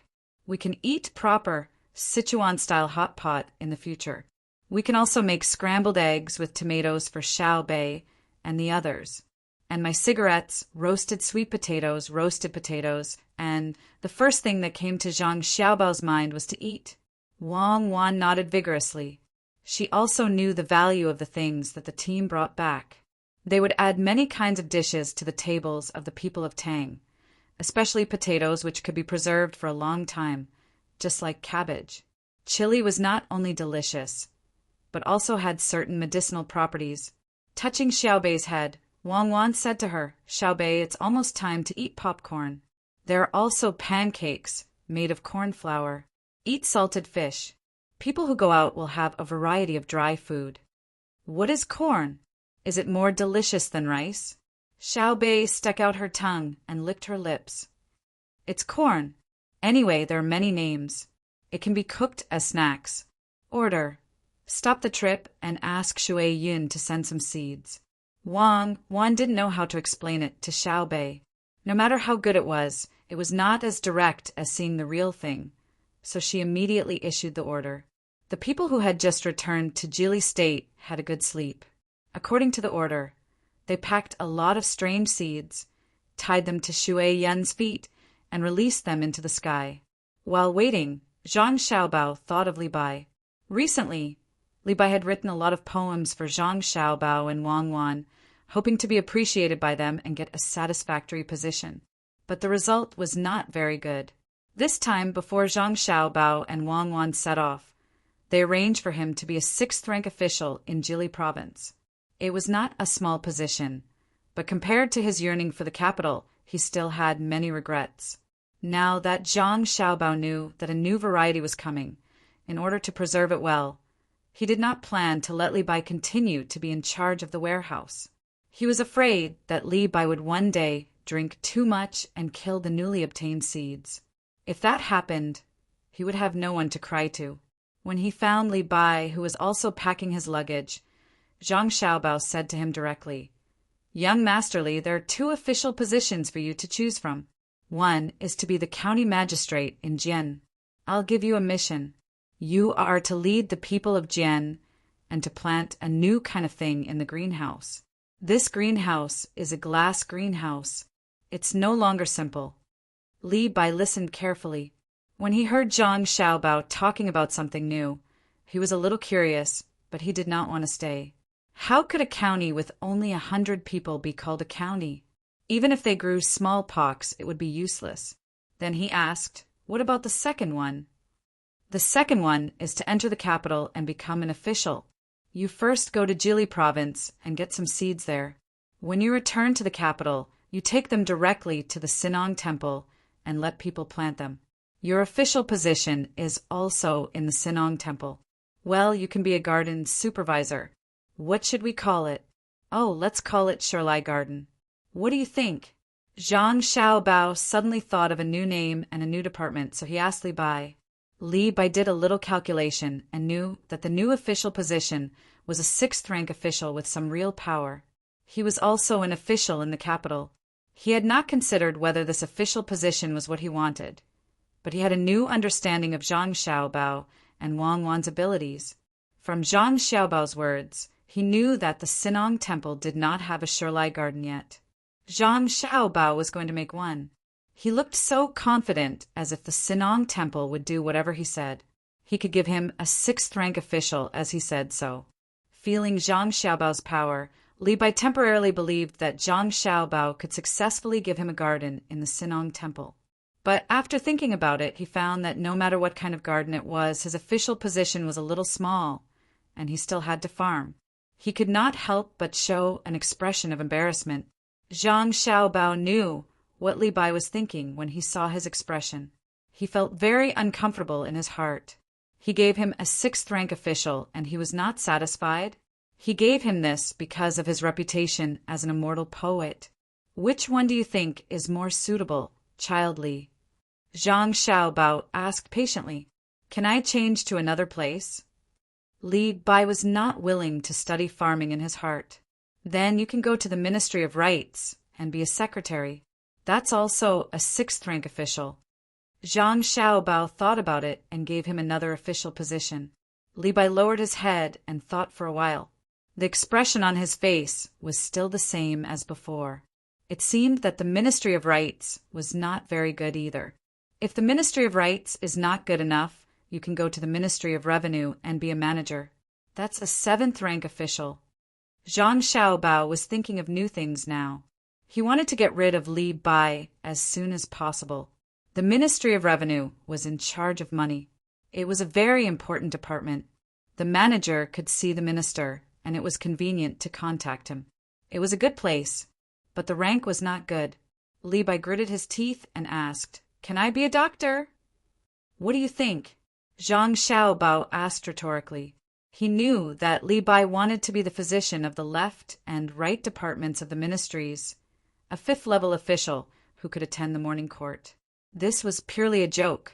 It was not that it could not be arranged. But how could Li Bai want to jump directly to an important 5th-level official position? Li Bai also felt that his request was too much, but he was full of expectations. After thinking about it, he said, "Then I'd better be a governor." This time, Li Bai was thinking about how to enter the capital and find a way to meet the officials in the capital. After getting familiar with them, he would ask them to recommend him. If they did not agree, he would use Zhang Xiaobao's suggestion and slowly look for an opportunity. Zhang Xiaobao specialized in studying people's psychology. How could he not know what Li Bai was thinking? Li Bai's eyes moved. Zhang Xiaobao knew what he was thinking, but he did not expose him. He would let him try and see who would dare to interfere with the position he arranged. Not to mention the officials of each department. Even if the position was a little bigger, it would not work. Zhang Xiaobao even got the position of the head of the secretariat. Thinking of this, Zhang Xiaobao laughed in his heart. He took Li Bai into the room, spread out the paper, ground the ink, and wrote on it, "Recommend Li Bai Li Tai-bai to be the Minister of Revenue. He will try for a year and wait for the examination next year. Zhang Xiaobao." A few simple words confirmed Li Bai's position. After the examination next year, the new position would be discussed. Li Bai thought that Zhang Xiaobao would praise him and write the reason for the recommendation. He did not expect that Zhang Xiaobao would write it so simply. Looking at the ink that had not yet dried, he asked worriedly, "Is this correct?" "Correct." Zhang Xiaobao put down the pen, picked up his seal, and stamped it. This seal was also made by him. It had long become a habit. Li Longji was very stingy. He only cared about the appointment of officials. As for the other things, such as the clothes, the seal, and so on, he was not responsible for them. Who will I show this to when I arrive in the capital? No matter how Li Bai looked at it, he did not think that this letter could achieve his goal. It was written too simply. Zhang Xiaobao put down the pen and blew on the ink. You can show it to anyone. As long as you enter the capital, take it out. Anyone who sees it will take you to see the person who arranged your position. The Ministry of Personnel is in charge of officials. If you want to go to the Ministry of Revenue, it will not be a problem. Or you can directly let His Majesty see it and arrange it for you. Go. Don't forget to help me bring some seeds when you pass by Jili province. I will write a letter to the Agriculture Temple and ask them to set up a special garden. Oh, when you arrive in the capital, you can ask about Wang Wei. He is also good at writing poems. After saying that, Zhang Xiaobao casually folded the new letter and stuffed it into Li Bai's hand. That was it. Li Bai held the letter in his hand and watched Zhang Xiaobao go out. His face was blank. He always felt that Zhang Xiaobao had agreed too easily. He said that he would be an official in the capital, and he came too quickly.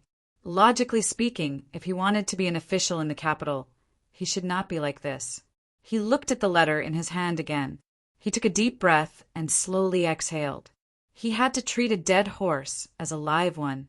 Whether it worked or not, he would give it a try after he arrived in the capital. He lowered his head and walked out with infinite sadness. When he looked up, he happened to see Zhang Xiaohai squatting there and writing on the snow.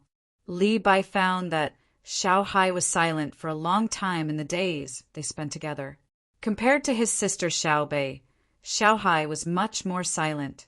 Li Bai curiously went over to see what Xiaohai was writing. When he saw what Xiaohai was writing, Li Bai was confused again. He could not understand it all because Xiaohai wrote, "Let the side length be x, the area be y. 2y equals z. What nonsense is this? What nonsense is this?" Xiaohai did not notice Li Bai's arrival at all. He was still meditating and calculating. If it were Zhang Xiaobao and Wang Wan, they would definitely shout that Li Bai was a genius. Unfortunately, Li Bai was not. I have to ask my sister how to eliminate Yuan. Xiaohai calculated for a while and found that he could not calculate. He frowned and muttered. "What are you writing?" Li Bai asked puzzledly. "You won't understand even if I tell you. Did my brother arrange an official position for you?" Xiaohai was very surprised and said a few more words. Li Bai nodded. "Then do a good job. Don't think that the position is small. I heard from my brother and sister that my father studied hard for more than 10 years and was the top scorer in the exam. In the end, he was just a small 7th grade official. If you dare to smear my brother's name, I will ask my sister to impeach you." Today, Little Hai spoke a lot, especially to outsiders. Li Bai was obviously in a bad mood. He was threatened by a child. What did he mean? Did he look down on him? Li Bai did not answer and turned to leave. He was really afraid that the 9 children would jointly impeach him. It was not a joke. There had been a precedent, so it was very accurate. Li Bai left with expectation in his heart. Under the protection of the 4 people, he went to the seaside to take a boat. When the time came, he would transfer to Jili province and take the seeds to the capital. Shui Yin also came, but she did not come alone. She also brought a companion, a big red eagle. One white and one red, flying in the sky, was very conspicuous. It was named Hongwan. It was considered a fairy bird. In Zhang Ying's eyes, only a fairy bird was worthy of Shui Yun. The 2 eagles brought a package of things. Judging from the marks, they should have stopped to rest on the way. There was snow and ice at the bottom of the package, and there was also some soil and some blood stains of some animal left behind when the 2 eagles ate. Zhang Xiaobao only looked at the package and didn't rush to open it. Instead, he touched Shui Yun's head and said, "Congratulations, you've found a good one. I haven't seen a red eagle before. When you have children, you have to give them a heads up so they don't fall to their deaths. Shui Yin seemed to understand Zhang Xiaobao's words. She rubbed her head against Zhang Xiaobao's face. Her sharp mouth was frightening.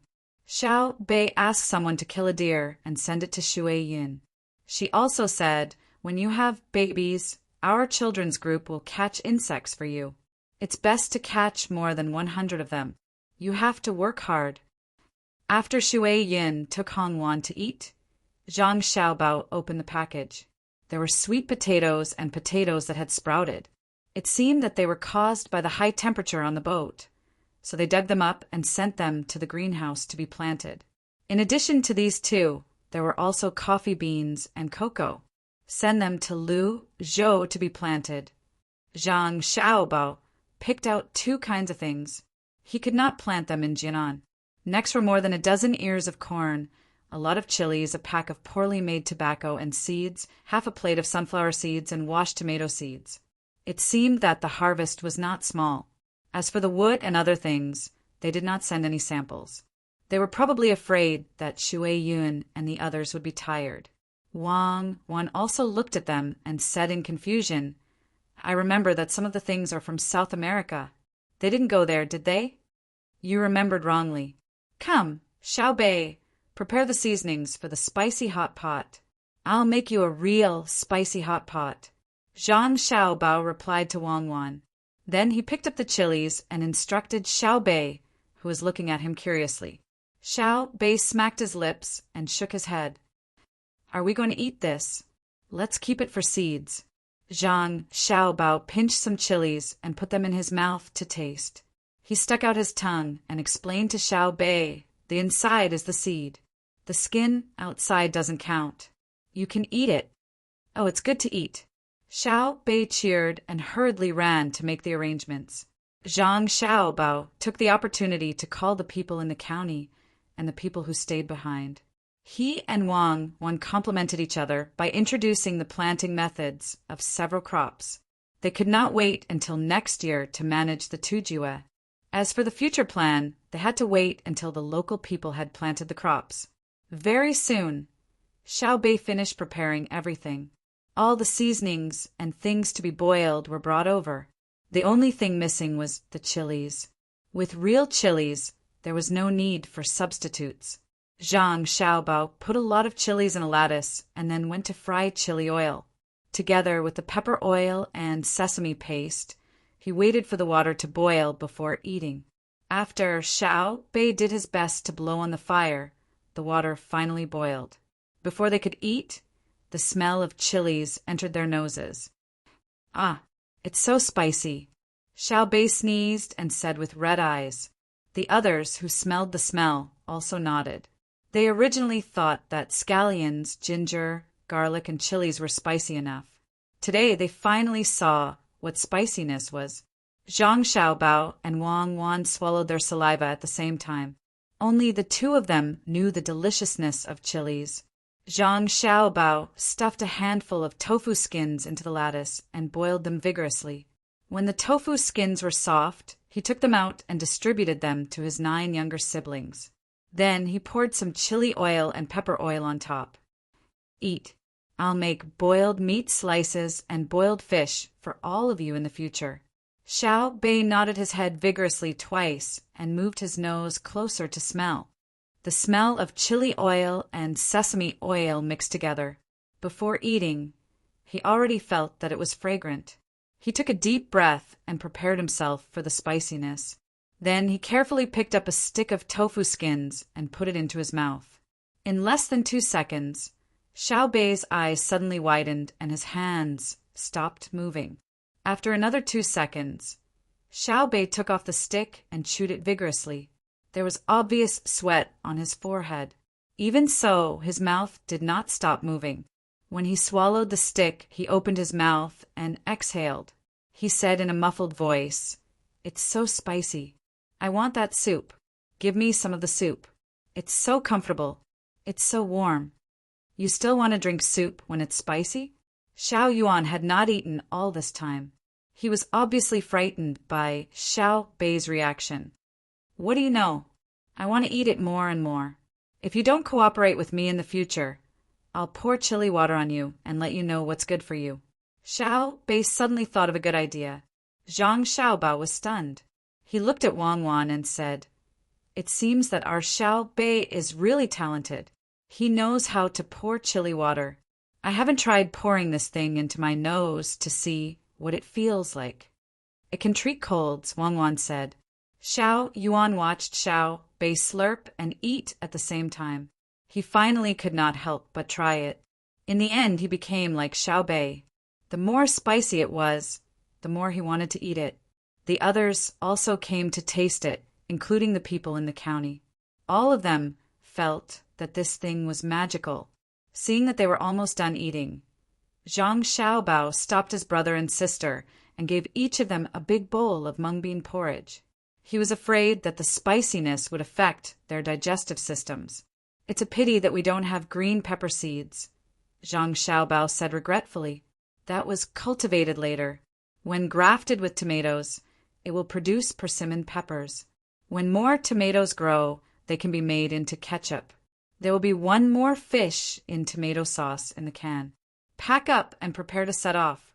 Seeing that the thing she was looking forward to had arrived, Wang Wan's thoughts returned to the Turks. Zhang Xiaobao nodded. "Okay, I'll arrange it right away. Roast an ear of corn for them to try." The fleet brought back a lot. "Next year, we'll release it in our restaurant first and see the effect." "Is there a need to see? As long as it's not popularized, new things will definitely become luxury goods. Smoking is harmful to health. You're not allowed to smoke too much even if you have cigarettes." Wang Wan seemed to be very disgusted by other people smoking. "I'm planning to make cigars, not cigarettes or fertilizer." "Oh, there's no such good fertilizer now. I've decided, in order to help the people of Xinlua become rich, not only will I put all kinds of smelting plants in Xinlua, but I'll also plant cigarettes in their fertile land. Before they're dried, they'll look like cabbages. They'll look green and pleasing." Zhang Xiaobao's expression became one of bemoaning the state of the universe and pitying the fate of mankind. It was so sacred that no one could violate it. After Xiao Bei and the others tasted the corn and decided to eat corn all day next year, the tour group finally slowly rose into the sky and headed to a distant place for sightseeing. Before Li Bai arrived at Jili Province had already sent a fast ship to Dengzhou. Large bags of things were sent by Dengzhou on fast horses to the capital. The speed was only slightly slower than the speed of the 800 Li Urgent report. As Zhang Xiaobao's tour group continued to float in the sky, bags of goods were sent to Savant's restaurant. The chefs in Savant's restaurant began to make food according to the method written in the letter that came with the packages. There were actually only two kinds of food that could be made: chili peppers and corn. Some corn was still a little green, and some had already turned golden. It was probably not easy to preserve them. After the morning court session ended the next day, when Li Longji was preparing to have lunch, the people from Savant's restaurant arrived outside the palace. After a series of checks, the food boxes finally appeared on the dining table in front of Li Longji. Li Longji's meals had long changed. There was no need for so many things to look at. More than 10 dishes per meal was already extravagant enough in his opinion. He would only show the proper extravagance when he ate with the envoys from Japan, Xanluo, and other countries. Today, the imperial kitchen had yet to serve the food. When Li Longji heard that there was food coming from Savant's restaurant, he immediately ordered the imperial kitchen to stop cooking and ordered someone to open the food boxes. He saw that there were many small yellow steamed buns inside. They looked quite pleasing to the eye and smelled a special fragrance. He did not know what it was. When the other food box was opened, there was a charcoal fire heating it. There were many pieces of cooked meat, bean sprouts, and other supplementary ingredients. When he smelled it again, he almost cried. This is... For the first time, Li Longji felt that he was ignorant and inexperienced. He had never seen such things before. According to the procedure, He first used a silver needle to test if there was any commonly used poison, such as arsenic. He then let the little eunuch taste it again. When the golden steamed bun was about to turn cold, the little eunuch was still alive and well. Only then did Gao Lisher pick up a steamed bun, pinch it into small pieces, and put it into his mouth to chew. "Your Majesty, it's delicious. This subject has never eaten anything with such taste." As he spoke, Gao Lisher went to eat the boiled meat slices again. After sticking out his tongue because of the spiciness, he continued to nod at Li Longji. Li Longji couldn't wait any longer. He was already used to the food sent by Savant's restaurant and Joy House. Similarly, every time he watched others go through the procedures, he would think of Zhang Xiaobao and Wang Wan. If the two of them personally came to cook for him, he wouldn't have to wait for the food to turn cold before he could eat it. Seeing Gao Lisher nod, Li Longji couldn't wait to pick up a steamed bun. He didn't care about the dignity that an emperor should have and opened his mouth to take a big bite. When the golden steamed bun entered his mouth, he immediately felt a chewy feeling, followed by a unique fragrance. When he picked up another piece of meat, the spicy taste instantly filled his mouth. He quickly took another bite of the steamed bun and exhaled. He squinted his eyes and praised, "It's delicious. Xiao Bao and Cuckoo are so considerate. Does Lisher know what this is?" Gao Lisher shook his head. "This subject doesn't know. I'll write a letter to ask." Go quickly." Li Longji seemed to be very anxious. Gao Lisher put down his chopsticks and went to write the letter. During this time, Li Longji had already opened his mouth and started to eat vigorously.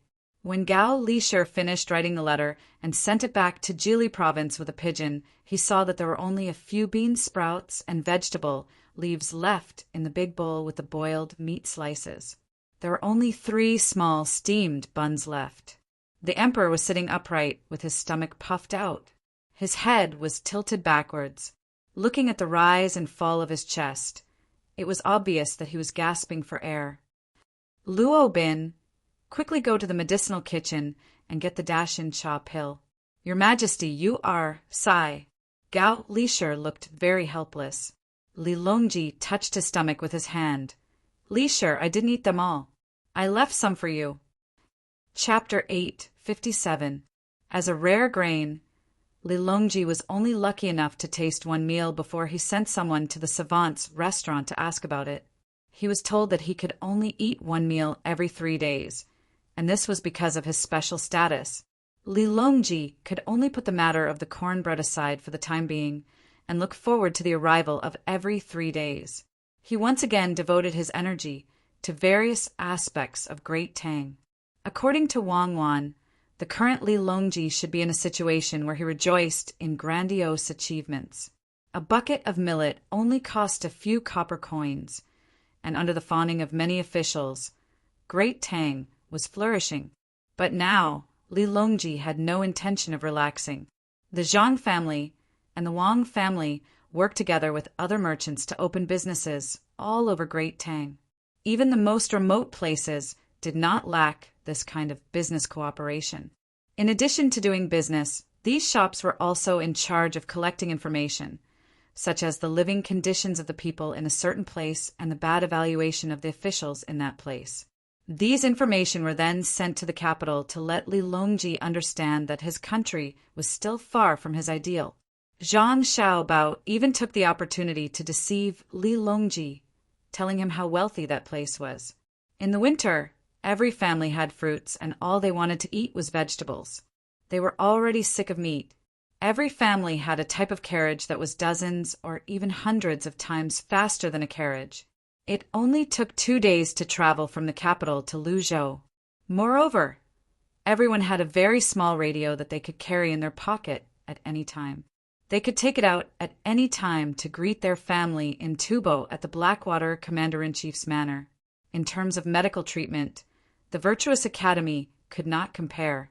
When hunting in the mountains, one's ears would not be eaten by wolves. It was fine, as long as one hid and did not let the wolves bite off one's head. One could use the small radio to inform a specialized department. There would be something that was hundreds of times faster than gliders flying over to save the person. Then, just like farming, one could grow another ear and install it. If there were no telegrams and steam engines, Lilongji would definitely not believe it. But now he had no choice but to believe it. Hence, after making a comparison, Lilongji felt that the people of Great Tang did not have a good life. At the very least, he did not have a good life. He could not compare to the ordinary people of that place. Even if he lost an ear, he could not grow another one. This was the difference. Looking at the intelligence reports on the various regions of the Great Tang, he found that there were many places where the people could not eat white flour and rice and could only eat millet, let alone meat and eggs. Even in winter, one could not expect to see fresh cucumbers. We still have to work hard. Lilongji closed the document about Hadong Dao, picked up a small metal box on the desk, and dripped 2 drops of eye drops mixed with ice shards into it, and said to himself. Gao Lisher, who was not far away, made a gesture to the young eunuch. After a while, the young eunuch came back with a tray. On the tray was a bowl with something inside. Your Majesty, it's getting late.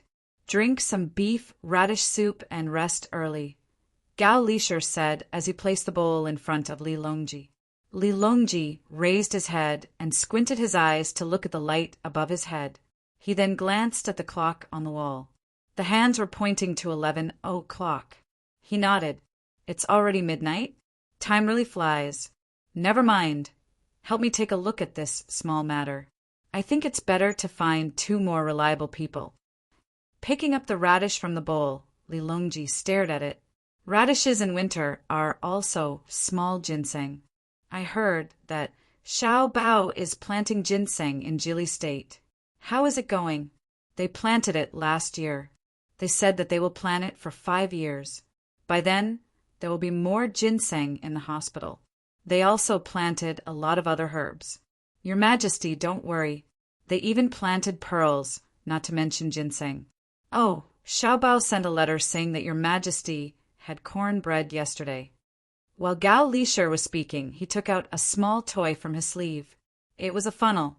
He also took out some leaves that came with the cornbread and stuffed them into the funnel. He lit a match and took 2 deep breaths. He seemed to be much more spirited. Lilongji chewed the beef tendon that was deliberately put into the bowl and asked in a muffled voice, "What's the matter with the cornbread?" They said that in a few years' time they can use corn to feed livestock, especially cows. They want me to help choose a cow with more meat to be specially raised for meat in the future and save on other grains. It's also good for cows. Before the corn matures, they can chop the corn cob and the stalk together. I'm wondering if there should be a special area in every prefecture in Tang to be used to raise cows.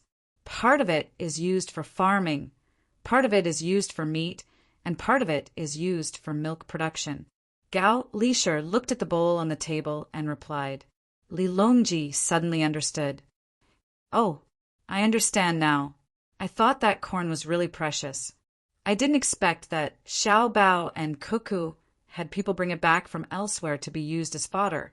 I heard from Xiao Bao that the people in that place, regardless of whether they are adults or children, can drink fresh milk every day. Many children in Tang can only drink soy milk.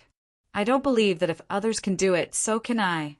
Gao Lisher nodded vigorously, expressing his support and trust. Xiao Bao sent a letter saying that he was going on a trip. He even left in a hot air balloon. Are there any changes in Xinhua? Lilongji was not sure where Zhang Xiaobao and Wang Wan were going to travel. He was afraid that it would delay the deployment of Xinhua. I've heard the news. Xiao Bao ordered his family's business to transport all kinds of good goods to the border between Xinhua and Tang Dynasty, such as the clock hanging on the wall, pearl jewelry, cosmetics, beautiful clothes, and complete sets of glass products. He wants to do a big deal with Xinhua. What kind of deal? In exchange for charcoal, the price is very high. The price of charcoal of the same quality is 5 times that of Tang Dynasty. There is also the matter of opening a smelting plant in Xinhua. As Gao Lisher spoke, he wanted to point at the charcoal brazier to signal the emperor, but he suddenly stopped. There was no charcoal brazier here. They used heating, the kind that coiled around the ground. Li Longji also knew what Gao Lisher was thinking just now. He smiled in satisfaction. Technology must be developed. Otherwise, I would still be using candles to roast charcoal. It seems that Xiao Bao has gone to cheat people again. Take some time to ask if there are any new weapons in the weapons research department. Let me be happy, even if it's in the experimental stage. Yes, I'll contact him later. I thought of another thing that might make your majesty happy. Cuckoo said in a letter to her family that this year, Xiao Bao spent a lot of money to build a place to cultivate kanbu in Jili province. Xiao Bao called it kelp, which means that if nothing goes wrong this year, there will be a lot of kelp production. When the time comes, I'll let the people in Dengzhou learn to cultivate it. After the kelp is dried, it will be sent to all parts of Tang dynasty and sold to the people at a low price. It can prevent the big neck disease. The two of them originally planned to extract something from the kanbo and put it in salt so that the people can eat salt. However, due to the lack of technology, they can only postpone it indefinitely. Gao Lisher did not know the extent of the weapons research, so he thought of something else to tell the emperor to make him happy. However, Li Longji did not look happy at all.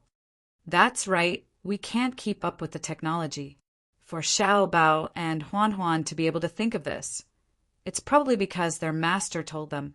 That means that the technology of the other side has already reached that level. We're still far from it. We have to catch up.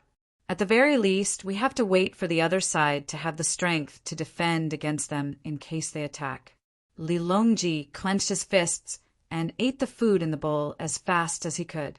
He followed Gao Lisher's instructions to wash up and get ready to sleep.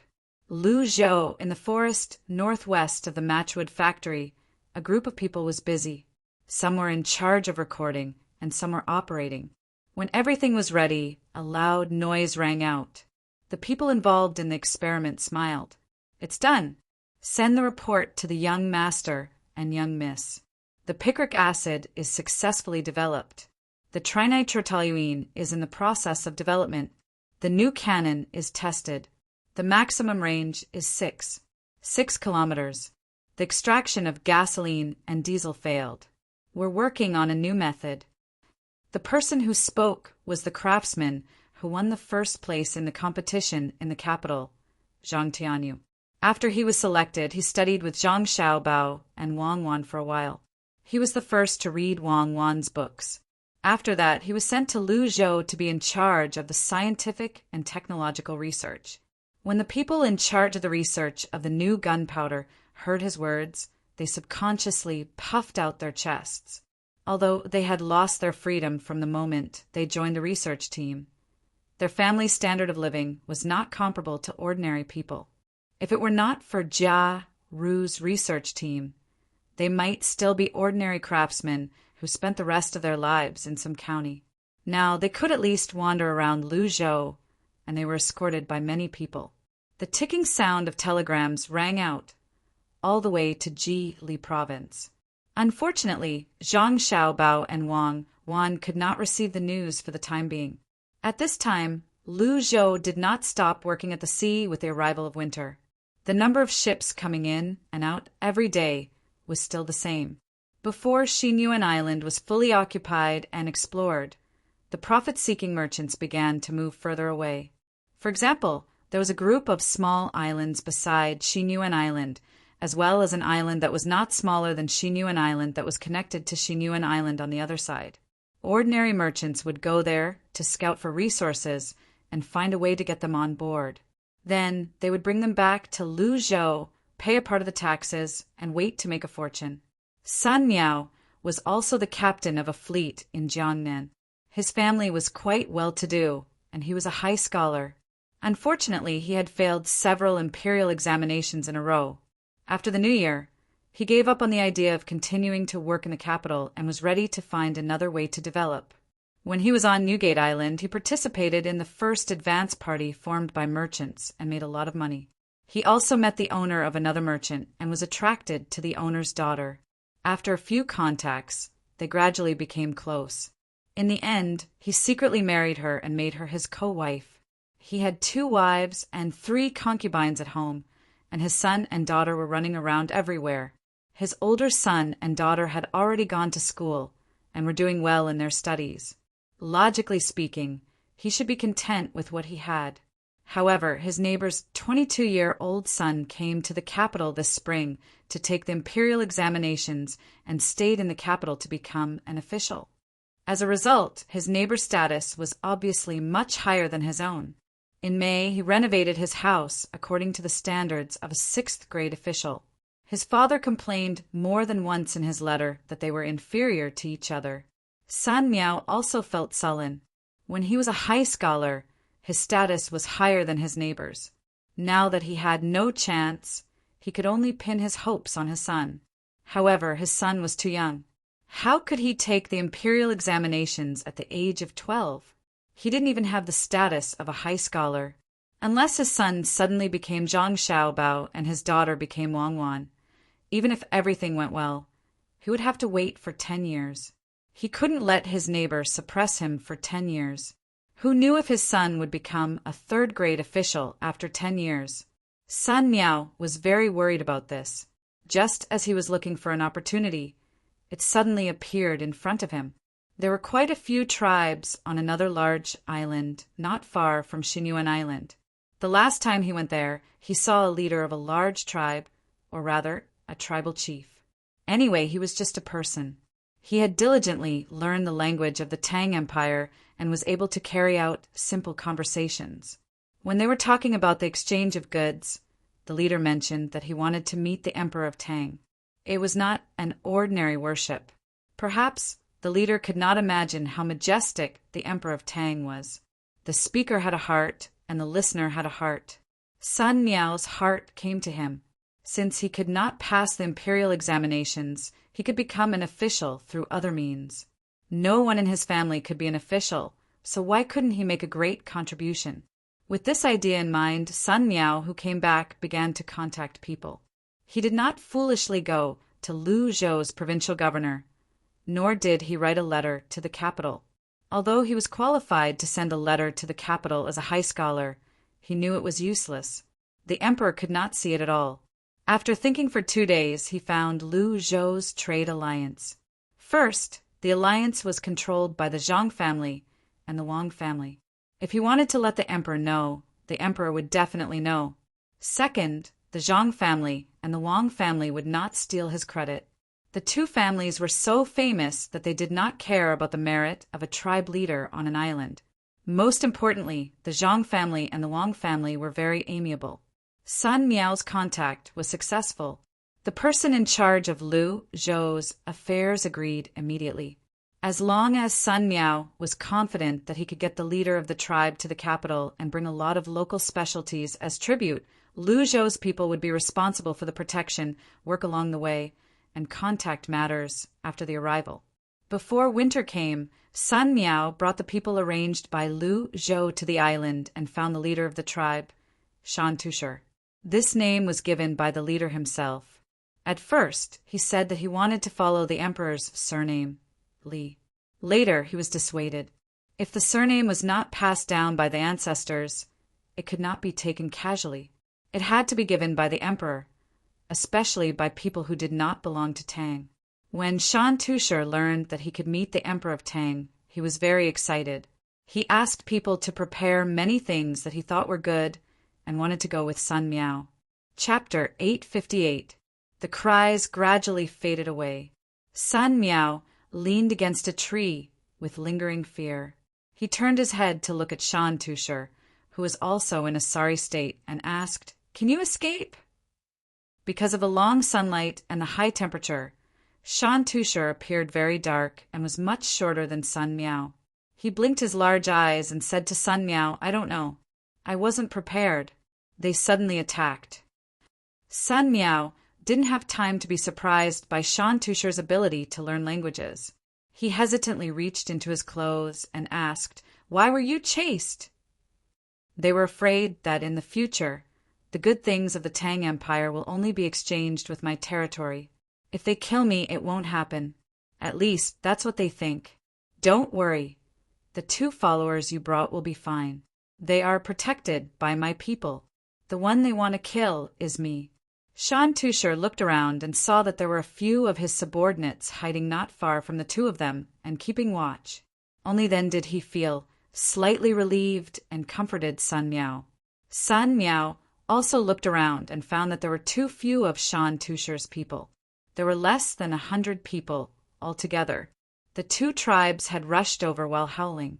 There were at least 300 people, 3 against 1. With the same living habits and the same familiarity with the terrain, it was too difficult to win. Shan Tushar saw that the person who could make him pay a visit to the emperor of the Tang Empire didn't say anything and was a little depressed. The gift I planned to give your emperor is gone. This place is still very far from the coast. If there is no other way, I will protect you, and then you can find someone to fight back and avenge me. As long as my people are still alive and you are still willing to trade with them, I will be very happy. Don't let the people from the other 2 tribes find you. Sun Miao curled his lips. They're dreaming. Stopping you from coming to the Tang Empire is a provocation to the Tang Empire. I will destroy them. It is less than 10 li from the coast, not far. As he spoke, Sun Miao took out a cylindrical object from his bosom. Shan Tushar really didn't know how strong the Tang Empire was. He had tried hard to imagine that the Tang Emperor's subordinates could be more than his and the surrounding tribes combined. However, he didn't think that he would be able to gain an advantage. Besides, the Tang Empire was so far away that not many people could come. At this moment, seeing the thing that Sun Miao took out, he curiously moved his face closer. This thing can kill people? This thing can find people. Sun Miao took out another box of matches and looked up at the sky, searching for a place where the leaves were sparse. Who are you? Naturally, it's to protect the lives of the great Tang's merchants. Didn't I pay such a high tax precisely for this day? Just as he finished speaking, Sun Miao struck the match in his hand and dug the bottom of the cylindrical object into the ground. He carefully ignited the twists on the top and pulled up the rocks to hide behind him. His heart was beating like a drum. Although the Lu Zhou's Chamber of Commerce had indicated on the map that there were rescuers on the new island, they did not provide the exact number of rescuers, nor did they mention the equipment of these rescuers. If the signal was sent out and the rescuers were still foolishly armed with ordinary knives and arrows, not only would they not be able to escape, but they would also bring harm to Lu Zhou's elite hurricane battalion. I hope they are armed with pistols. While Sun Miao was lost in his thoughts, the signal fireworks exploded in the sky with a loud bang. The loud noise startled Shan Tushar and his men. They lay on the ground and did not dare to move. After a while, Shan Tushar raised his head and asked in surprise, "Are there any more powerful weapons? I'm sure they won't be weak." Sun Miao shook his head and stood up, looking around vigilantly. The noise just now was not small, and the fireworks were high enough. He was afraid that the people from the 2 tribes would discover their location and rush over. Yeah, I don't think so. Things that can make such a loud noise are very rare. Shan Tushar helped Sun Miao to figure out the problem. After a few breaths of regret, he also remembered what Sun Miao was worried about just now. He shouted a few words to his men that Sun Miao did not understand. The surrounding people who were protecting them gathered around and bent their backs, ready to fight at any time. Sure enough, it did not take long before the people from the 2 tribes who were lured away by Sun Miao and his men arrived. After a few of them were shot by Shan Tushar's men with simple bows and arrows, they cried out in pain. "Let's go, they are coming." Shan Tushar grabbed Sun Miao's arm and ran in another direction. Sun Miao looked hesitant. He wanted to run, but he was worried that the people from the hurricane camp would not be able to find him. If he did not run, he was afraid that they would find his corpse.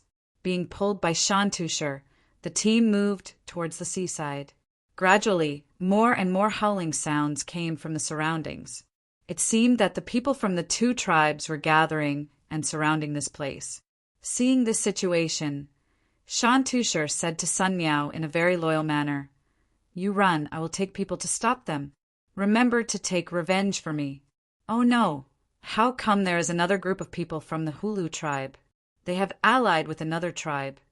As soon as Shantusher finished speaking, Sun Miao saw that the people chasing after him were more energetic than the ones before. Perhaps it was because they were more energetic. The people who were in charge of stopping the people behind him screamed from time to time. Sun Miao saw with his own eyes that a person who was less than 5 feet away from him was shot in the neck by a wooden arrow. The person who did not die immediately covered the place where he was shot with both hands and made a sound in his throat. With a swoosh, an arrow flew past Sun Miao's face. He could feel the wind as the arrow flew past him and pierced into Shantusher's thigh. "Run. Take revenge for me."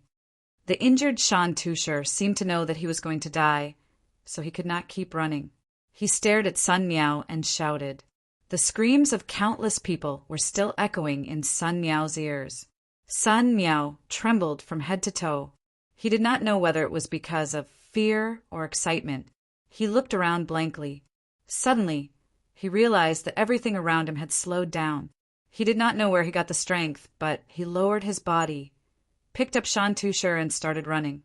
As he ran, he cut his calf on the stubble of a plant. A cut immediately appeared on his skin, but he did not feel any pain. He only felt a chill and an itch there. The people in charge of protecting him finally made contact with the enemies. All kinds of shouts entered Sun Miao's ears. He had no time to distinguish which side was making the shouts. Shantusher, who was being carried by Sun Miao, saw the people of the Hulu tribe gradually approaching from behind. A look of despair appeared on his face. The person closest to him was less than 5 steps away. He had already raised the big stick in his hand and was about to smash Sun Miao in the next moment. Thud! A sound suddenly rang out from nowhere. Shantusher could only watch as a hole suddenly appeared in the head of the person chasing after him. His head was tilted back, but his body was still moving forward. With a thump, he landed right in front of Shantusher. The club in his hand flew out diagonally, and he could no longer hit his own head.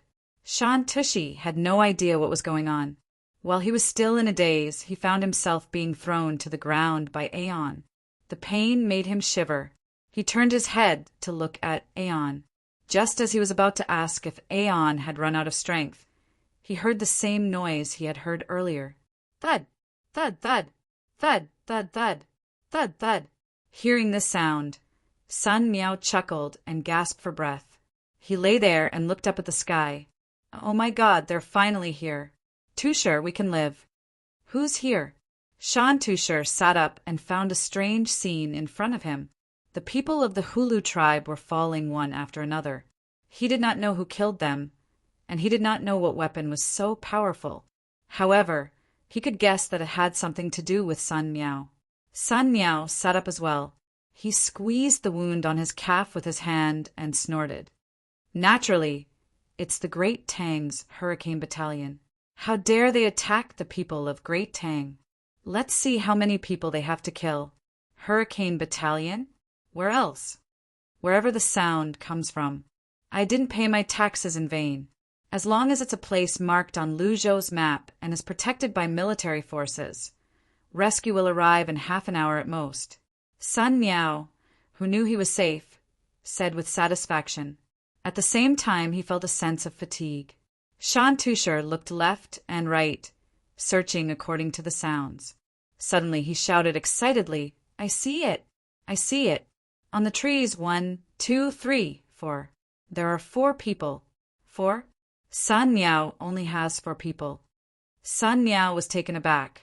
He looked up and found that there were 4 people shooting on 4 trees. The little hope that had just risen in his heart was extinguished again. How many bullets could 4 people carry? There were at least 500 people in the 3 tribes. What should he do when he ran out of bullets? Before he could figure it out, the howling around him gradually faded away. Judging from the sounds, it seemed that they were retreating. After waiting for a while, he heard no more sounds. Sun Miao struggled to his feet, cupped his fist at the 4 people who had just climbed down from the trees, and said, "Thank you. I'm Sun Miao, the independent merchant of Lu Zhou's ocean. I'll reward you handsomely when I get back. Gentlemen, what should we do now?" 2nd Battalion, 3rd Platoon, 1st Squad, 2nd Squad, 2nd Squad. Retreat with us to the seaside. A man with a big bag on his back stepped forward and saluted Sun Miao. His voice was short and strong, giving people a sense of security. All right. Sorry to trouble you. Tusher, can you still walk? Hurry up. Don't be surrounded again. Otherwise, we'll be finished." Sun Miao didn't have much time to exchange pleasantries.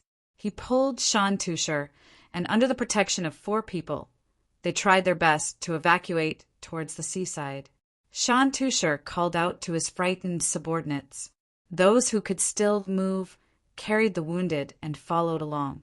Among the 4 people of the Hurricane Battalion, one was leading the way quickly, while the other was guarding the enemies on both sides. Gunshots kept ringing out. Shan Tusher's eyes were fixed on the man beside him, who should be the leader of the 4 people. To be exact, his eyes were fixed on that pipe. Although he didn't know what that pipe was called, he knew that it was a very powerful weapon. He was very envious. If each person in his tribe had one, then it seemed that the Emperor of Tang was indeed awe-inspiring. As the enemies in front and on both sides died one after another, the people of the 3 tribes began to give up on the 3 sides and gathered behind Sun Miao, trying to find a suitable opportunity to kill these people. When they passed by a small hill, the leader of the Hurricane Battalion took down the bag on his back, put it on the ground, and began to move it, making beep, beep, beep sounds. Shan Tusher was anxious and confused. He didn't understand why they didn't leave at the crucial moment. It was also the first time Sun Miao saw this strange thing. After the beep sound stopped, he asked, "A new weapon?" "No, I'm calling for artillery support." The leader carried the thing again and began to move forward. At this time, on the sea 1 kilometer away from the newly discovered island, for ships floating there received the signal at the same time. "Command, everyone get ready. Attack the area between the east and the south of the 434 high ground on the 2nd island." After receiving the signal, the captain of the flagship issued the attack order. The 4 ships immediately adjusted their position. The moment the position was confirmed, along with the command to fire, the rumbling sound also followed. In the team that was still moving in the forest, Shan Tusher and the others didn't understand what was called for artillery support, but Sun Miao understood. His eyes widened as he nervously asked, "Artillery support? Artillery ship? Won't it hit us?" "If you aim accurately, you won't be able to hit us. Hurry up." The leader of the Hurricane Battalion answered straightforwardly, "Tusher, hurry up and run. Tell your people to follow. That thing doesn't have eyes." Sun Miao didn't have the mood to complain about why they needed to fire artillery. He urged Shan Tusher and walked faster while holding one of his arms. Shan Tusher, who still didn't know what was going on, could only mechanically follow Sun Miao's words. The less than 20 people under him gritted their teeth and rushed forward. Before Shan Tushy could ponder for a long time, a whooshing sound came from the sky. Before he could raise his head to look, he heard a rumbling sound coming from behind him. He turned around and saw that there were clouds of smoke and flames about 400 steps behind him. The trees flew into the sky, and the soil also danced in the sky. There was also something that looked like a human body flying up. "What is this?" Shan Tusher asked Sun Miao. Sun Miao couldn't hear what he was shouting at, but he guessed from the shape of Shan Tusher's mouth. He put his mouth close to Shan Tusher's ear and shouted, "This is artillery support. If it falls on us, we will all die." "Ah, where did it hit? I didn't see it." Shan Tusher also shouted, "On the sea. Hurry up and don't stop. You can't know where it will land." Sun Miao shouted at the top of his voice and then stopped talking. He started to jog with Shan Tusher. Shan Tusher's ears were buzzing, but he also stopped talking. He limped along with Sun Miao. His face was pale, and the shock in his heart had reached an extreme level. Now he had a new understanding of the Tang Empire. He didn't know what artillery support was, but he knew that it could hit here from very far away. And it was so powerful that even the trees were blown into the sky. He really had to see the emperor of the Tang Empire. He was too powerful. How could he have such a weapon? If each of his tribesmen had one, Sun Miao did not know how childish Shan Tusher's thoughts were. At this moment, his heart was filled with pride. This was his Tang Empire, and they were providing artillery support for a merchant like him. Based on the noise and the flying dust, he could guess that this must be the attack method of Lu Zhou's artillery battalion called saturation attack. The money spent on this artillery attack was probably equivalent to half of his family's wealth. The tax he paid was really insignificant. It was just like the promise Lu Zhou had written in the Chamber of Commerce. For the safety of the Tang Empire, we will do our best. After about 100 breaths of time, the sound that had been incessant just now suddenly stopped. Shan Tusher was finally released from some kind of pressure. Gasping for breath, he looked back and could no longer see the figure that had been tailing him. After advancing for about 2 miles, they were closer to the seaside. Then, everyone's ears gradually recovered. Shan Tusher looked at Sun Miao respectfully. He shouted, "Sun Miao, are you very noble in the Tang Empire? You are only slightly inferior to the emperor of the Tang Empire?" Sun Miao was first startled by Shan Tusher's habitual shout. Then he was frightened by the words that came out of Shan Tusher's mouth. He looked nervously at the 4 people of the Hurricane Battalion. When he saw no reaction from them, he shook his head vigorously. "I'm nothing in the Tang Empire. I dare not be compared with His Majesty." Then, without waiting for Shan Tusher to ask any more questions, he added, "That bombardment just now could have bought several hundred of the goods I brought over. They saved me only because I'm a Tang citizen." Shan Tusher clearly couldn't understand why the great Tang would spend so much money on a single person.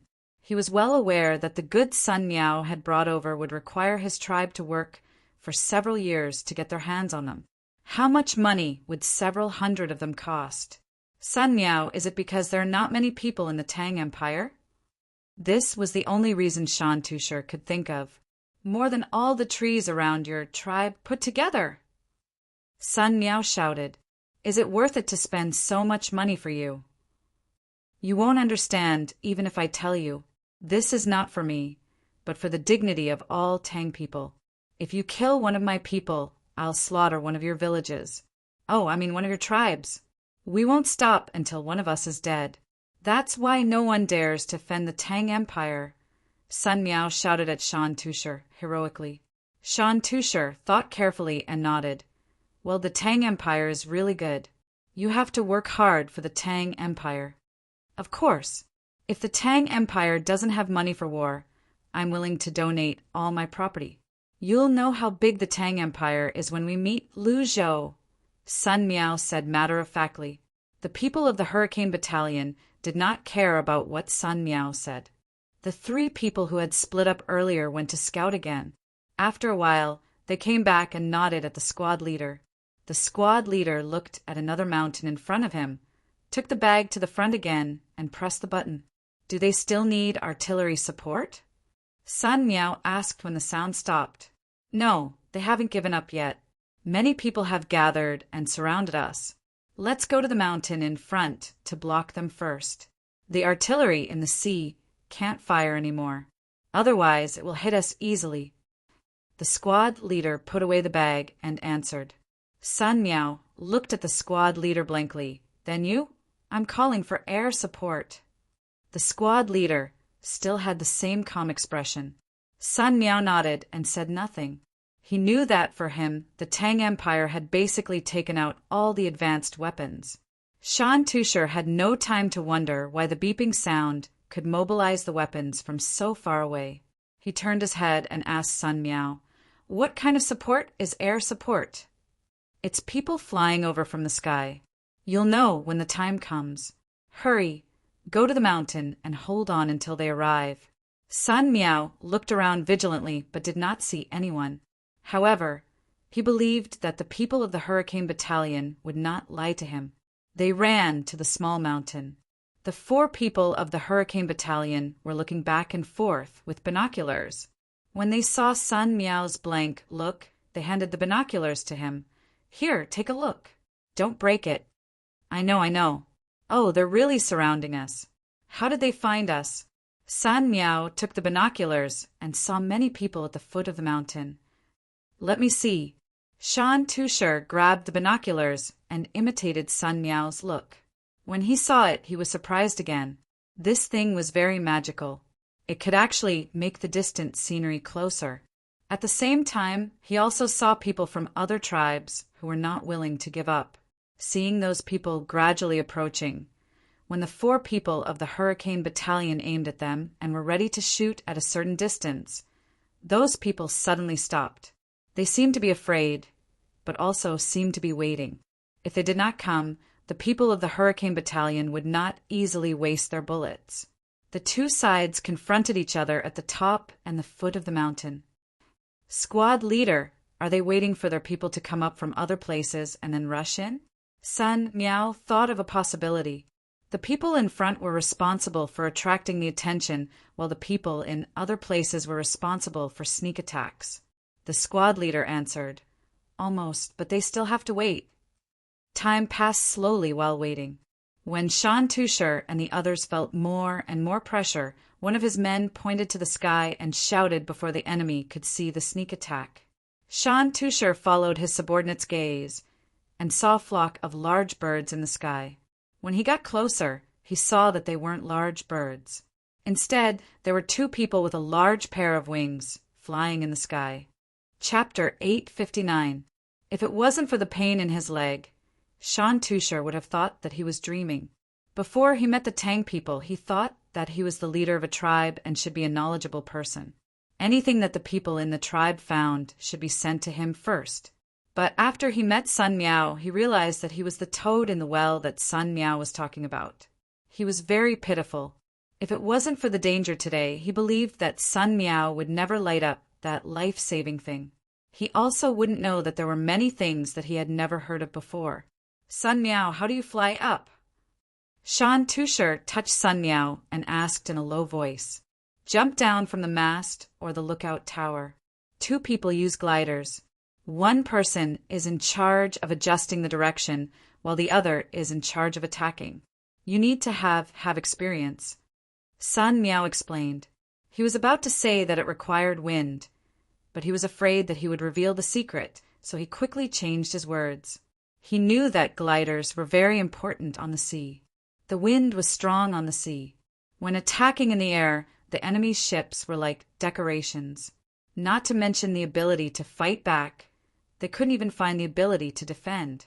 Shan Tushar didn't understand, so he just listened to Sun Miao. He had seen mast and lookout towers before. They were the places where the sails of ships were raised and the place where one could observe from a high place. He looked at the trees on the mountain and asked with longing, "Can I learn?" "I don't care. I'm only in charge of doing business. I don't dare to interfere in fighting." Sun Miao knew that Shan Tushar thought too highly of him. In fact, his status was very low. He was only a Jiren. At this time, the reinforcements from the air had already begun to hover in the sky with their gliders. There were not many of them.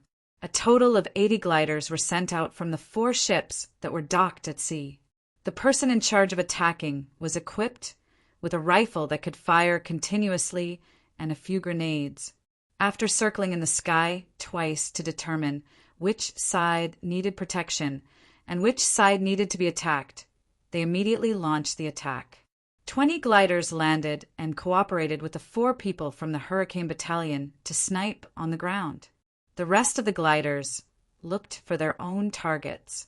The sounds of gunshots rang out in the forest. The people from the 3 tribes were unwilling to give up. They no longer planned to continue hunting Shan Tushar and the others. Looking at the people flying in the sky, some threw away their weapons and knelt on the ground, while others ran away. The battle started quickly and ended quickly as well. The aerial troops were not in the mood to chase after the escapees. Firstly, they were not agile in changing directions, and secondly, they were blocked by trees, making it difficult to aim. They had to control the angle of the wind. If they flew too slowly, they would fall easily, but if they flew too quickly, they would not be able to find their target. Under the fear of the gods, the people who surrendered were quickly gathered and guarded. Sun Miao tried his best to suppress the urge to kill them personally. He said to Shan Tushar, "Tushar, should we kill them or not?" "No, leave it to me. Many of my subordinates have died, and I was worried that no one would work for me." Shan Tushar's eyes lit up. He estimated that there were more than 200 people who had surrendered. They could do all the dirty work for him. Sun Miao also planned to do the same. He asked the question for the hurricane camp, lest they would waste bullets and Shan Tushar's force would not be able to grow. The people of the hurricane camp were indeed waiting for Sun Miao's response. They had a rule that when the merchants contacted the locals overseas, they were only responsible for providing military support and not making decisions. They had to listen to the merchants, protect the merchants, and help the merchants achieve their goals. This was because merchants were more treacherous, and they could gain the most benefits with the support of military force. The squad leader nodded and said, "Sun Dongjia will do as you say. Should we continue to attack?" "Attack! Attack! Attack with all your might. The 3 tribes are going to be wiped out. Capture the people and exchange them for resources with Brother Tushar. I've made up my mind. When I return to Luzhou, I'll pay 10% more taxes in the future." Sun Miao gritted his teeth and said he was almost killed, and when he thought about it, he felt a lingering fear. He could not let go of the 3 tribes. Otherwise, more tribes would come to provoke them in the future. The squad leader did not comment. He did not care about the taxes. Instead, he made a hand gesture.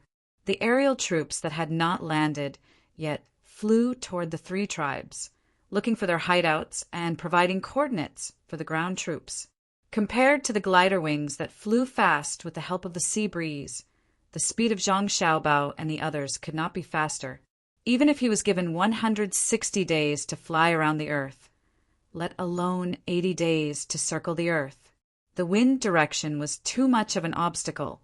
When they flew from Jian and to Feng province in winter, they were facing the northwest wind. Fortunately, the pod was sealed well, and they had brought enough food and fuel. Otherwise, they would have to fly with the wind to go back.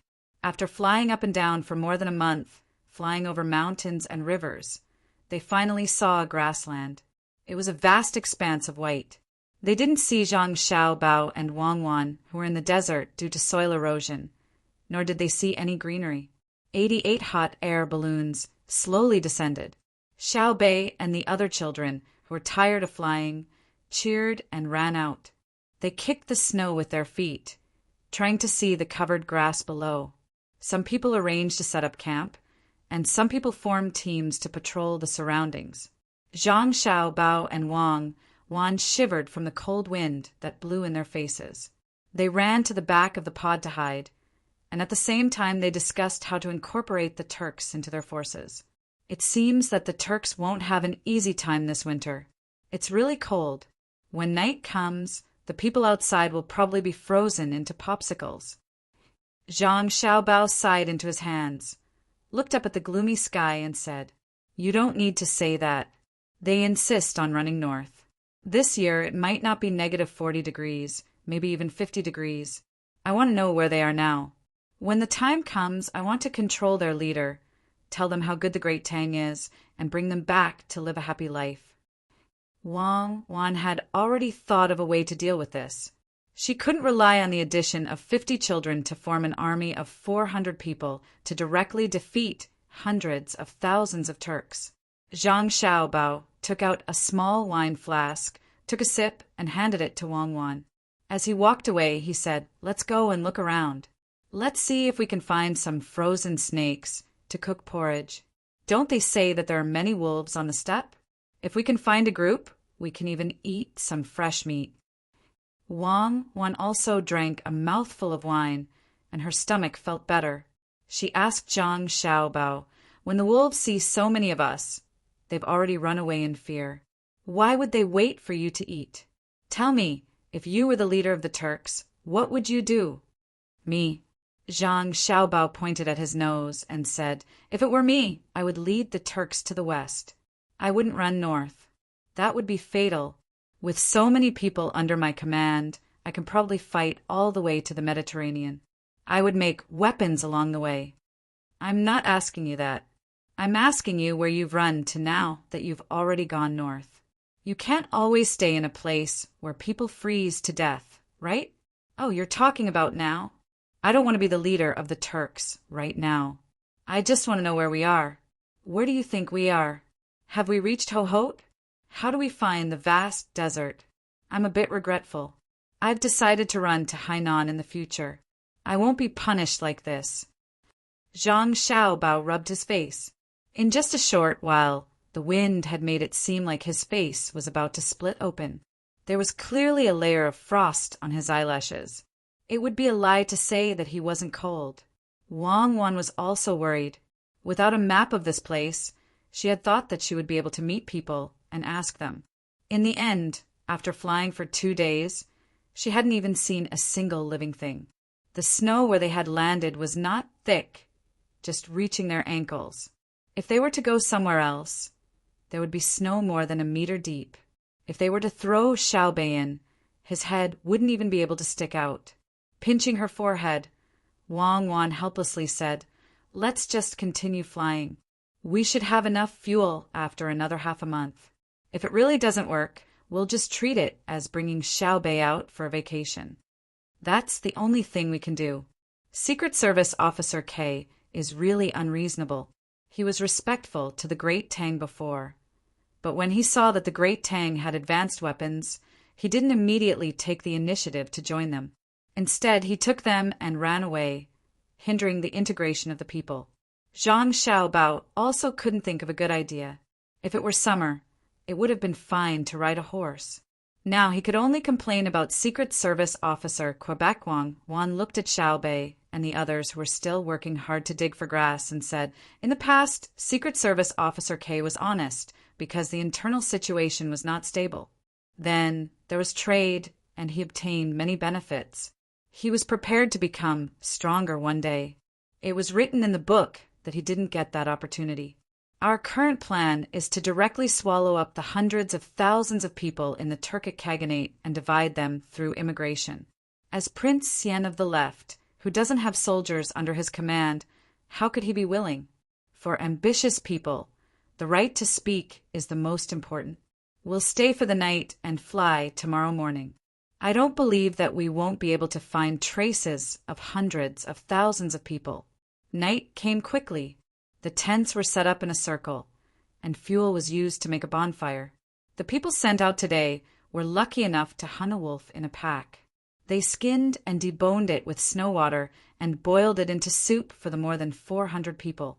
Although it was called a pack of wolves, there were actually only 12 wolves. They were all skin and bones from hunger. It was very pitiful.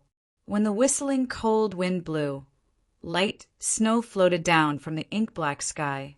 The mercury thermometer couldn't measure the specific temperature, but the cold feeling in the tents was very clear.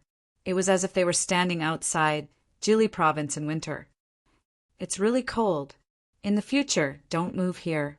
Xiaobei, who was covered in a blanket, tried to move closer to the brazier. He held the bowl of soup in his hands and muttered. The other 8 little guys also squeezed together. It was much warmer in the pod than here. Zhang Xiaobao stood up and touched the canvas of the tent. He said with schadenfreude, I hope that the Turkic people also have light snow. I don't believe that they are as well prepared as we are. They are not fools. The felt made of fur can withstand the wind better than our tent. Okay, hurry up and drink the soup. It's time to tell the story. Chapter 860. More than 1,000 kilometers away from Xiaobei and the other 9 children in the story. Tents covered by snow were arranged in various formations, and the frozen cows and sheep were piled up like hills. The green smoke from the burning cow dung drifted out as the tent flap opened and closed, quickly disappearing into the darkness of the night. Surrounded by several tents, the sound of music could be heard faintly from the largest and most luxurious tent in the middle. There was a small opening in the curtain of the tent, but there wasn't the slightest bit of cold inside. More than a dozen women wearing very little clothing were doing their best to sway their waists to the sound of music. A pot filled with milk wine was placed over the fire. The wine inside was bubbling and bubbling nonstop. The two people sitting close to each other on the wide felt blanket didn't even smile at this time. Maybe the women didn't dance well, or maybe the bonfire couldn't make people enthusiastic in the cold weather. One of the two waved his hand. Go down, all of you go down. The women who were still dancing suddenly stopped and saluted almost at the same time. They turned around and left with the smallest steps, afraid that they would disturb the two people if they were too loud. It's cold again. The man who waved his hand waited for all the women in the tent to leave. He stared at the swaying flame of Weiwei and said 3 words that seemed to have no meaning. Many cows, sheep, and horses also froze to death. If the snow continues to fall until tomorrow morning, it is estimated that many people will die.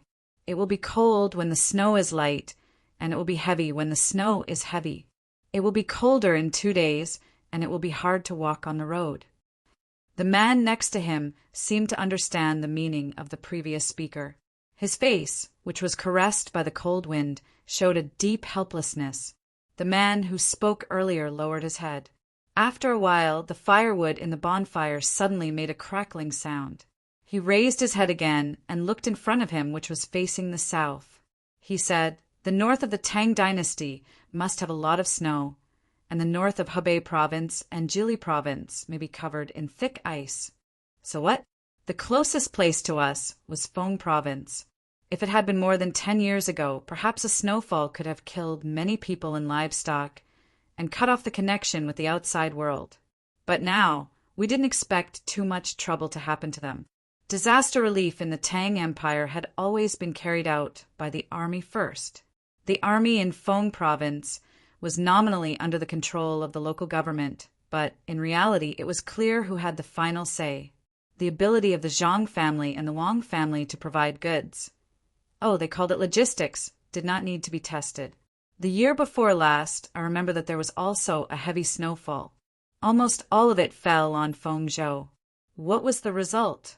After half a month, the supermarkets in Fengzhou City not only had enough food, but also fresh cucumbers and watermelons. This is a provocation to longevity heaven. Normally, when the road is clear, it would take at least a month for supplies to be delivered. But now that the road is sealed off by snow, it takes at least half a month for the goods to be delivered. In truth, I understand. They are telling us that no matter when, as long as the Great Tang moves against the Turks, they have the ability to deliver supplies with unimaginable speed. Just like the logistics camp in Yingzhou, before the soldiers have even moved, the provisions have already arrived. The person who said this was very unwilling to admit the speed of the Zhang family and the Wang family's logistics, but he had to admit it. There was admiration in his voice, but more than that, there was helplessness. The person who spoke first pursed his lips and sighed again.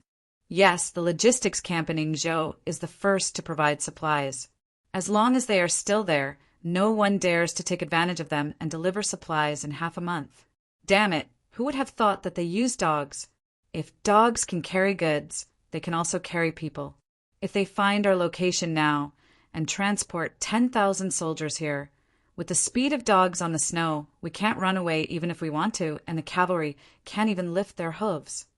Since you know there is no need to expect any losses in Jili province, the Zhang family and the Wang family have long been used to facing all kinds of difficulties.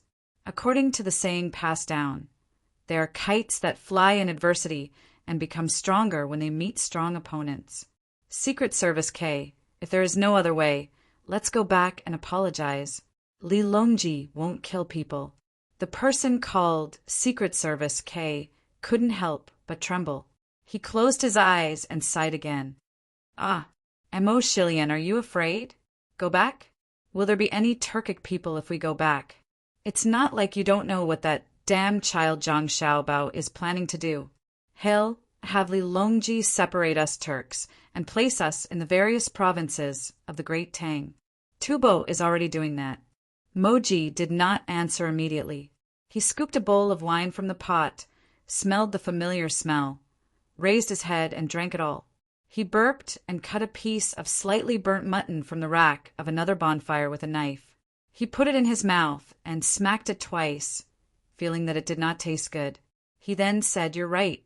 I'm afraid that Zhang Xiaobao and Wang will be free in the north of Hebei province and run here with their soldiers. At that time, it won't be a question of whether we go back or not, but how many lives we have to pay to go back. I don't think they will be afraid of seeing blood when they kill people, so they won't do it. There's no salt in the meat, and we're also out of tea. In a few more days, we'll probably run out of wine and things to burn the fire. Do you dare to plunder like before? They're probably waiting for us. You haven't seen the power of the cannons, but I saw it with my own eyes. After the thunderous boom, the ground was littered with broken limbs. The people flying in the sky casually threw a torch at the provisions. Should we save them or not? Our generals can't run all over the place and continue to give orders while avoiding aerial attacks, right?" Mo Shilian had just finished speaking when footsteps came from outside the tent, followed by a report. Reporting in the various circles of the headquarters, another 623 sheep have been frozen to death.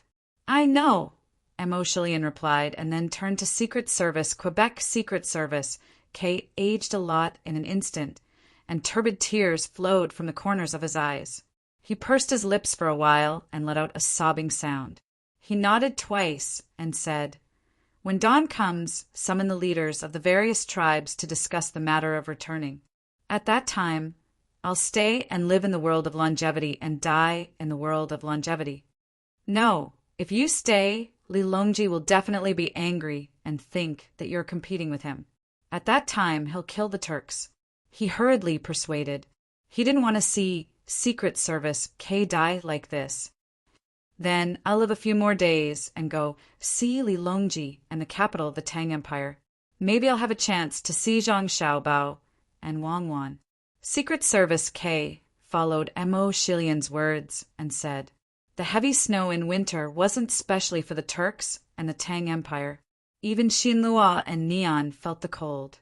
Li Longji didn't know how Neon lived, but he knew a little about Xinlu. While soaking in the hot spring and experiencing this comfort, there was no trace of happiness on his face. The letter in his hand was wet, but he still read it over and over again. Then he said angrily to Gao Lisher, who had just finished lighting the incense, "How did you teach your son?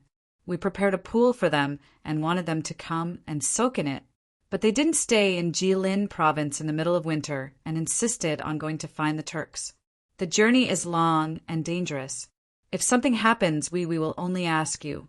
Yes, this subject knows his mistake. Your Majesty is right. This subject didn't teach them well. This subject will send people to look for them." Gao Lisher nodded repeatedly. "Send people to look for them? What a joke! It would be strange if we could find them. When they come back, we won't let them off easily. At that time, it'll be useless no matter who comes to plead. We will punish them by not allowing them to leave the capital for a month and have to cook for us every day. Yes, for a month. We will see if they dare to soak in the hot spring every day." Li Longji said angrily. Gao Lisher continued to nod. Yes, we have to punish them. They won't dare. This subject reckons that they won't dare, especially soaking in the hot spring.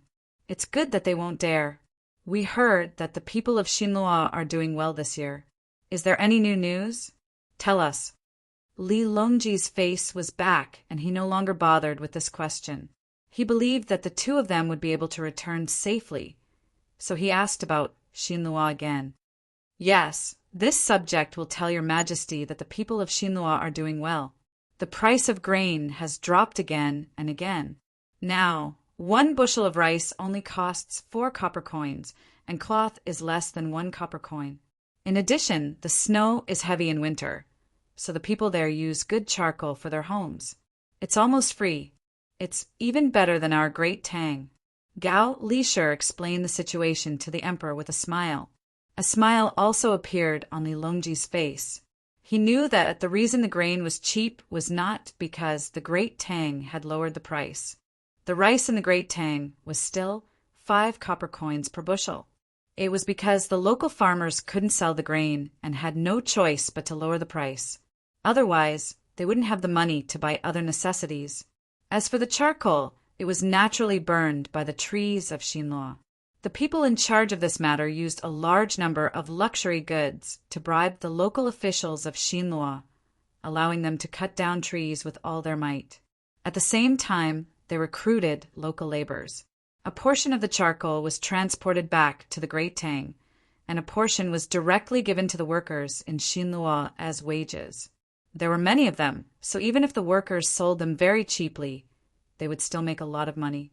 If Xinluo didn't stop it, what awaited them was the destruction of the country. If it weren't for the people from the Zhang family and Wang family telling me, I really wouldn't have known that trees were so important to a country. If I had known earlier, I wouldn't have let people work so hard to open up the wasteland. It's actually related to mudslides, floods, and droughts. The source of the Yangtze River and Yellow River, as well as the various tributaries, have to be planted. I wonder what will happen to Xinluo in the end. Your Majesty, this subject reckons that there will be endless disasters. At that time, we can't wait to force them to fight. We need to first get their people to the Great Tang through various excuses. Xiao Bao should have arrangements for this. Chapter 861. Sitting on the 3rd floor of Chongfeng Pavilion, Li Dong was in a very good mood. Smelling the wine in the cup, there was an indescribable satisfaction. He had made a lot of money, and what he earned was the banknotes of the Tang dynasty. With the banknotes of the Tang dynasty, he could buy many good things in the Tang dynasty that the merchants of the Tang dynasty would not sell. County Magistrate Mu, the people in the county have been doing well this year, right? Li Dong took a sip of the wine in his cup. Through the open window, he looked at the light snow that was still drifting down from the sky and said, Don't worry. The County Magistrate Mu, who was sitting opposite him, was a man in his 40s. Hearing his voice, the cold wind blew in from the window and brushed his cheeks. He showed 2 yellow teeth and nodded repeatedly. Not bad, not only not bad. The higher-ups have proposed to promote me, but I rejected it. No matter how good it is elsewhere, it is not as good as a place close to the border. This year there was a heavy snow, and not a single house in the county collapsed. Speaking of the Tang dynasty, the tools sold to Xinluo, as long as they are made of iron, the steel mouth is extraordinary, especially the long saws used to cut trees. With a few swishes, a thick tree will be cut in the blink of an eye. With wood, every house will be renovated. It is good. As County Magistrate Mu spoke, he seemed to think of something good. He smiled and his eyes narrowed.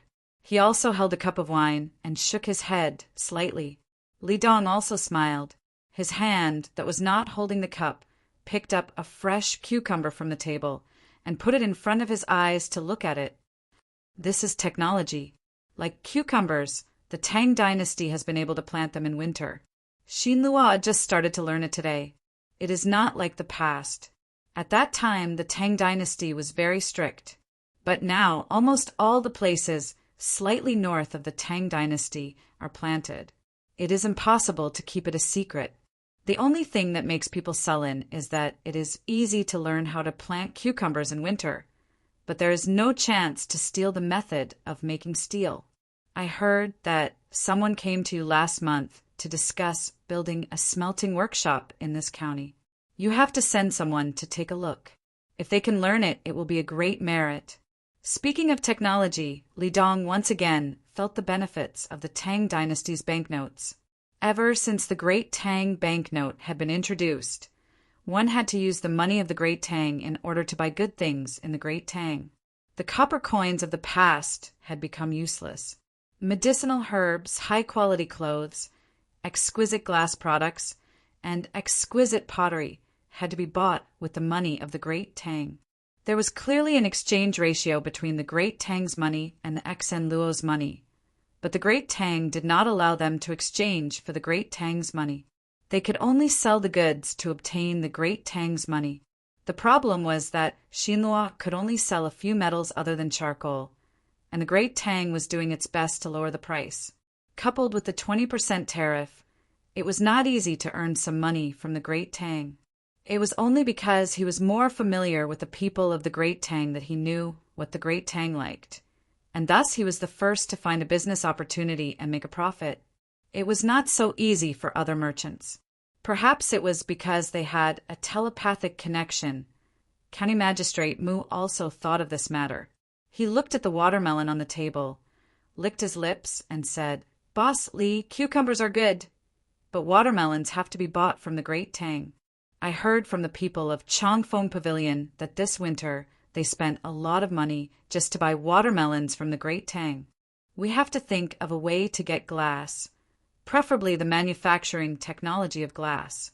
Boss Li, what do you think about finding more merchants and working together to gather money to bribe the officials in charge of manufacturing glass in the Great Tang? I don't believe that there is nothing that money can't buy." Li Dong fell into deep thought for a moment. Without waiting for him to speak, County Magistrate Mu continued, "The Great Tang is indeed good to our Xinluo. They sell food at a cheaper price than the local Great Tang. This is the etiquette of the Great Tang. There is also cloth and silk. But why don't they use the Great Tang's money to buy charcoal?" Li Dong and Wei Wei nodded. It was as County Magistrate Mu said.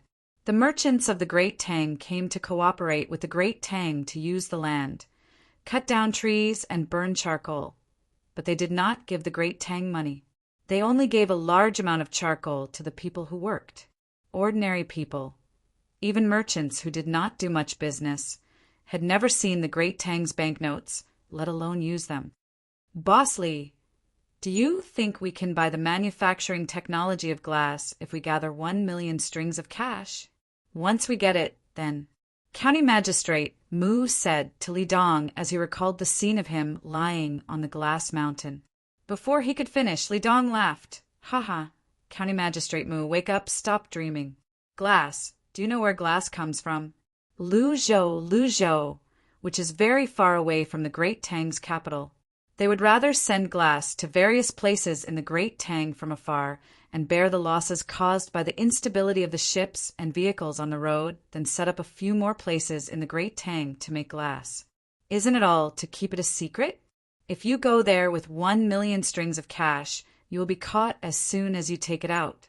If it is someone else's business, maybe you can put pressure through the officials of the Great Tang, such as the Ministry of Works, to get the secret. But who dares to go to the Zhang family and Wang family's business? Even if you are not a spy, you will be interrogated as a spy. Besides, the current head of the Ministry of Works is Zhang Zhong, the head of the Zhang family. Then what should we do?"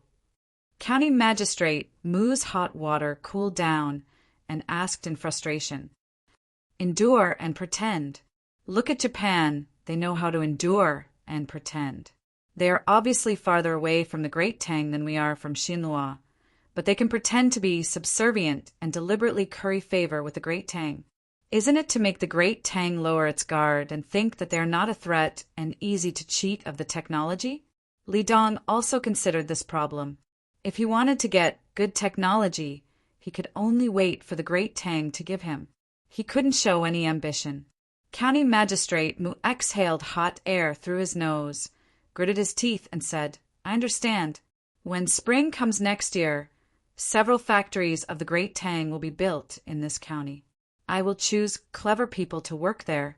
See more, listen more, think more, and ask less. Let the Great Tang people think that we are stupid and let their guard down. Well, that's good. Eat. In the future, go to between the clouds and the water or blue sea silver sand to eat more. There are many merchants of the Great Tang there. Maybe you can get some useful information." After saying that, Li Dong no longer mentioned this matter and lowered his head to eat and drink. Just as the two of them had said, the houses of the people of Xinluo were well built. Countless firewood had been cut down. When the weather was cold, They didn't have to worry about freezing. However, when the farmers lived in good houses, they were not in a good mood. This year's grain was sold, and the money they earned was less than half of last year's. If not for the great Tang people coming to recruit workers, they probably wouldn't have been able to survive the new year. When the work was done, would all the farmers starve to death except for those whose land was requisitioned? Under the support of such thoughts, the farmers felt that this winter was even colder. It was cold from the inside out. They didn't know what would happen next year. A few days passed quietly. When some people were happy and some were sad, Zhang Tai brought a person to find Li Dong and set up a banquet at the Blue Sea Silver Sand restaurant. In order to let Li Dong eat well, he deliberately made a double pot.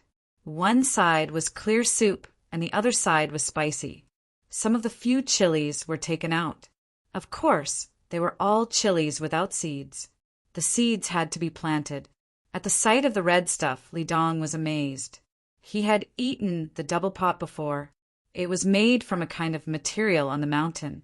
After more than 10 processes, it could be made spicy enough. However, he had not seen red ones. This is... Li Dong raised his chopsticks and wanted to taste it. However, he didn't have the courage to do so.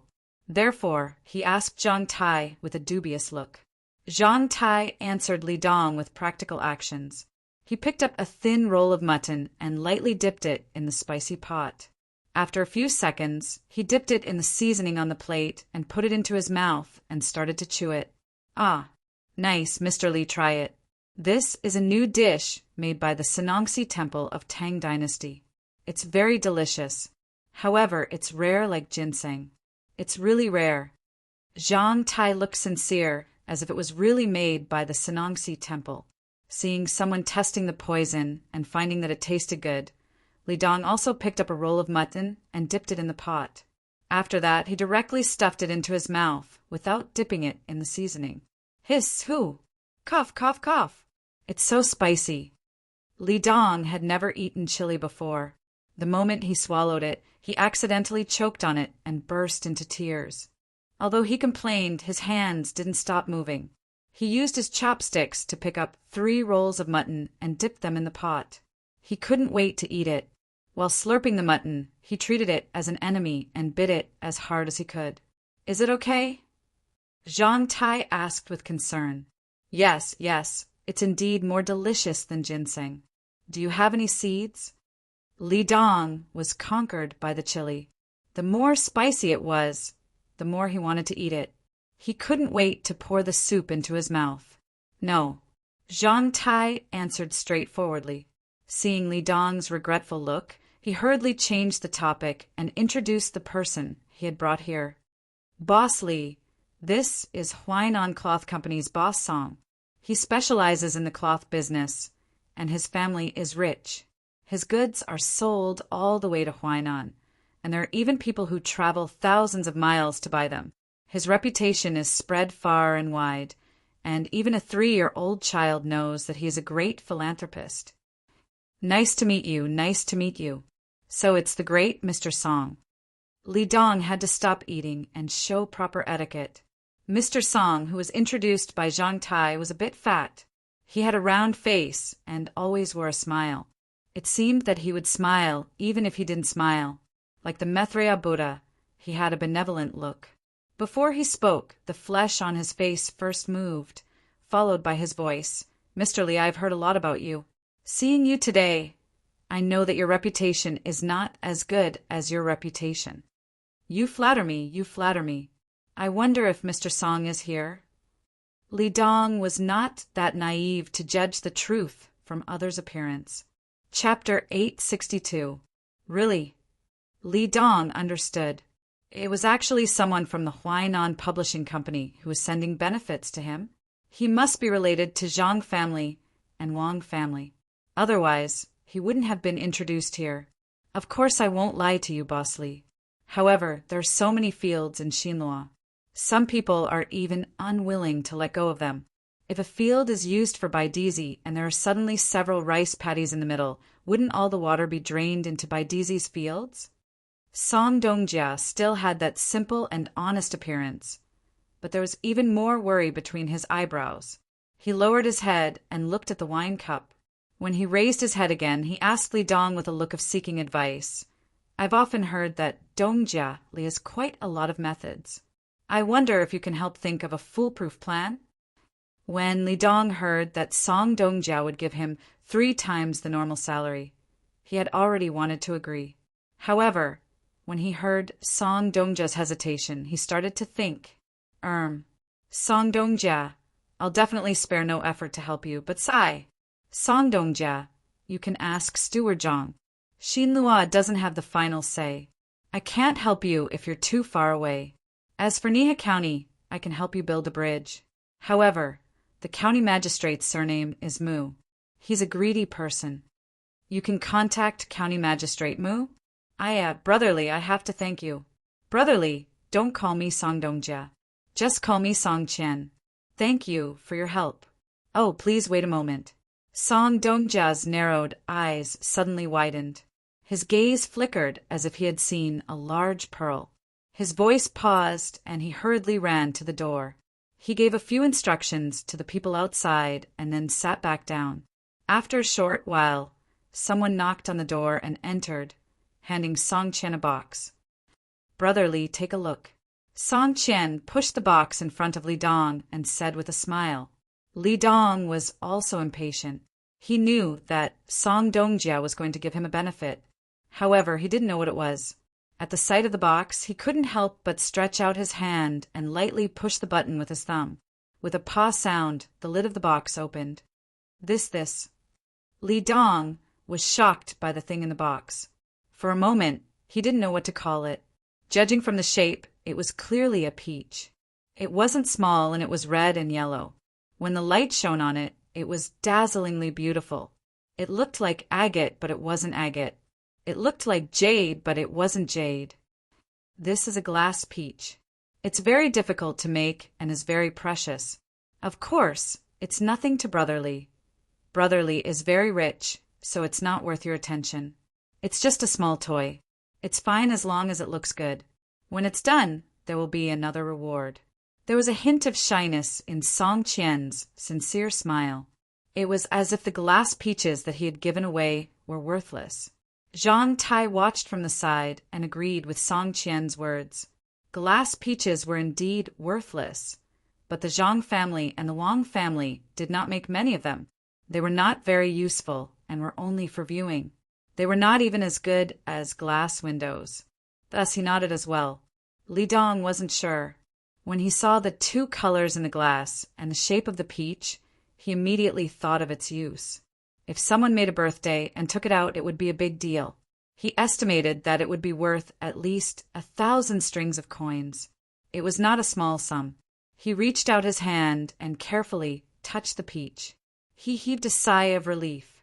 When he looked at Song Qian again, his gaze was different. Song Qian, a good name. It was a gift. Hee, Brother Song, you must be joking. This item is rare. I think you must have spent a lot of money. I'm ashamed to accept it. Where was I just now? Oh, I remember now. Look at my memory. It's easy to find County Magistrate Mu.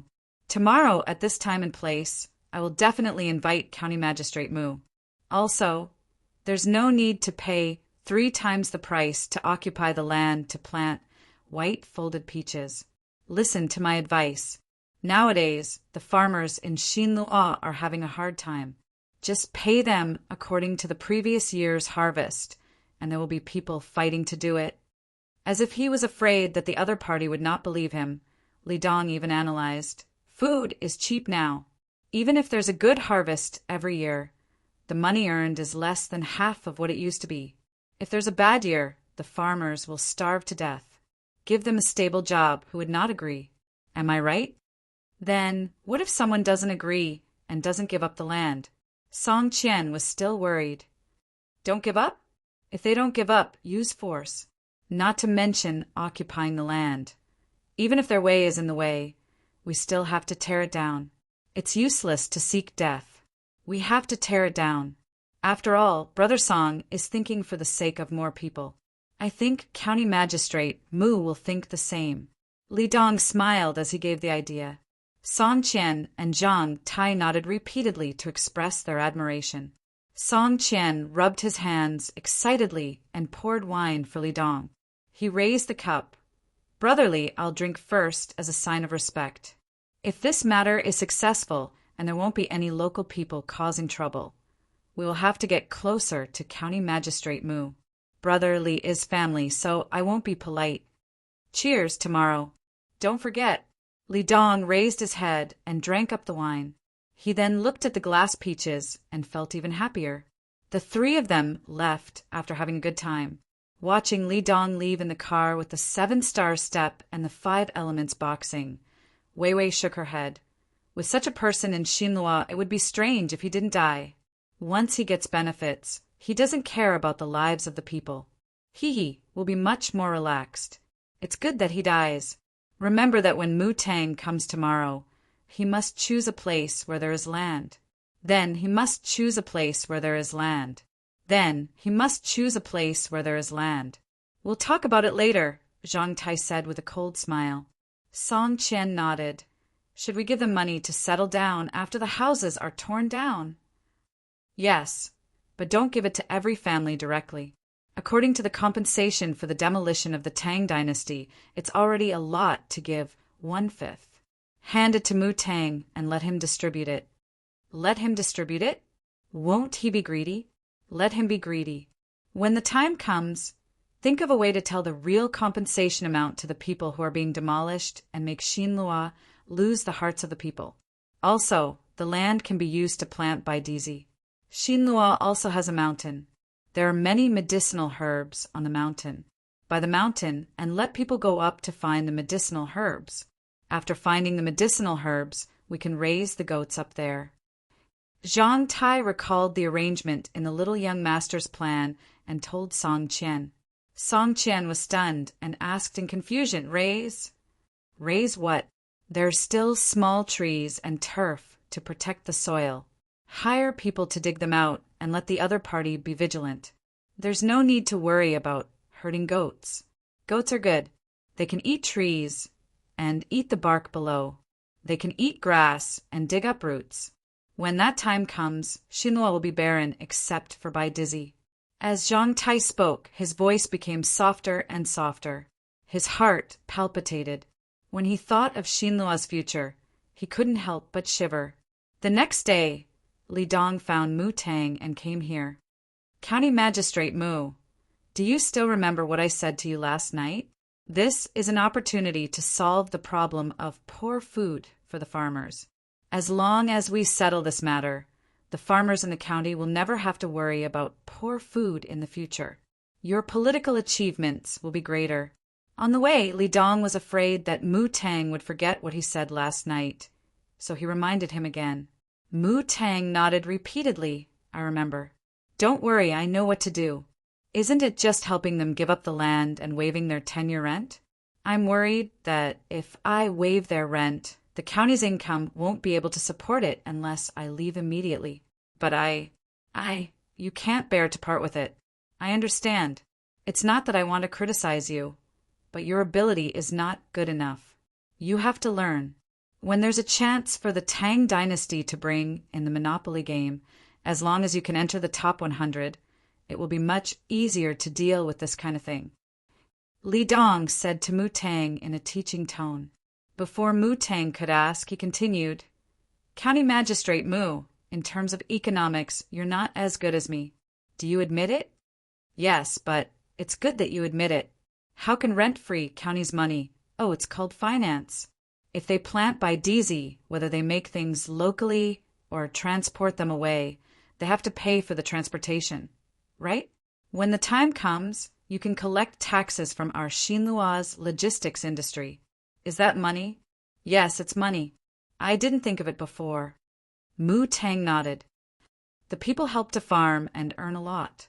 Do they want to buy things? If they don't have land to grow food, they naturally have to buy food. With a stable income, they naturally have to buy other goods. Where do they buy? Naturally, it's the local shops. The shops naturally pay taxes after making money. If they pay taxes naturally, the county's finance will have money. It should be more than before. The rent from before is nothing at all. Mu Tang heard Li Dong say naturally and said, Sai, that's right. Otherwise, why do you still have to learn? If it were Zhang Xiaobao, you would know what to do without even thinking. But, what do you think Zhang Xiaobao did? I haven't heard from him recently. A while ago he said that he was assassinated and tormented my Xinluo. Now there's no news. As Li Dong spoke, he suddenly talked about Zhang Xiaobao. His excitement disappeared in an instant. He had a feeling that Zhang Xiaobao wouldn't be so kind. For example, the road repair matter. 1,000,000 strings of coins had been spent. Until now, the road had only been repaired for 200,000 strings of coins. The remaining 800,000 strings of coins couldn't be recovered. The contract was written clearly. There was also the 500,000 strings of coins that were taken out later. When the river was connected, the people from the imperial clan finally explained the matter clearly. When the Tang Empire collected taxes, the Tang Empire didn't pay a single copper coin to connect the river. Originally, the Tang Empire wanted to pay. If they hadn't stopped it back then, wouldn't they have saved a lot of money? Would Zhang Xiaobao be so kind as to help my Xinluo? He sent that money giver to plant Baidizi. Do you think there's a conspiracy? As he thought about it, Li Dong began to mutter. It seemed that he was talking to Mu Tang. County Magistrate Mu shivered. He was very unwilling to hear that name. He had complained more than once in his heart. He complained about why Li Longji of the Tang Empire sent Zhang Xiaobao and Wang Wan to Jili province. It was really terrible.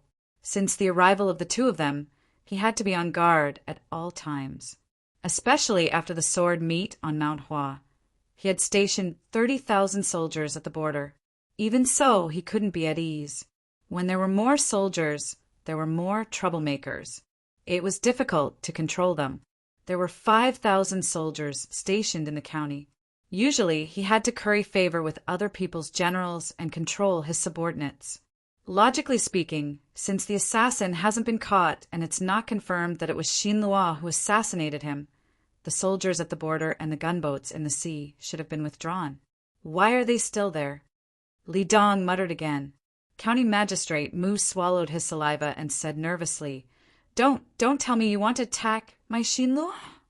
Have you ever seen someone send provisions to others before attacking them? I guess it's Japan. Maybe the two of them want to attack Japan. It's because Japan is too far away and difficult to control. Or maybe Li Longji is worried about the two of them and sent soldiers here. They don't want to compromise, so the gunboats are also placed along the coast. Yes, I guess so. When we get there, we'll ask them secretly. Li Dong thought of a reason. Mu Tang nodded again. When it was close to noon, the two sides met. Song Qian was very enthusiastic. As soon as the banquet started, he asked someone to bring a few beautiful glass products. Then he gave Li Dong and Mu Tang a reception voucher of 1,000 strings of coins each, which could be used between the clouds and the water and blue sea silver sand. This was not the kind of money that could be spent to replace the proportion, but it could be directly used as money and paid in full. During the banquet, he had many flattering words for County Magistrate Mu. He introduced the future of Niha County and explained the matter of the demolition. He also mentioned the joint development of Niha County's agriculture and animal husbandry, as well as the prospects of charcoal export. County Magistrate Mu's eyes lit up, especially when he knew that the money for the demolition would be distributed by him. His eyes were filled with the image of the Tang banknotes. He also asked about the relationship between the Wang and Zhang family and the Tang Emperor. Zhang Tai and Song Qian kept it in mind and felt that they could tell the young master and do something about it. Therefore, they started to answer vaguely, neither confirming nor denying. Their attitude was very ambiguous. The banquet was very enjoyable. Before leaving, Mu Tang stood at the door and asked Song Qian, who saw them out, Brother Song, when is the best time to demolish the house? I'll go back, see you later, arrange it. No hurry, it's still early. Just vacate the land before the spring. just like the spring plowing in the past, a little earlier. Song Qian looked very easygoing. Okay, I'll arrange it. Mu Tang agreed. Waiting for the two drunk people to leave, Song Qian smiled and said to Zhang Tai, "Move before the spring. It'll be cold then. You can't plant the white fold seeds so early. I don't know when the young master and the others will come back. It's almost the new year. They probably won't come back before the new year," Zhang Tai said with uncertainty. As the new year approached, the weather in the northern regions of the Great Tang suddenly became clear and sunny. Even the Turkic lands were covered in drifting clouds. Although the wind was still cold, there was no sign of haze in the sky. The fisherman's wife felt that it wasn't good enough to live in the palace, so she asked the fisherman to find that talking fish. She wanted to be the emperor of a country. The fisherman came to the seaside again and shouted to the sea. In the end, they returned to that small shabby house. High in the sky, there was a group of hot air balloons. Zhang Xiaobao was telling a story to his younger brother and sister in one of them. The more Xiao Yuan listened, the angrier she got. When her brother finished, she slapped her thigh and said, that silly woman is so greedy. She's so silly. Xiao Bei, don't be so silly in the future. You're the silly one. What do you think I'm doing? But that woman is really silly. If it were me, I wouldn't want so many things. Xiao Bei was very dissatisfied with Xiao Yuan and then expressed his thoughts. Zhang Xiaobao smiled and asked, "Then what do you want, Xiao Bei?" "Me. I want to become friends with that talking fish. I want her to take me to places I've never been before to play. When I see something good that doesn't have an owner, I'll pick it up and go home to find someone to sell it. If you want a good house, you can have a palace. If you want someone to covet me, my friends will help me teach them a lesson." Xiao Bei said very seriously, "You're even more greedy." Xiao Yuan began to criticize Xiao Bei. "What do you mean by greedy? Becoming friends is being greedy? I can also give her benefits. For example, I can tell her stories. For example, I can cook good food for her. I can even find someone to hold a party for her every day by the sea. A powerful fish like her must be very lonely, the kind that can't stand the cold at the top. I get material enjoyment while she gets spiritual." Xiao Bei retorted righteously. Zhang Xiaobao and Wang Wan looked at each other. Zhang Xiaobao whispered to Wang Wan, "Looks like there's no need to tell Xiao Bei the story of getting something and making 3 wishes. She'll definitely say that the first wish is to obtain countless wishes." "I think so too. Our Xiao Bei is still the smartest." Wang Wan agreed.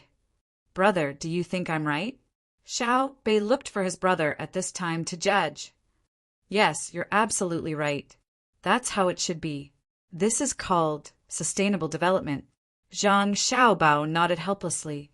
Just as they were talking, another compartment door opened and a head popped out. It said to Zhang Xiaobao and Wang Wan, "Young master, young lady, good news. We've already made contact with Feng Zhou. The connection has just been successful." "Oh, the connection has been made? Ask them if they've found any traces of the Turks." Zhang Xiaobao had been waiting for this moment for a long time. "Yes," the person answered and retracted his head to ask. Before he could finish asking, there was suddenly a sound from above. Zhang Xiaobao opened the lid. Before he could ask, the person who appeared above reported, "Young master, the boat at the head of the ship has discovered a Turk tribe moving south about 10 kilometers ahead. Go up and take a look. Xiao Bei, you guys stay here and don't move." Zhang Xiaobao didn't expect to receive 2 pieces of good news at once. He and Wang Wan went outside and were blown by the wind. They picked up the binoculars and looked down. Sure enough, in front of them, there was a dark mass of small dots moving like ants. "What do they want to do?" Zhang Xiaobao asked, puzzled. When Zhang Xiaobao's party discovered the Turks who were born with telescopic vision also saw a group of things gradually approaching in the sky. They immediately shouted and ran toward the big carriage. Mo Jillian and Special Agent K were in the carriage discussing how to contact the Tang people and let them know that they were not hostile. They were shocked by the news. Chapter 863. On the snowy ground there was a sea of people. In the sky there were colorful flags. As Zhang Xiaobao and Wang Wan's hot air balloon team gradually lowered its altitude, the Turks below could see so many flying birds that seemed to be flying towards them. Tens of thousands of Turks looked up. The Turks further away had no choice but to ask the people around them, hoping that one by one they could pass on the news of what was in the sky. A servant serving Mo Jilian also saw the thing in the sky through the open roof of the carriage. He felt his master's body tremble as he massaged Mo Jilian. He couldn't help but worry. He mustered up his courage and asked, "Monarch, what is that?" "Something deadly," Mo Jilian said blankly. He picked up the clairvoyance that Li Longji gave him and looked at it carefully again. When he saw the picture of 2 rice seedlings standing hand in hand on the cabin of the hot air balloon, the clairvoyance fell on the soft carpet. "It's over, it's really over. How is it possible? Aren't they in Jili province? When did they come here?" Mo Jilian shouted, his eyes full of disbelief. Kei Tachin was also shocked. He didn't need to pick up the clairvoyance on the ground to know who Mo Jilian was talking about. To be able to scare Mo Jilian like this, and to say them, and Jili State, it was easy to guess who it was even if he thought with his toes. Thinking of the legend about the 2 people, Kei Tachin asked Mo Jilian with a trembling voice, "Are they rice seedlings? 2 rice seedlings with them?" Mo Jilian didn't say anything, but his trembling body had already told Kei Tachin the answer. Looking up at the floating things in the sky again, Kei Tachin felt that his mouth was going to cry and his throat was dry. He said in a hoarse voice, "This is the air force of the Tang Empire? You saw the hot air balloon on Mount Hua?" "Yes, it seems that Li Longji is anxious. Otherwise, he wouldn't have sent them here." Mo Jilian's eyes gradually became clear. There was no use in worrying now. At this time, a group of people hurried over. They were the advisors of the Turks. The one in the front said to Mo Jilian, "It's too high, we can't shoot it down. It's best to lure them to lower their altitude. As long as we shoot that thing up there, they will fall down." Mo Jilian didn't answer this person. Wei Wei hesitated and said, "Pass my order, the soldiers around the carriage. Leave an open space and welcome them with me. My lord wants to lure them down, and then—" The advisor wiped his hand on his neck, his eyes shining. "I want to tie you up and bring you to them. I want to say that it was because you people dissuaded me that I did those unwise things a while ago. My lord, you can't. We have countless warriors. If we ask for peace, we will chill their hearts." The advisor knew what Mo Jilian meant and advised anxiously. "They definitely have more bullets and shells than our warriors. It's better to chill their hearts than to make them make up their minds. You think Wang Wan can't do it? If we do anything else, she can dye the vast grassland red with our blood." Mo Jilian said and looked up again. He was afraid that a bunch of grenades would be thrown down from above. Kei Tachin had heard some information from the people who went to Mount Hua. He knew that this kind of hot air balloon battle method. He didn't think that the other party would lower their altitude if they really wanted to hit him. He quickly ordered, "Go, do as my lord says. I will welcome them personally." At this moment, he finally suppressed his unwillingness. He originally wanted to discuss with the Tang Empire to settle his people who were about to freeze and starve to death. As for himself, he would probably have to live in the capital. What he didn't expect was that before he took the initiative to contact the Tang Empire, Zhang Xiaobao and Wang Wan actually came personally. Although it felt like a passive surrender, the result wouldn't change. With the order, the people in Kei Tachin's headquarters scattered and made way for the carriage they were in. There was a large open space around it. At least arrows couldn't hit it. Zhang Xiaobao and Wang Wan were ordering their subordinates to tie grenades. Each grenade was tied with a thin and strong rope. The length was about 3 to 5 meters from the hot air balloon to the ground. When they pulled the string and threw it down, it would stop at this distance. Once it exploded, the shrapnel could fly down from this height. It was much better than throwing it directly to the ground. When they were preparing, someone suddenly came to report the situation below. The two found a good position to look down again. What do you mean by giving up the carriage they were in? Are you tricking us to go down so that you can catch us all in one fell swoop? No matter how good Zhang Xiaobao was at psychology, he couldn't guess what Kei Tachin and the others were thinking.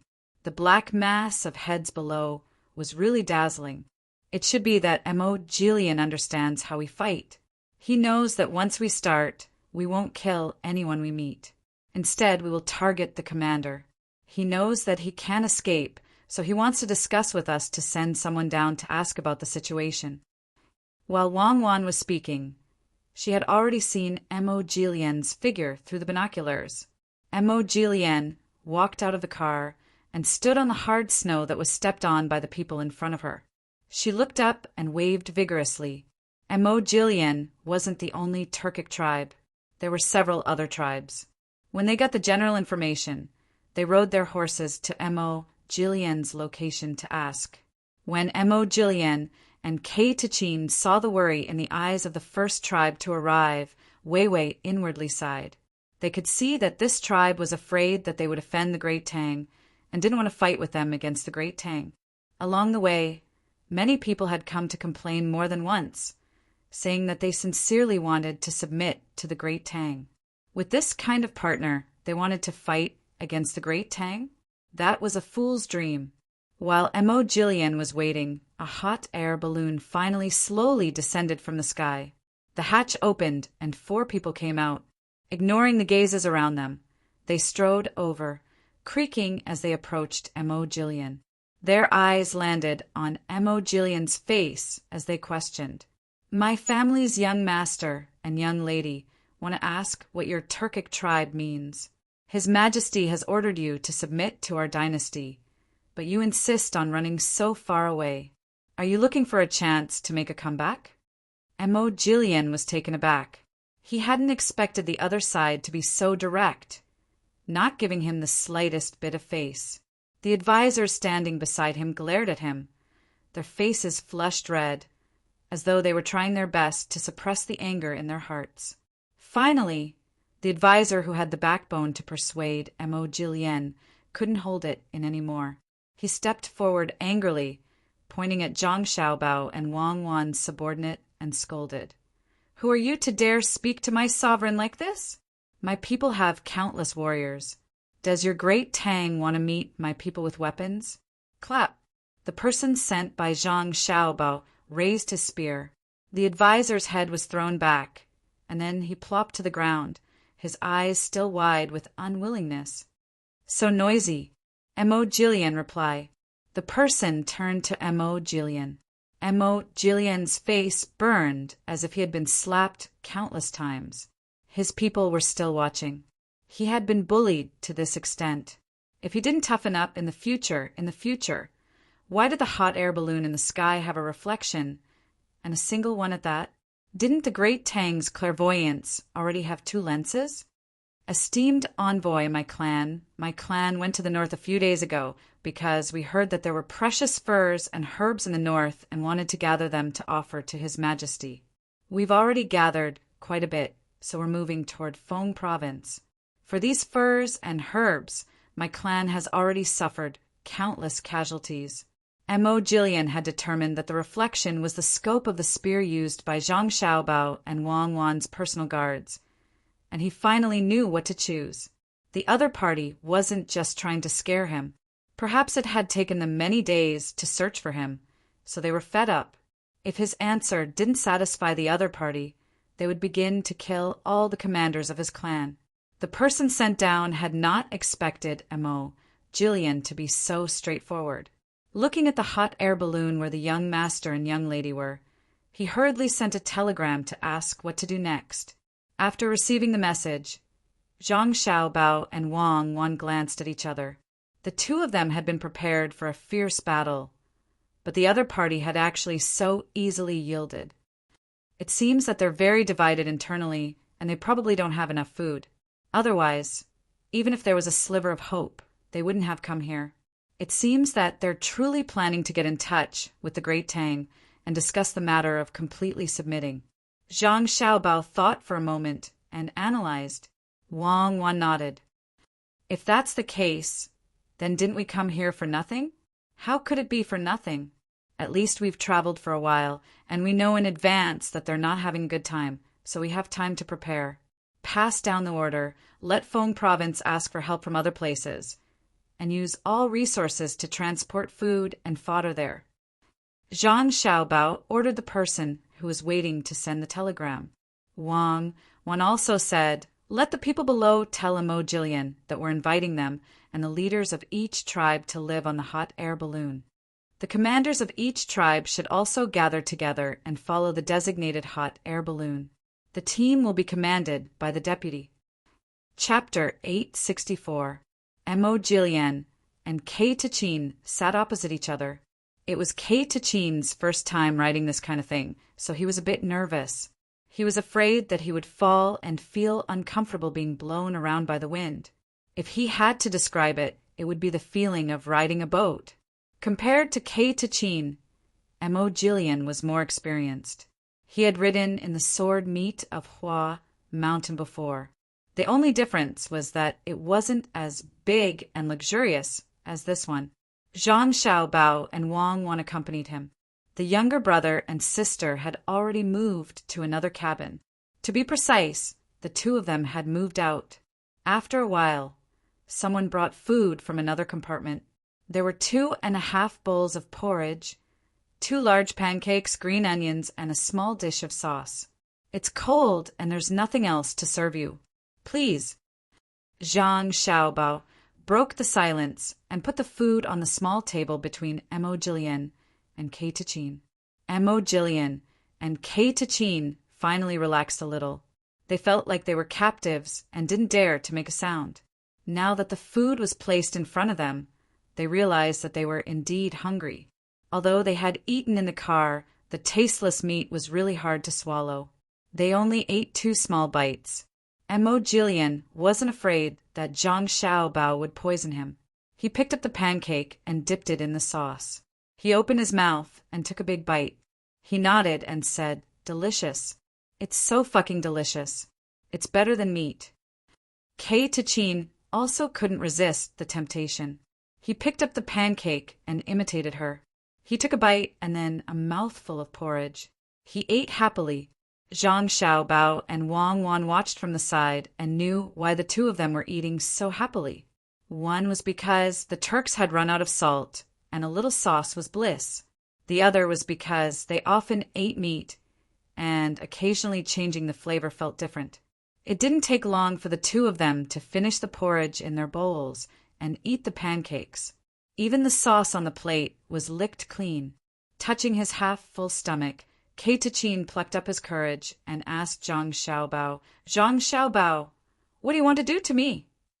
What can I do to you, Minister Kei? You took the initiative to bring back so many people, find so many precious herbs and furs, and are determined to contribute your life's blood and sweat to the great Tang's livestock industry. I have more than enough admiration for your noble character. So how could I do anything to you? Zhang Xiaobao placed his hand on the glass window of the pod. After he finished speaking, a handprint appeared, and the scenery outside could be seen clearly. Kei Tachin's eyes widened. He looked at Emo Jillian and saw that he was also at a loss. He couldn't help but look at Zhang Xiaobao and asked, What's Shaoqing? Our great Tang's newly established Vice Minister of Horse Husbandry is a Grade 6 official. Originally, it should have been Grade 7, but after considering your request and the importance of military horses, the relevant personnel decided to make it Grade 6. Zhang Xiaobao explained. Wang Wan opened the door of the cubicle next to them and placed 2 bowls of watermelon on the small table, indicating that they were ready to eat. Kei Tachin was dazzled by the cold melon in front of him. For the first time, he found that the cold melon in winter could be so charming. Thinking of Zhang Xiaobao's words, he was even more confused. Emo Jillian helped him to ask, Young Master Zhang, when was the horse husbandry established? Who are the relevant personnel? Is it set by the emperor himself? The emperor doesn't have time to care about such a small matter. The horse husbandry has just been established. You two were lucky enough to witness such a great moment when you were eating pancakes and green onions. The relevant personnel include me and Wang Wan. Eat, and in the future, the Turks will be able to eat cold melon in winter and live a happy life. Zhang Xiaobao introduced with a tired face. It was obvious that the related personnel were tired from discussing the matter.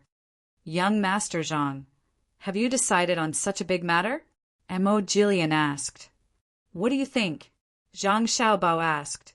At this moment, several thoughts flashed through Kei Tachin's mind. If he captured Zhang Xiaobao and Wang Wan and took them as hostages, would his tribe have a new life? If he killed them on the spot, would the great Tang return to the status of trading with his tribe? He looked at Zhang Xiaobao and Wang Wan. Zhang Xiaobao was looking at Mo Jillian, while Wang Wan was looking out of the window with a blank expression.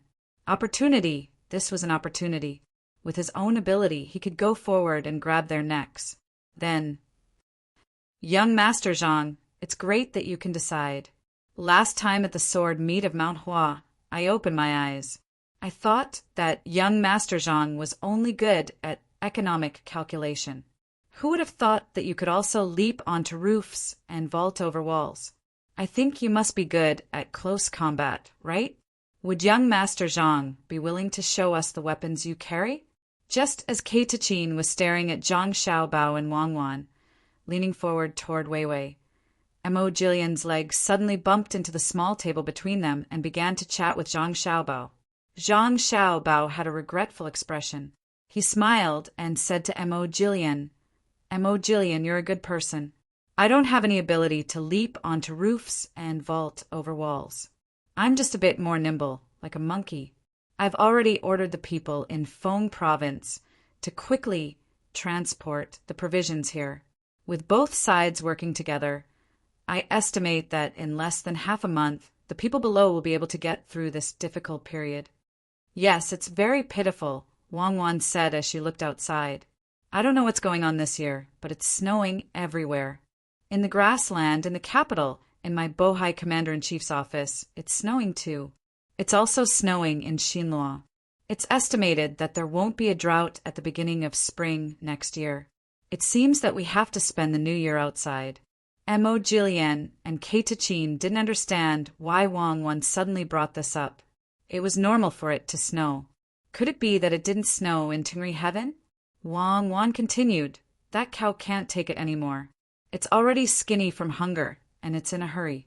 It probably won't be able to last until the provisions arrive. It's better to shoot it and give it a quick death. As soon as she finished speaking, Wang Wan suddenly had something in her hand. She looked down through the window and made a paw sound. Kei Tachin's sweat oozed from his forehead in an instant. He looked at Mo Jillian with lingering fear to express his gratitude. He recognized the thing in Wang Wan's hand. He once had a gun, which was given to Mo Jillian by Li Longji. Later, it was taken apart for research and found that bullets couldn't be made, so it was abandoned. I didn't expect Miss Wang to carry a gun with her. Kei Tachin laughed dryly. Shooting birds for fun. I wonder if the position of Shaoqing is good? Wang Wan turned her hand, and the gun was gone again. She asked Kei Tachin. Chapter 865. Hundreds of thousands of people moved with difficulty in the ice and snow. Almost every moment, someone would fall and never get up again. Zhang Xiaobao and Wang Wan frowned from time to time. Mo Jillian and Kei Tachin also felt like their hearts were being cut by knives. After another 10 days, the hot air balloons ran out of fuel and landed on the ground. Kei Tachin and the other tribe leaders were still protected by Zhang Xiaobao's people. In order to reduce the weight, the balloons in the hands of the other Turks were thrown away by Zhang Xiaobao and Wang Wan. Seeing the hot air balloons that could not be used anymore being used as firewood, Mo Jillian and Kei Tachin looked at the clear night sky. They gathered around a bonfire and drank spicy wine. Their hearts were filled with bitterness. Zhang Xiaobao, can you think of a way to get the people in Feng province to quickly transport the provisions? We can't afford to die. If our tribe continues to die, there will be less than half left. Emo Jillian glanced at Zhang Xiaobao and the others beside him and said to Zhang Xiaobao. At the same time, he sniffed and smelled a fragrance that he had never smelled before. He was very curious about what Xiao Bei and the others were holding. Xiao Bei was scalded and changed his hands back and forth. Seeing Emo Jillian look over, he did not care if it would dirty his clothes. He put the sweet potato in his hand on his pants and rubbed his hands. He pinched a piece of the sweet potato and gave it to Emo Jillian. Try it. Zhang Xiaobao looked at his sister and then at Emo Jillian. He introduced, this is called sweet potato. It can be used as food and can be made into powder. It is very delicious. After drying it, it can be turned into snacks. When the output increases next year, I will give you some to make porridge. Emo Jillian was stunned. He took the sweet potato and suddenly remembered the purpose of coming. Zhang Xiaobao, when will the provisions arrive? Soon, soon. The road is difficult now. Your tribe has a lot of people. Even if the provisions arrive first, it will be a drop in the bucket. Hold on a little longer. As Zhang Xiaobao spoke, he wiped his sister's mouth that was blackened from eating roasted sweet potatoes. He looked at Mo.G with a helpless expression. A cry came from afar. Mo.G couldn't bear it and closed his eyes. He knew that another member of his tribe had died. He gritted his teeth and asked Zhang Xiaobao, if the people here are not from my tribe but from the Tang Empire, can't you get the provisions? This. Zhang Xiaobao, I'm begging you, please show mercy. I'm guilty. I shouldn't have taken my people away. Kill me. Don't vent your anger on my people. When Emo Jillian saw Zhang Xiaobao's hesitation, she knew that if it were the people of Great Tang, Zhang Xiaobao would definitely have a solution. With a plop, she knelt in front of Zhang Xiaobao and begged. She thought that Zhang Xiaobao and Wang Wan were not satisfied and deliberately wanted more people of her tribe to die. Xiaobao looked at Emo Jillian in front of him and frowned deeply. He didn't pull Emo Jillian back. Instead, he sat on the ground and looked at Emo Jillian. To tell the truth, if it were the people of Great Tang, let alone hundreds of thousands of provisions, I would have sent 1 million people here long ago. It's not that I'm angry at you, but I'm afraid that once I mobilize all the resources, I won't be able to guard against you. What if someone instigates and attacks me while I'm deploying resources? What should I do? No, I promise not. They have no strength left. Hearing that there was hope, Mo.G hurriedly promised. You promise? When it comes to the survival of a tribe, can you promise? How about this? Order your people to throw away all the copper and iron, kill all the horses, and burn all the leather armor. Let the old and young eat their fill first and walk in front of the army. I can promise that within 3 days, there will be food and salt and tea.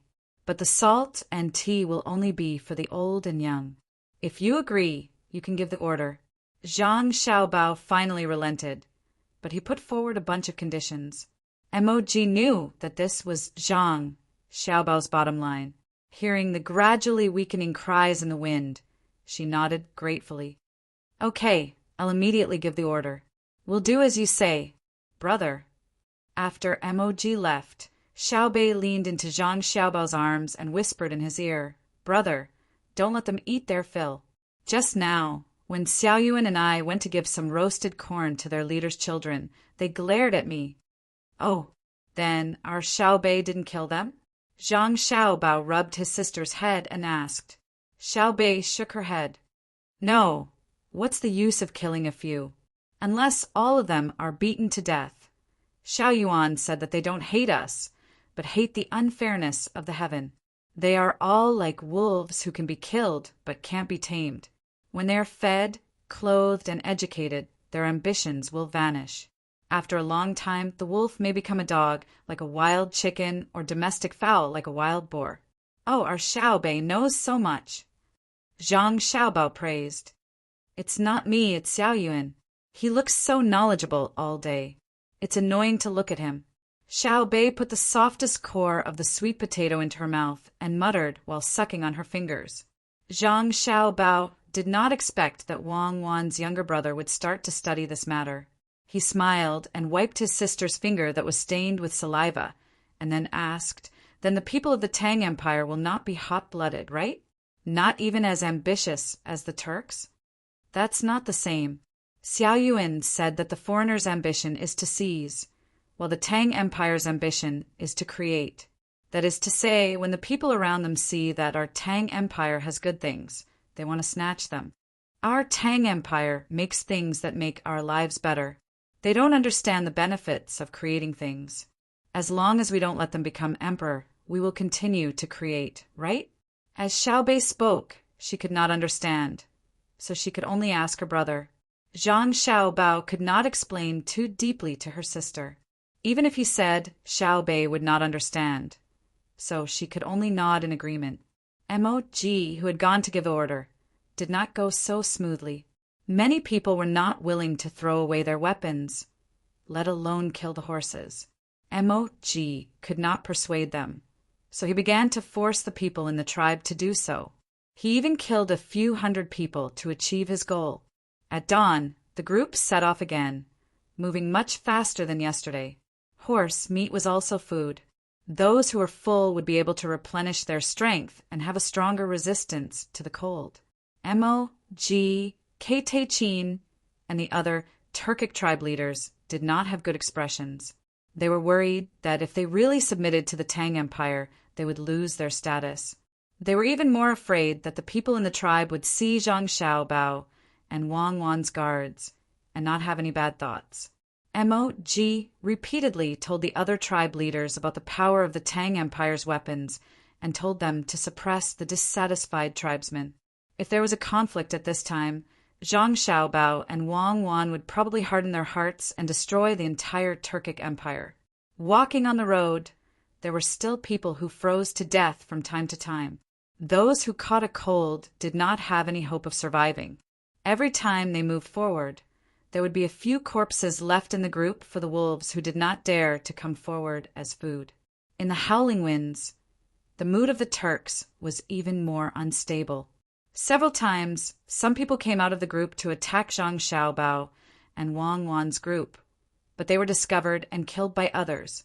Zhang Xiaobao and Wang Wan did not seem to know. They continued to chat and laugh with Mo.G and the others, treating this trip as if they were traveling. Occasionally, they would find a snake cave, catch a hibernating snake, dig out the snake gall, and break it open with strong wine to make snake gall wine for their brothers and sisters to drink. Xiao Bei had complained many times that the snake gall wine tasted bad, bitter, and astringent, but she never refused to drink it. The main reason was that drinking a little wine made her feel dizzy and comfortable.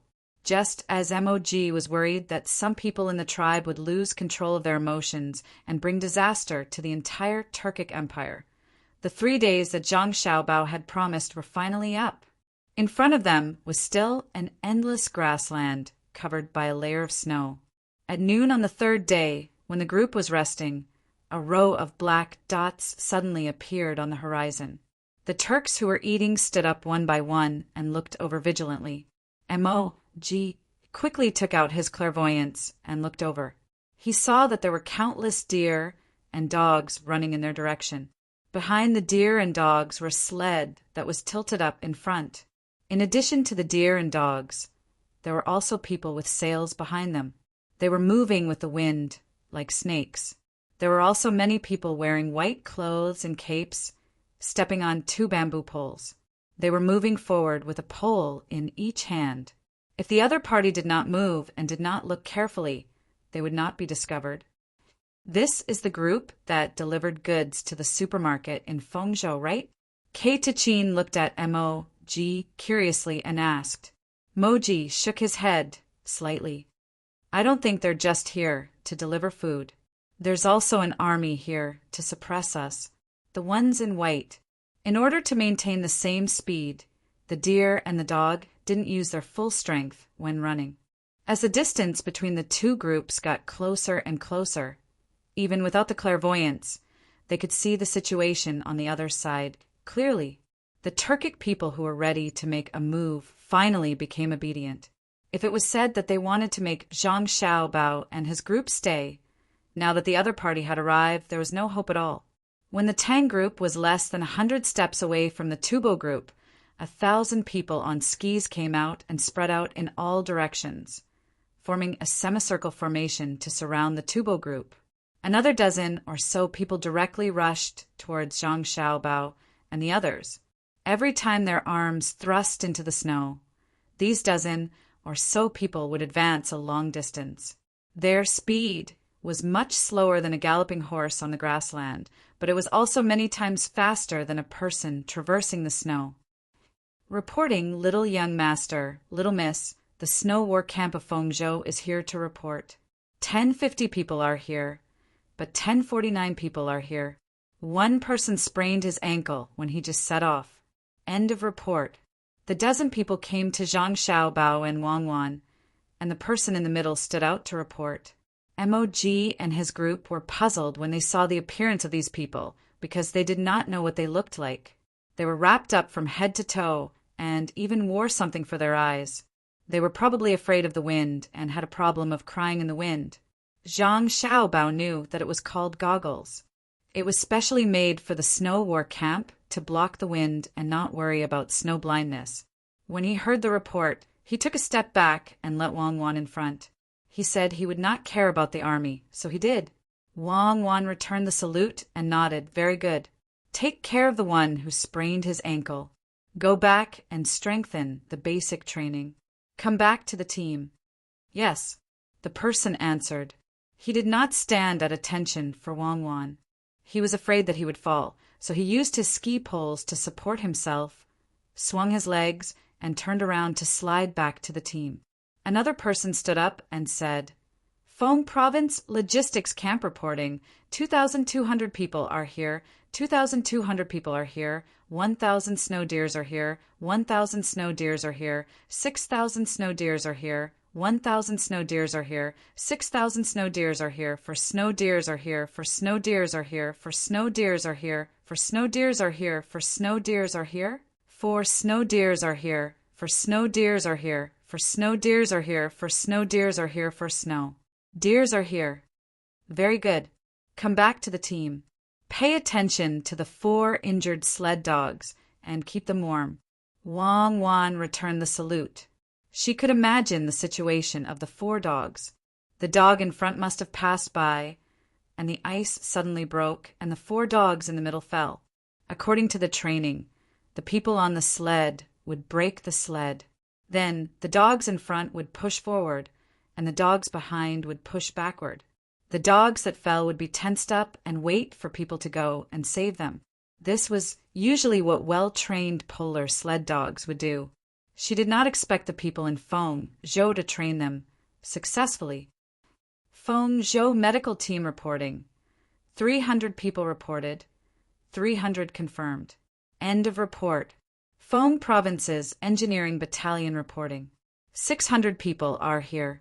600 people are here. Report complete. Feng Province's Loss Management Team reporting. Should have 450 people, for 150 people actually present. Report complete. Fengzhou Battle Command reporting. 60 people reported. 60 confirmed. End of report. Fengzhou Reconnaissance Camp reporting. Fengzhou Spy Camp reporting. Fengzhou Towing Artillery Camp reporting. One by one, people stood out to report to Wang Wan. Wang Wan also returned the salute one by one. Not far away, the leaders of the Turkic tribes were also listening. At this time, they realized that a single army could have so many branches, each in charge of their own things. It was not like the vanguard in the middle of a march. After the people in front finished reporting, there was only one short person left. A dwarf? The short one also skated to the front, but he didn't report to Wang Wan. Instead, he looked around and found Xiao Bei, who was at the back. He propped himself up with his ski poles a few times and approached Xiao Bei. With a childish voice, he said, Fengfengzhou Children's Troop. Troop? Reporting. There should be 100 people. but there are 86 people. 14 of them cried because of the cold, so the adults sent them back. Xiao Bei looked at the people from the children's regiment in surprise. His mouth was wide open and he blinked hard. After a while he reacted. Feng Zhou also has a children's regiment. They actually cried because of the cold. So stupid. You're embarrassing me. You can even cry because of the cold wearing down. I didn't cry even when my face was red. Instead of studying in school, why are you here? Stupid. I can't study anymore. The little guy from the children's regiment replied weakly. Okay, then that's it. Return to the team. Pay attention to keeping warm. Don't cry because of the cold. If you fight, remember to shoot from afar. Don't rush forward. Choose the leader first, just like the one wearing this. Xiao Bei deliberately pointed at the leaders of the various Turkic tribes and introduced them to the leader of the Feng Zhou Children's Regiment. Yes, remember, choose the leader first. The leader looked at them seriously and agreed. He also supported himself with his hands, squatted down, and swung his legs at the same time. He wanted to learn how to turn like the others, but in the end he fell with a plop. He struggled to get up and left.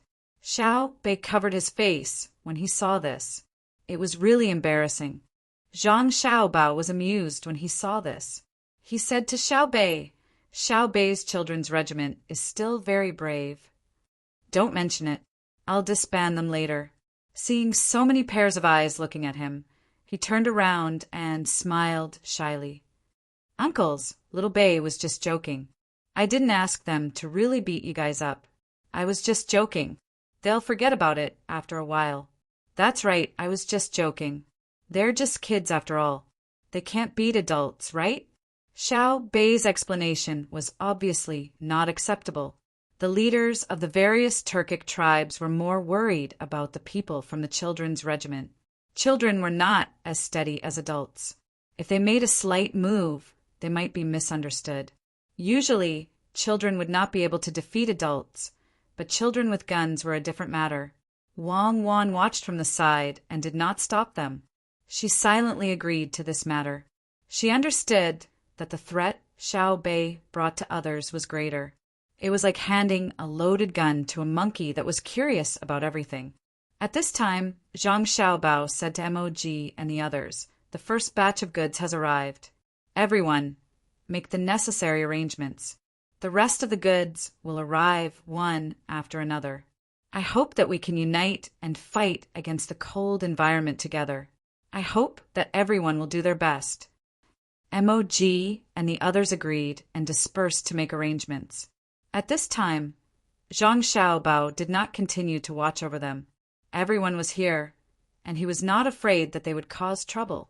Just as they had agreed at the start, the old and young were the priority when it came to the goods, especially the salt, tea, and medicine. The Turks did as they were told, not daring to express any of their thoughts. Everything was harmonious. Xiao Bao, what about the 200,000 people who have surrendered? We can't leave them all in Feng province. There is not enough people there. Once they get a chance, there will be trouble. When the group moved again, Wang Wan began to worry about the personnel arrangements and asked Zhang Xiaobao. Arrange for them to be sent to Hunan province, Huainan province, Jiangnan province, and 5,000 to be sent to Jili province. We need to disperse them and not let them form an advantage. Arrange for people to explain the laws of the Tang Empire to them. They will be treated the same as the other people of the Tang Empire. There will be no preferential treatment.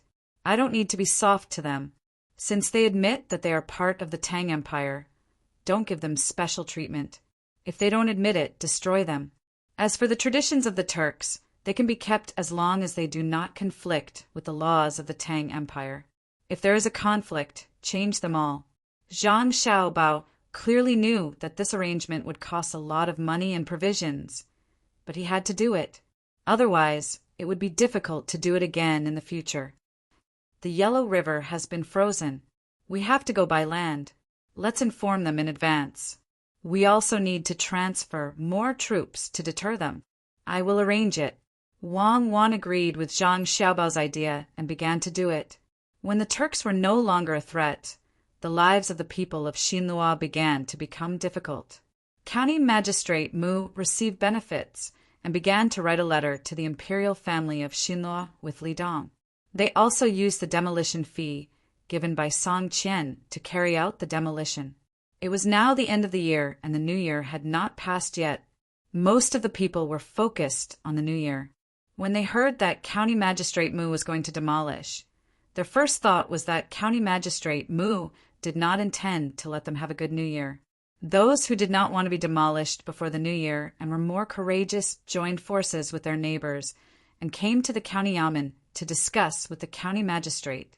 They hoped that the county magistrate could make an exception and wait until after the new year. In the end, they did not see County Magistrate Mu. What they saw was a black-faced yamen runner. After a few words of dispute, they were beaten up. They could not find a place to reason and could only suppress their anger. County Magistrate Mu was not afraid of the people causing trouble. Those who dared to cause trouble were all arrested and sent to prison. At this moment, he was secretly happy. Song Qian gave him the money according to the number of people in the household register. It was not calculated according to the size of each house. It was impossible to calculate. Other than the corresponding officials, no one registered the houses. Usually what was registered was the number of fields. There was no difference between building 10 houses and building one house. The price Song Qian gave was 500 copper coins per head. The money given was the Tang dynasty's banknotes. One could directly buy good things from the Tang dynasty. County Magistrate Mu's mind became active. He was prepared to divide the people in the county according to men and women, old and young. An adult man would be given 300 copper coins. An adult woman would be given 200 copper coins. An elderly person would be given 100 copper coins, and a child would be given 50 copper coins. Moreover, the money given was not the Tang dynasty's banknotes, but the Xinlua's banknotes. He kept the banknotes for himself. Part of it was used to spend, and the other part was used to give gifts to the people above. Under the threat of force, the people in the county had no choice but to pack up their belongings. They reluctantly left the house they had lived in for a long time and thought of ways to find a new place to settle down. County Magistrate Mu also urged people to hurry up. It would be best if they could complete the demolition work during the new year. At this moment, a piece of news from who knows where entered the ears of the people in the county. The Tang dynasty merchants gave each person 500 copper coins and banknotes, and did not require them to complete the relocation before the new year. This matter became more and more real and spread more and more. It did not take long for the people in the county to know. Looking at the money they received and comparing it with the money in the rumors, the people immediately knew that the money was embezzled by the people in the county. The bold people once again organized people to find the yamen. Wicked people, all wicked people. Beat them, catch them. Seeing more and more people gathering outside the yamen, County Magistrate Mu was a little worried, but more than that, he was angry. Orders were passed down one after another. Very soon, the yamen runners had work to do. They beat and caught, causing the county to be in chaos.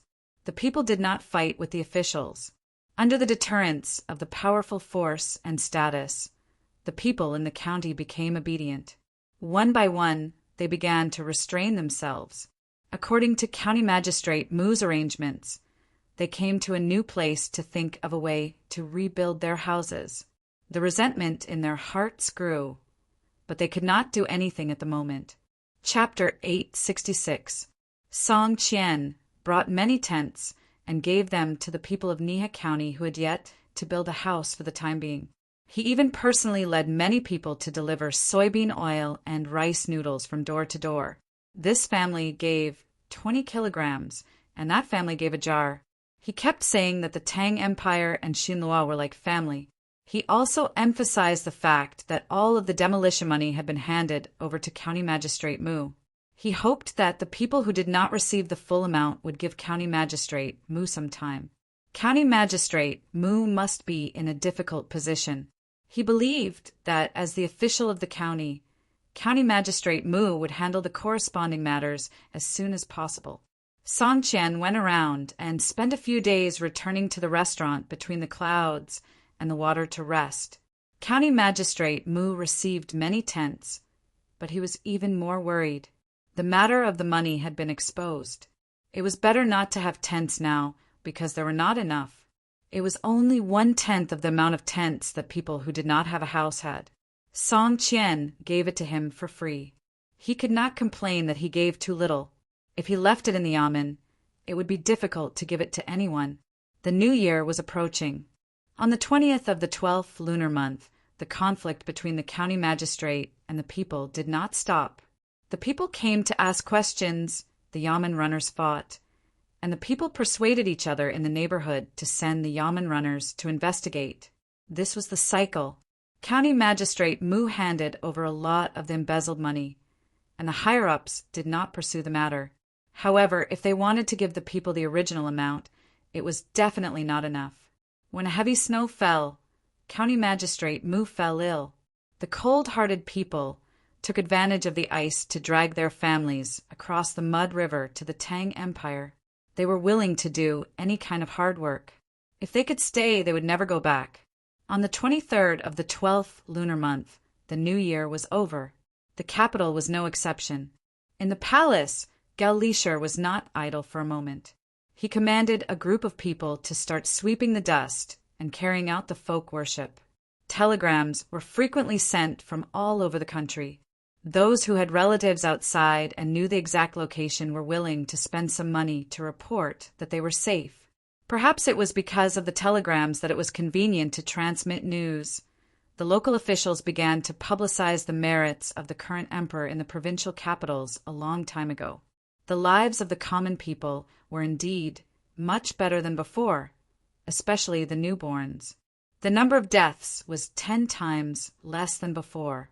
There was no longer a situation where 6 or 7 children were born and the last one died. Hearing the summons from the prefectural government, the influential clans and local gentry took the lead and stamped their fingerprints on the 10,000 citizen forms and sent them to the capital. Looking at the distance and estimated the approximate time, those who arrived early or those who arrived early would wait and meet on the day of the new year to send them to Lilongji. According to what Wang Wan had told Zhang Xiaobao, Lilongji was someone who rejoiced in grandiose deeds, but he hadn't appeared yet. When Lilongji saw the mountain of 10,000 citizen forms, he was only happy, but he did not dare to relax. After learning how vast the sea was, he understood the insignificance of a lake. When he heard Zhang Xiaobao and Wang Wan say that the place could send a cannonball from Luzhou to the capital, he did not think that he had the ability to protect himself now. Moreover, Gao Lishur had deliberately placed the matter of the people of Sinro's Nihe County on his desk. Lilongji was prepared to continue working hard. When the great Tang's technology reached a level where it could find another powerful country and send a cannonball from the capital to the other country, he would think about it again. Summon Lilongji for me. Lilongji emerged from the pile of 10,000 citizen forms. He suddenly had an idea in his mind, and he ordered someone to look for Gao Lishur. A short while later, Gao Lishur, who was dressed in gray, hurried over. "Your Majesty, you've summoned me?" "Yes, you." Lilongji asked in surprise when he saw Gao Lishur's battered appearance. "Your Majesty, it's difficult to clear the ashes from the stove in the imperial kitchen, so I helped carry 2 baskets of ash. Zhang Xiaobao said in his letter that there will be gas, liquefied gas, and other things to replace firewood and coal in the future, but I don't know when I can see it. Your Majesty, is there something urgent?" Gao Lishur did not dare to brush off the dust in front of the emperor, so he just stood a little further away from the emperor and spoke. Lilongji basically wanted to remind the great Tang about the 10,000 citizen forms and the people of Sinro. However, when he heard Gao Lishur mention Zhang Xiaobao, he forgot about it for a moment. He glared and said angrily, "I want to punish Zhang Xiaobao and Wang Wan." The 2 of them did not do their duty as the solution emissary and ignored tens of millions of people, but ran to the Turks. Where do they put the imperial court's law? Yes, your majesty is right. The telegram said that the two of them are near Feng province and will arrive in a few days. Should we summon the two of them back to the capital quickly and hold the Ministry of Justice, Censorate, and Marble accountable for the same case? Gao Lisher followed the emperor's words and said, as if he would not give up until Zhang Xiaobao and Wang Wan were arrested and brought to justice. This is not necessary, but it can't be avoided.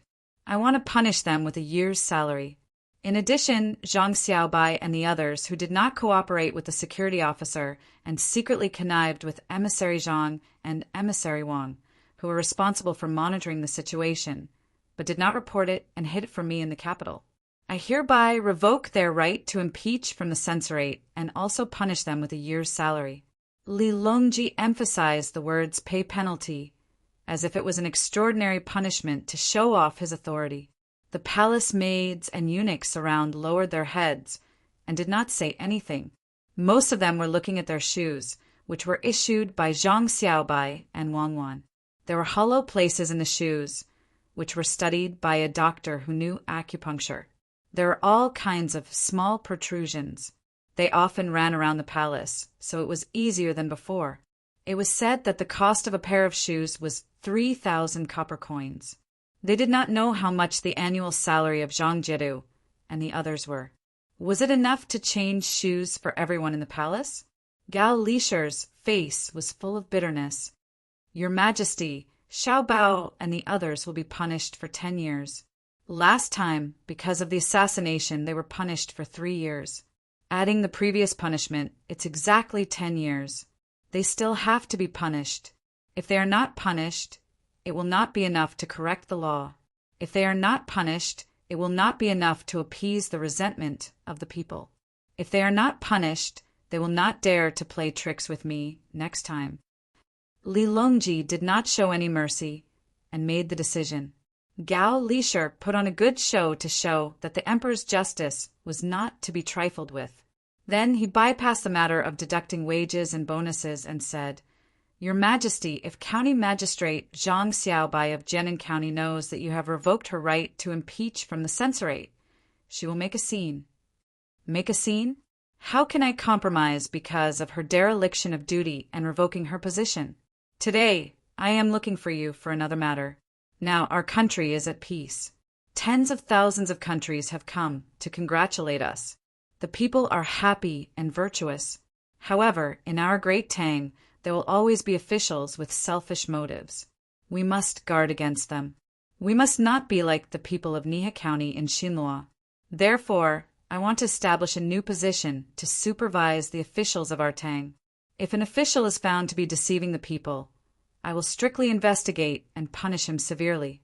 Even the relatives of the imperial family will not be spared. I will patrol the territory of the Tang and investigate the faults of all officials. The military and political affairs will not be stopped. Those who are investigated, if they are not detailed, can be convicted on the spot.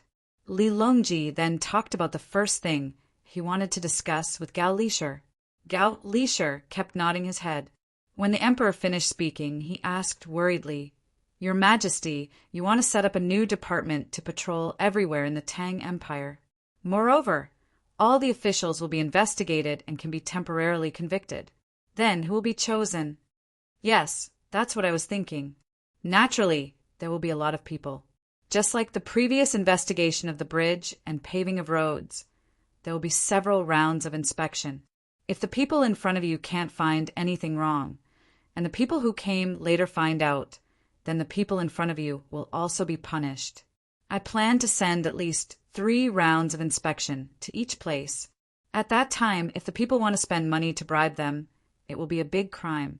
However, I am worried that even if we investigate 3 or 5 times in a row, some places will still have enough money and methods to bribe all the people patrolling. Coupled with the relationship between the imperial family and other clans, many people will not dare to investigate further.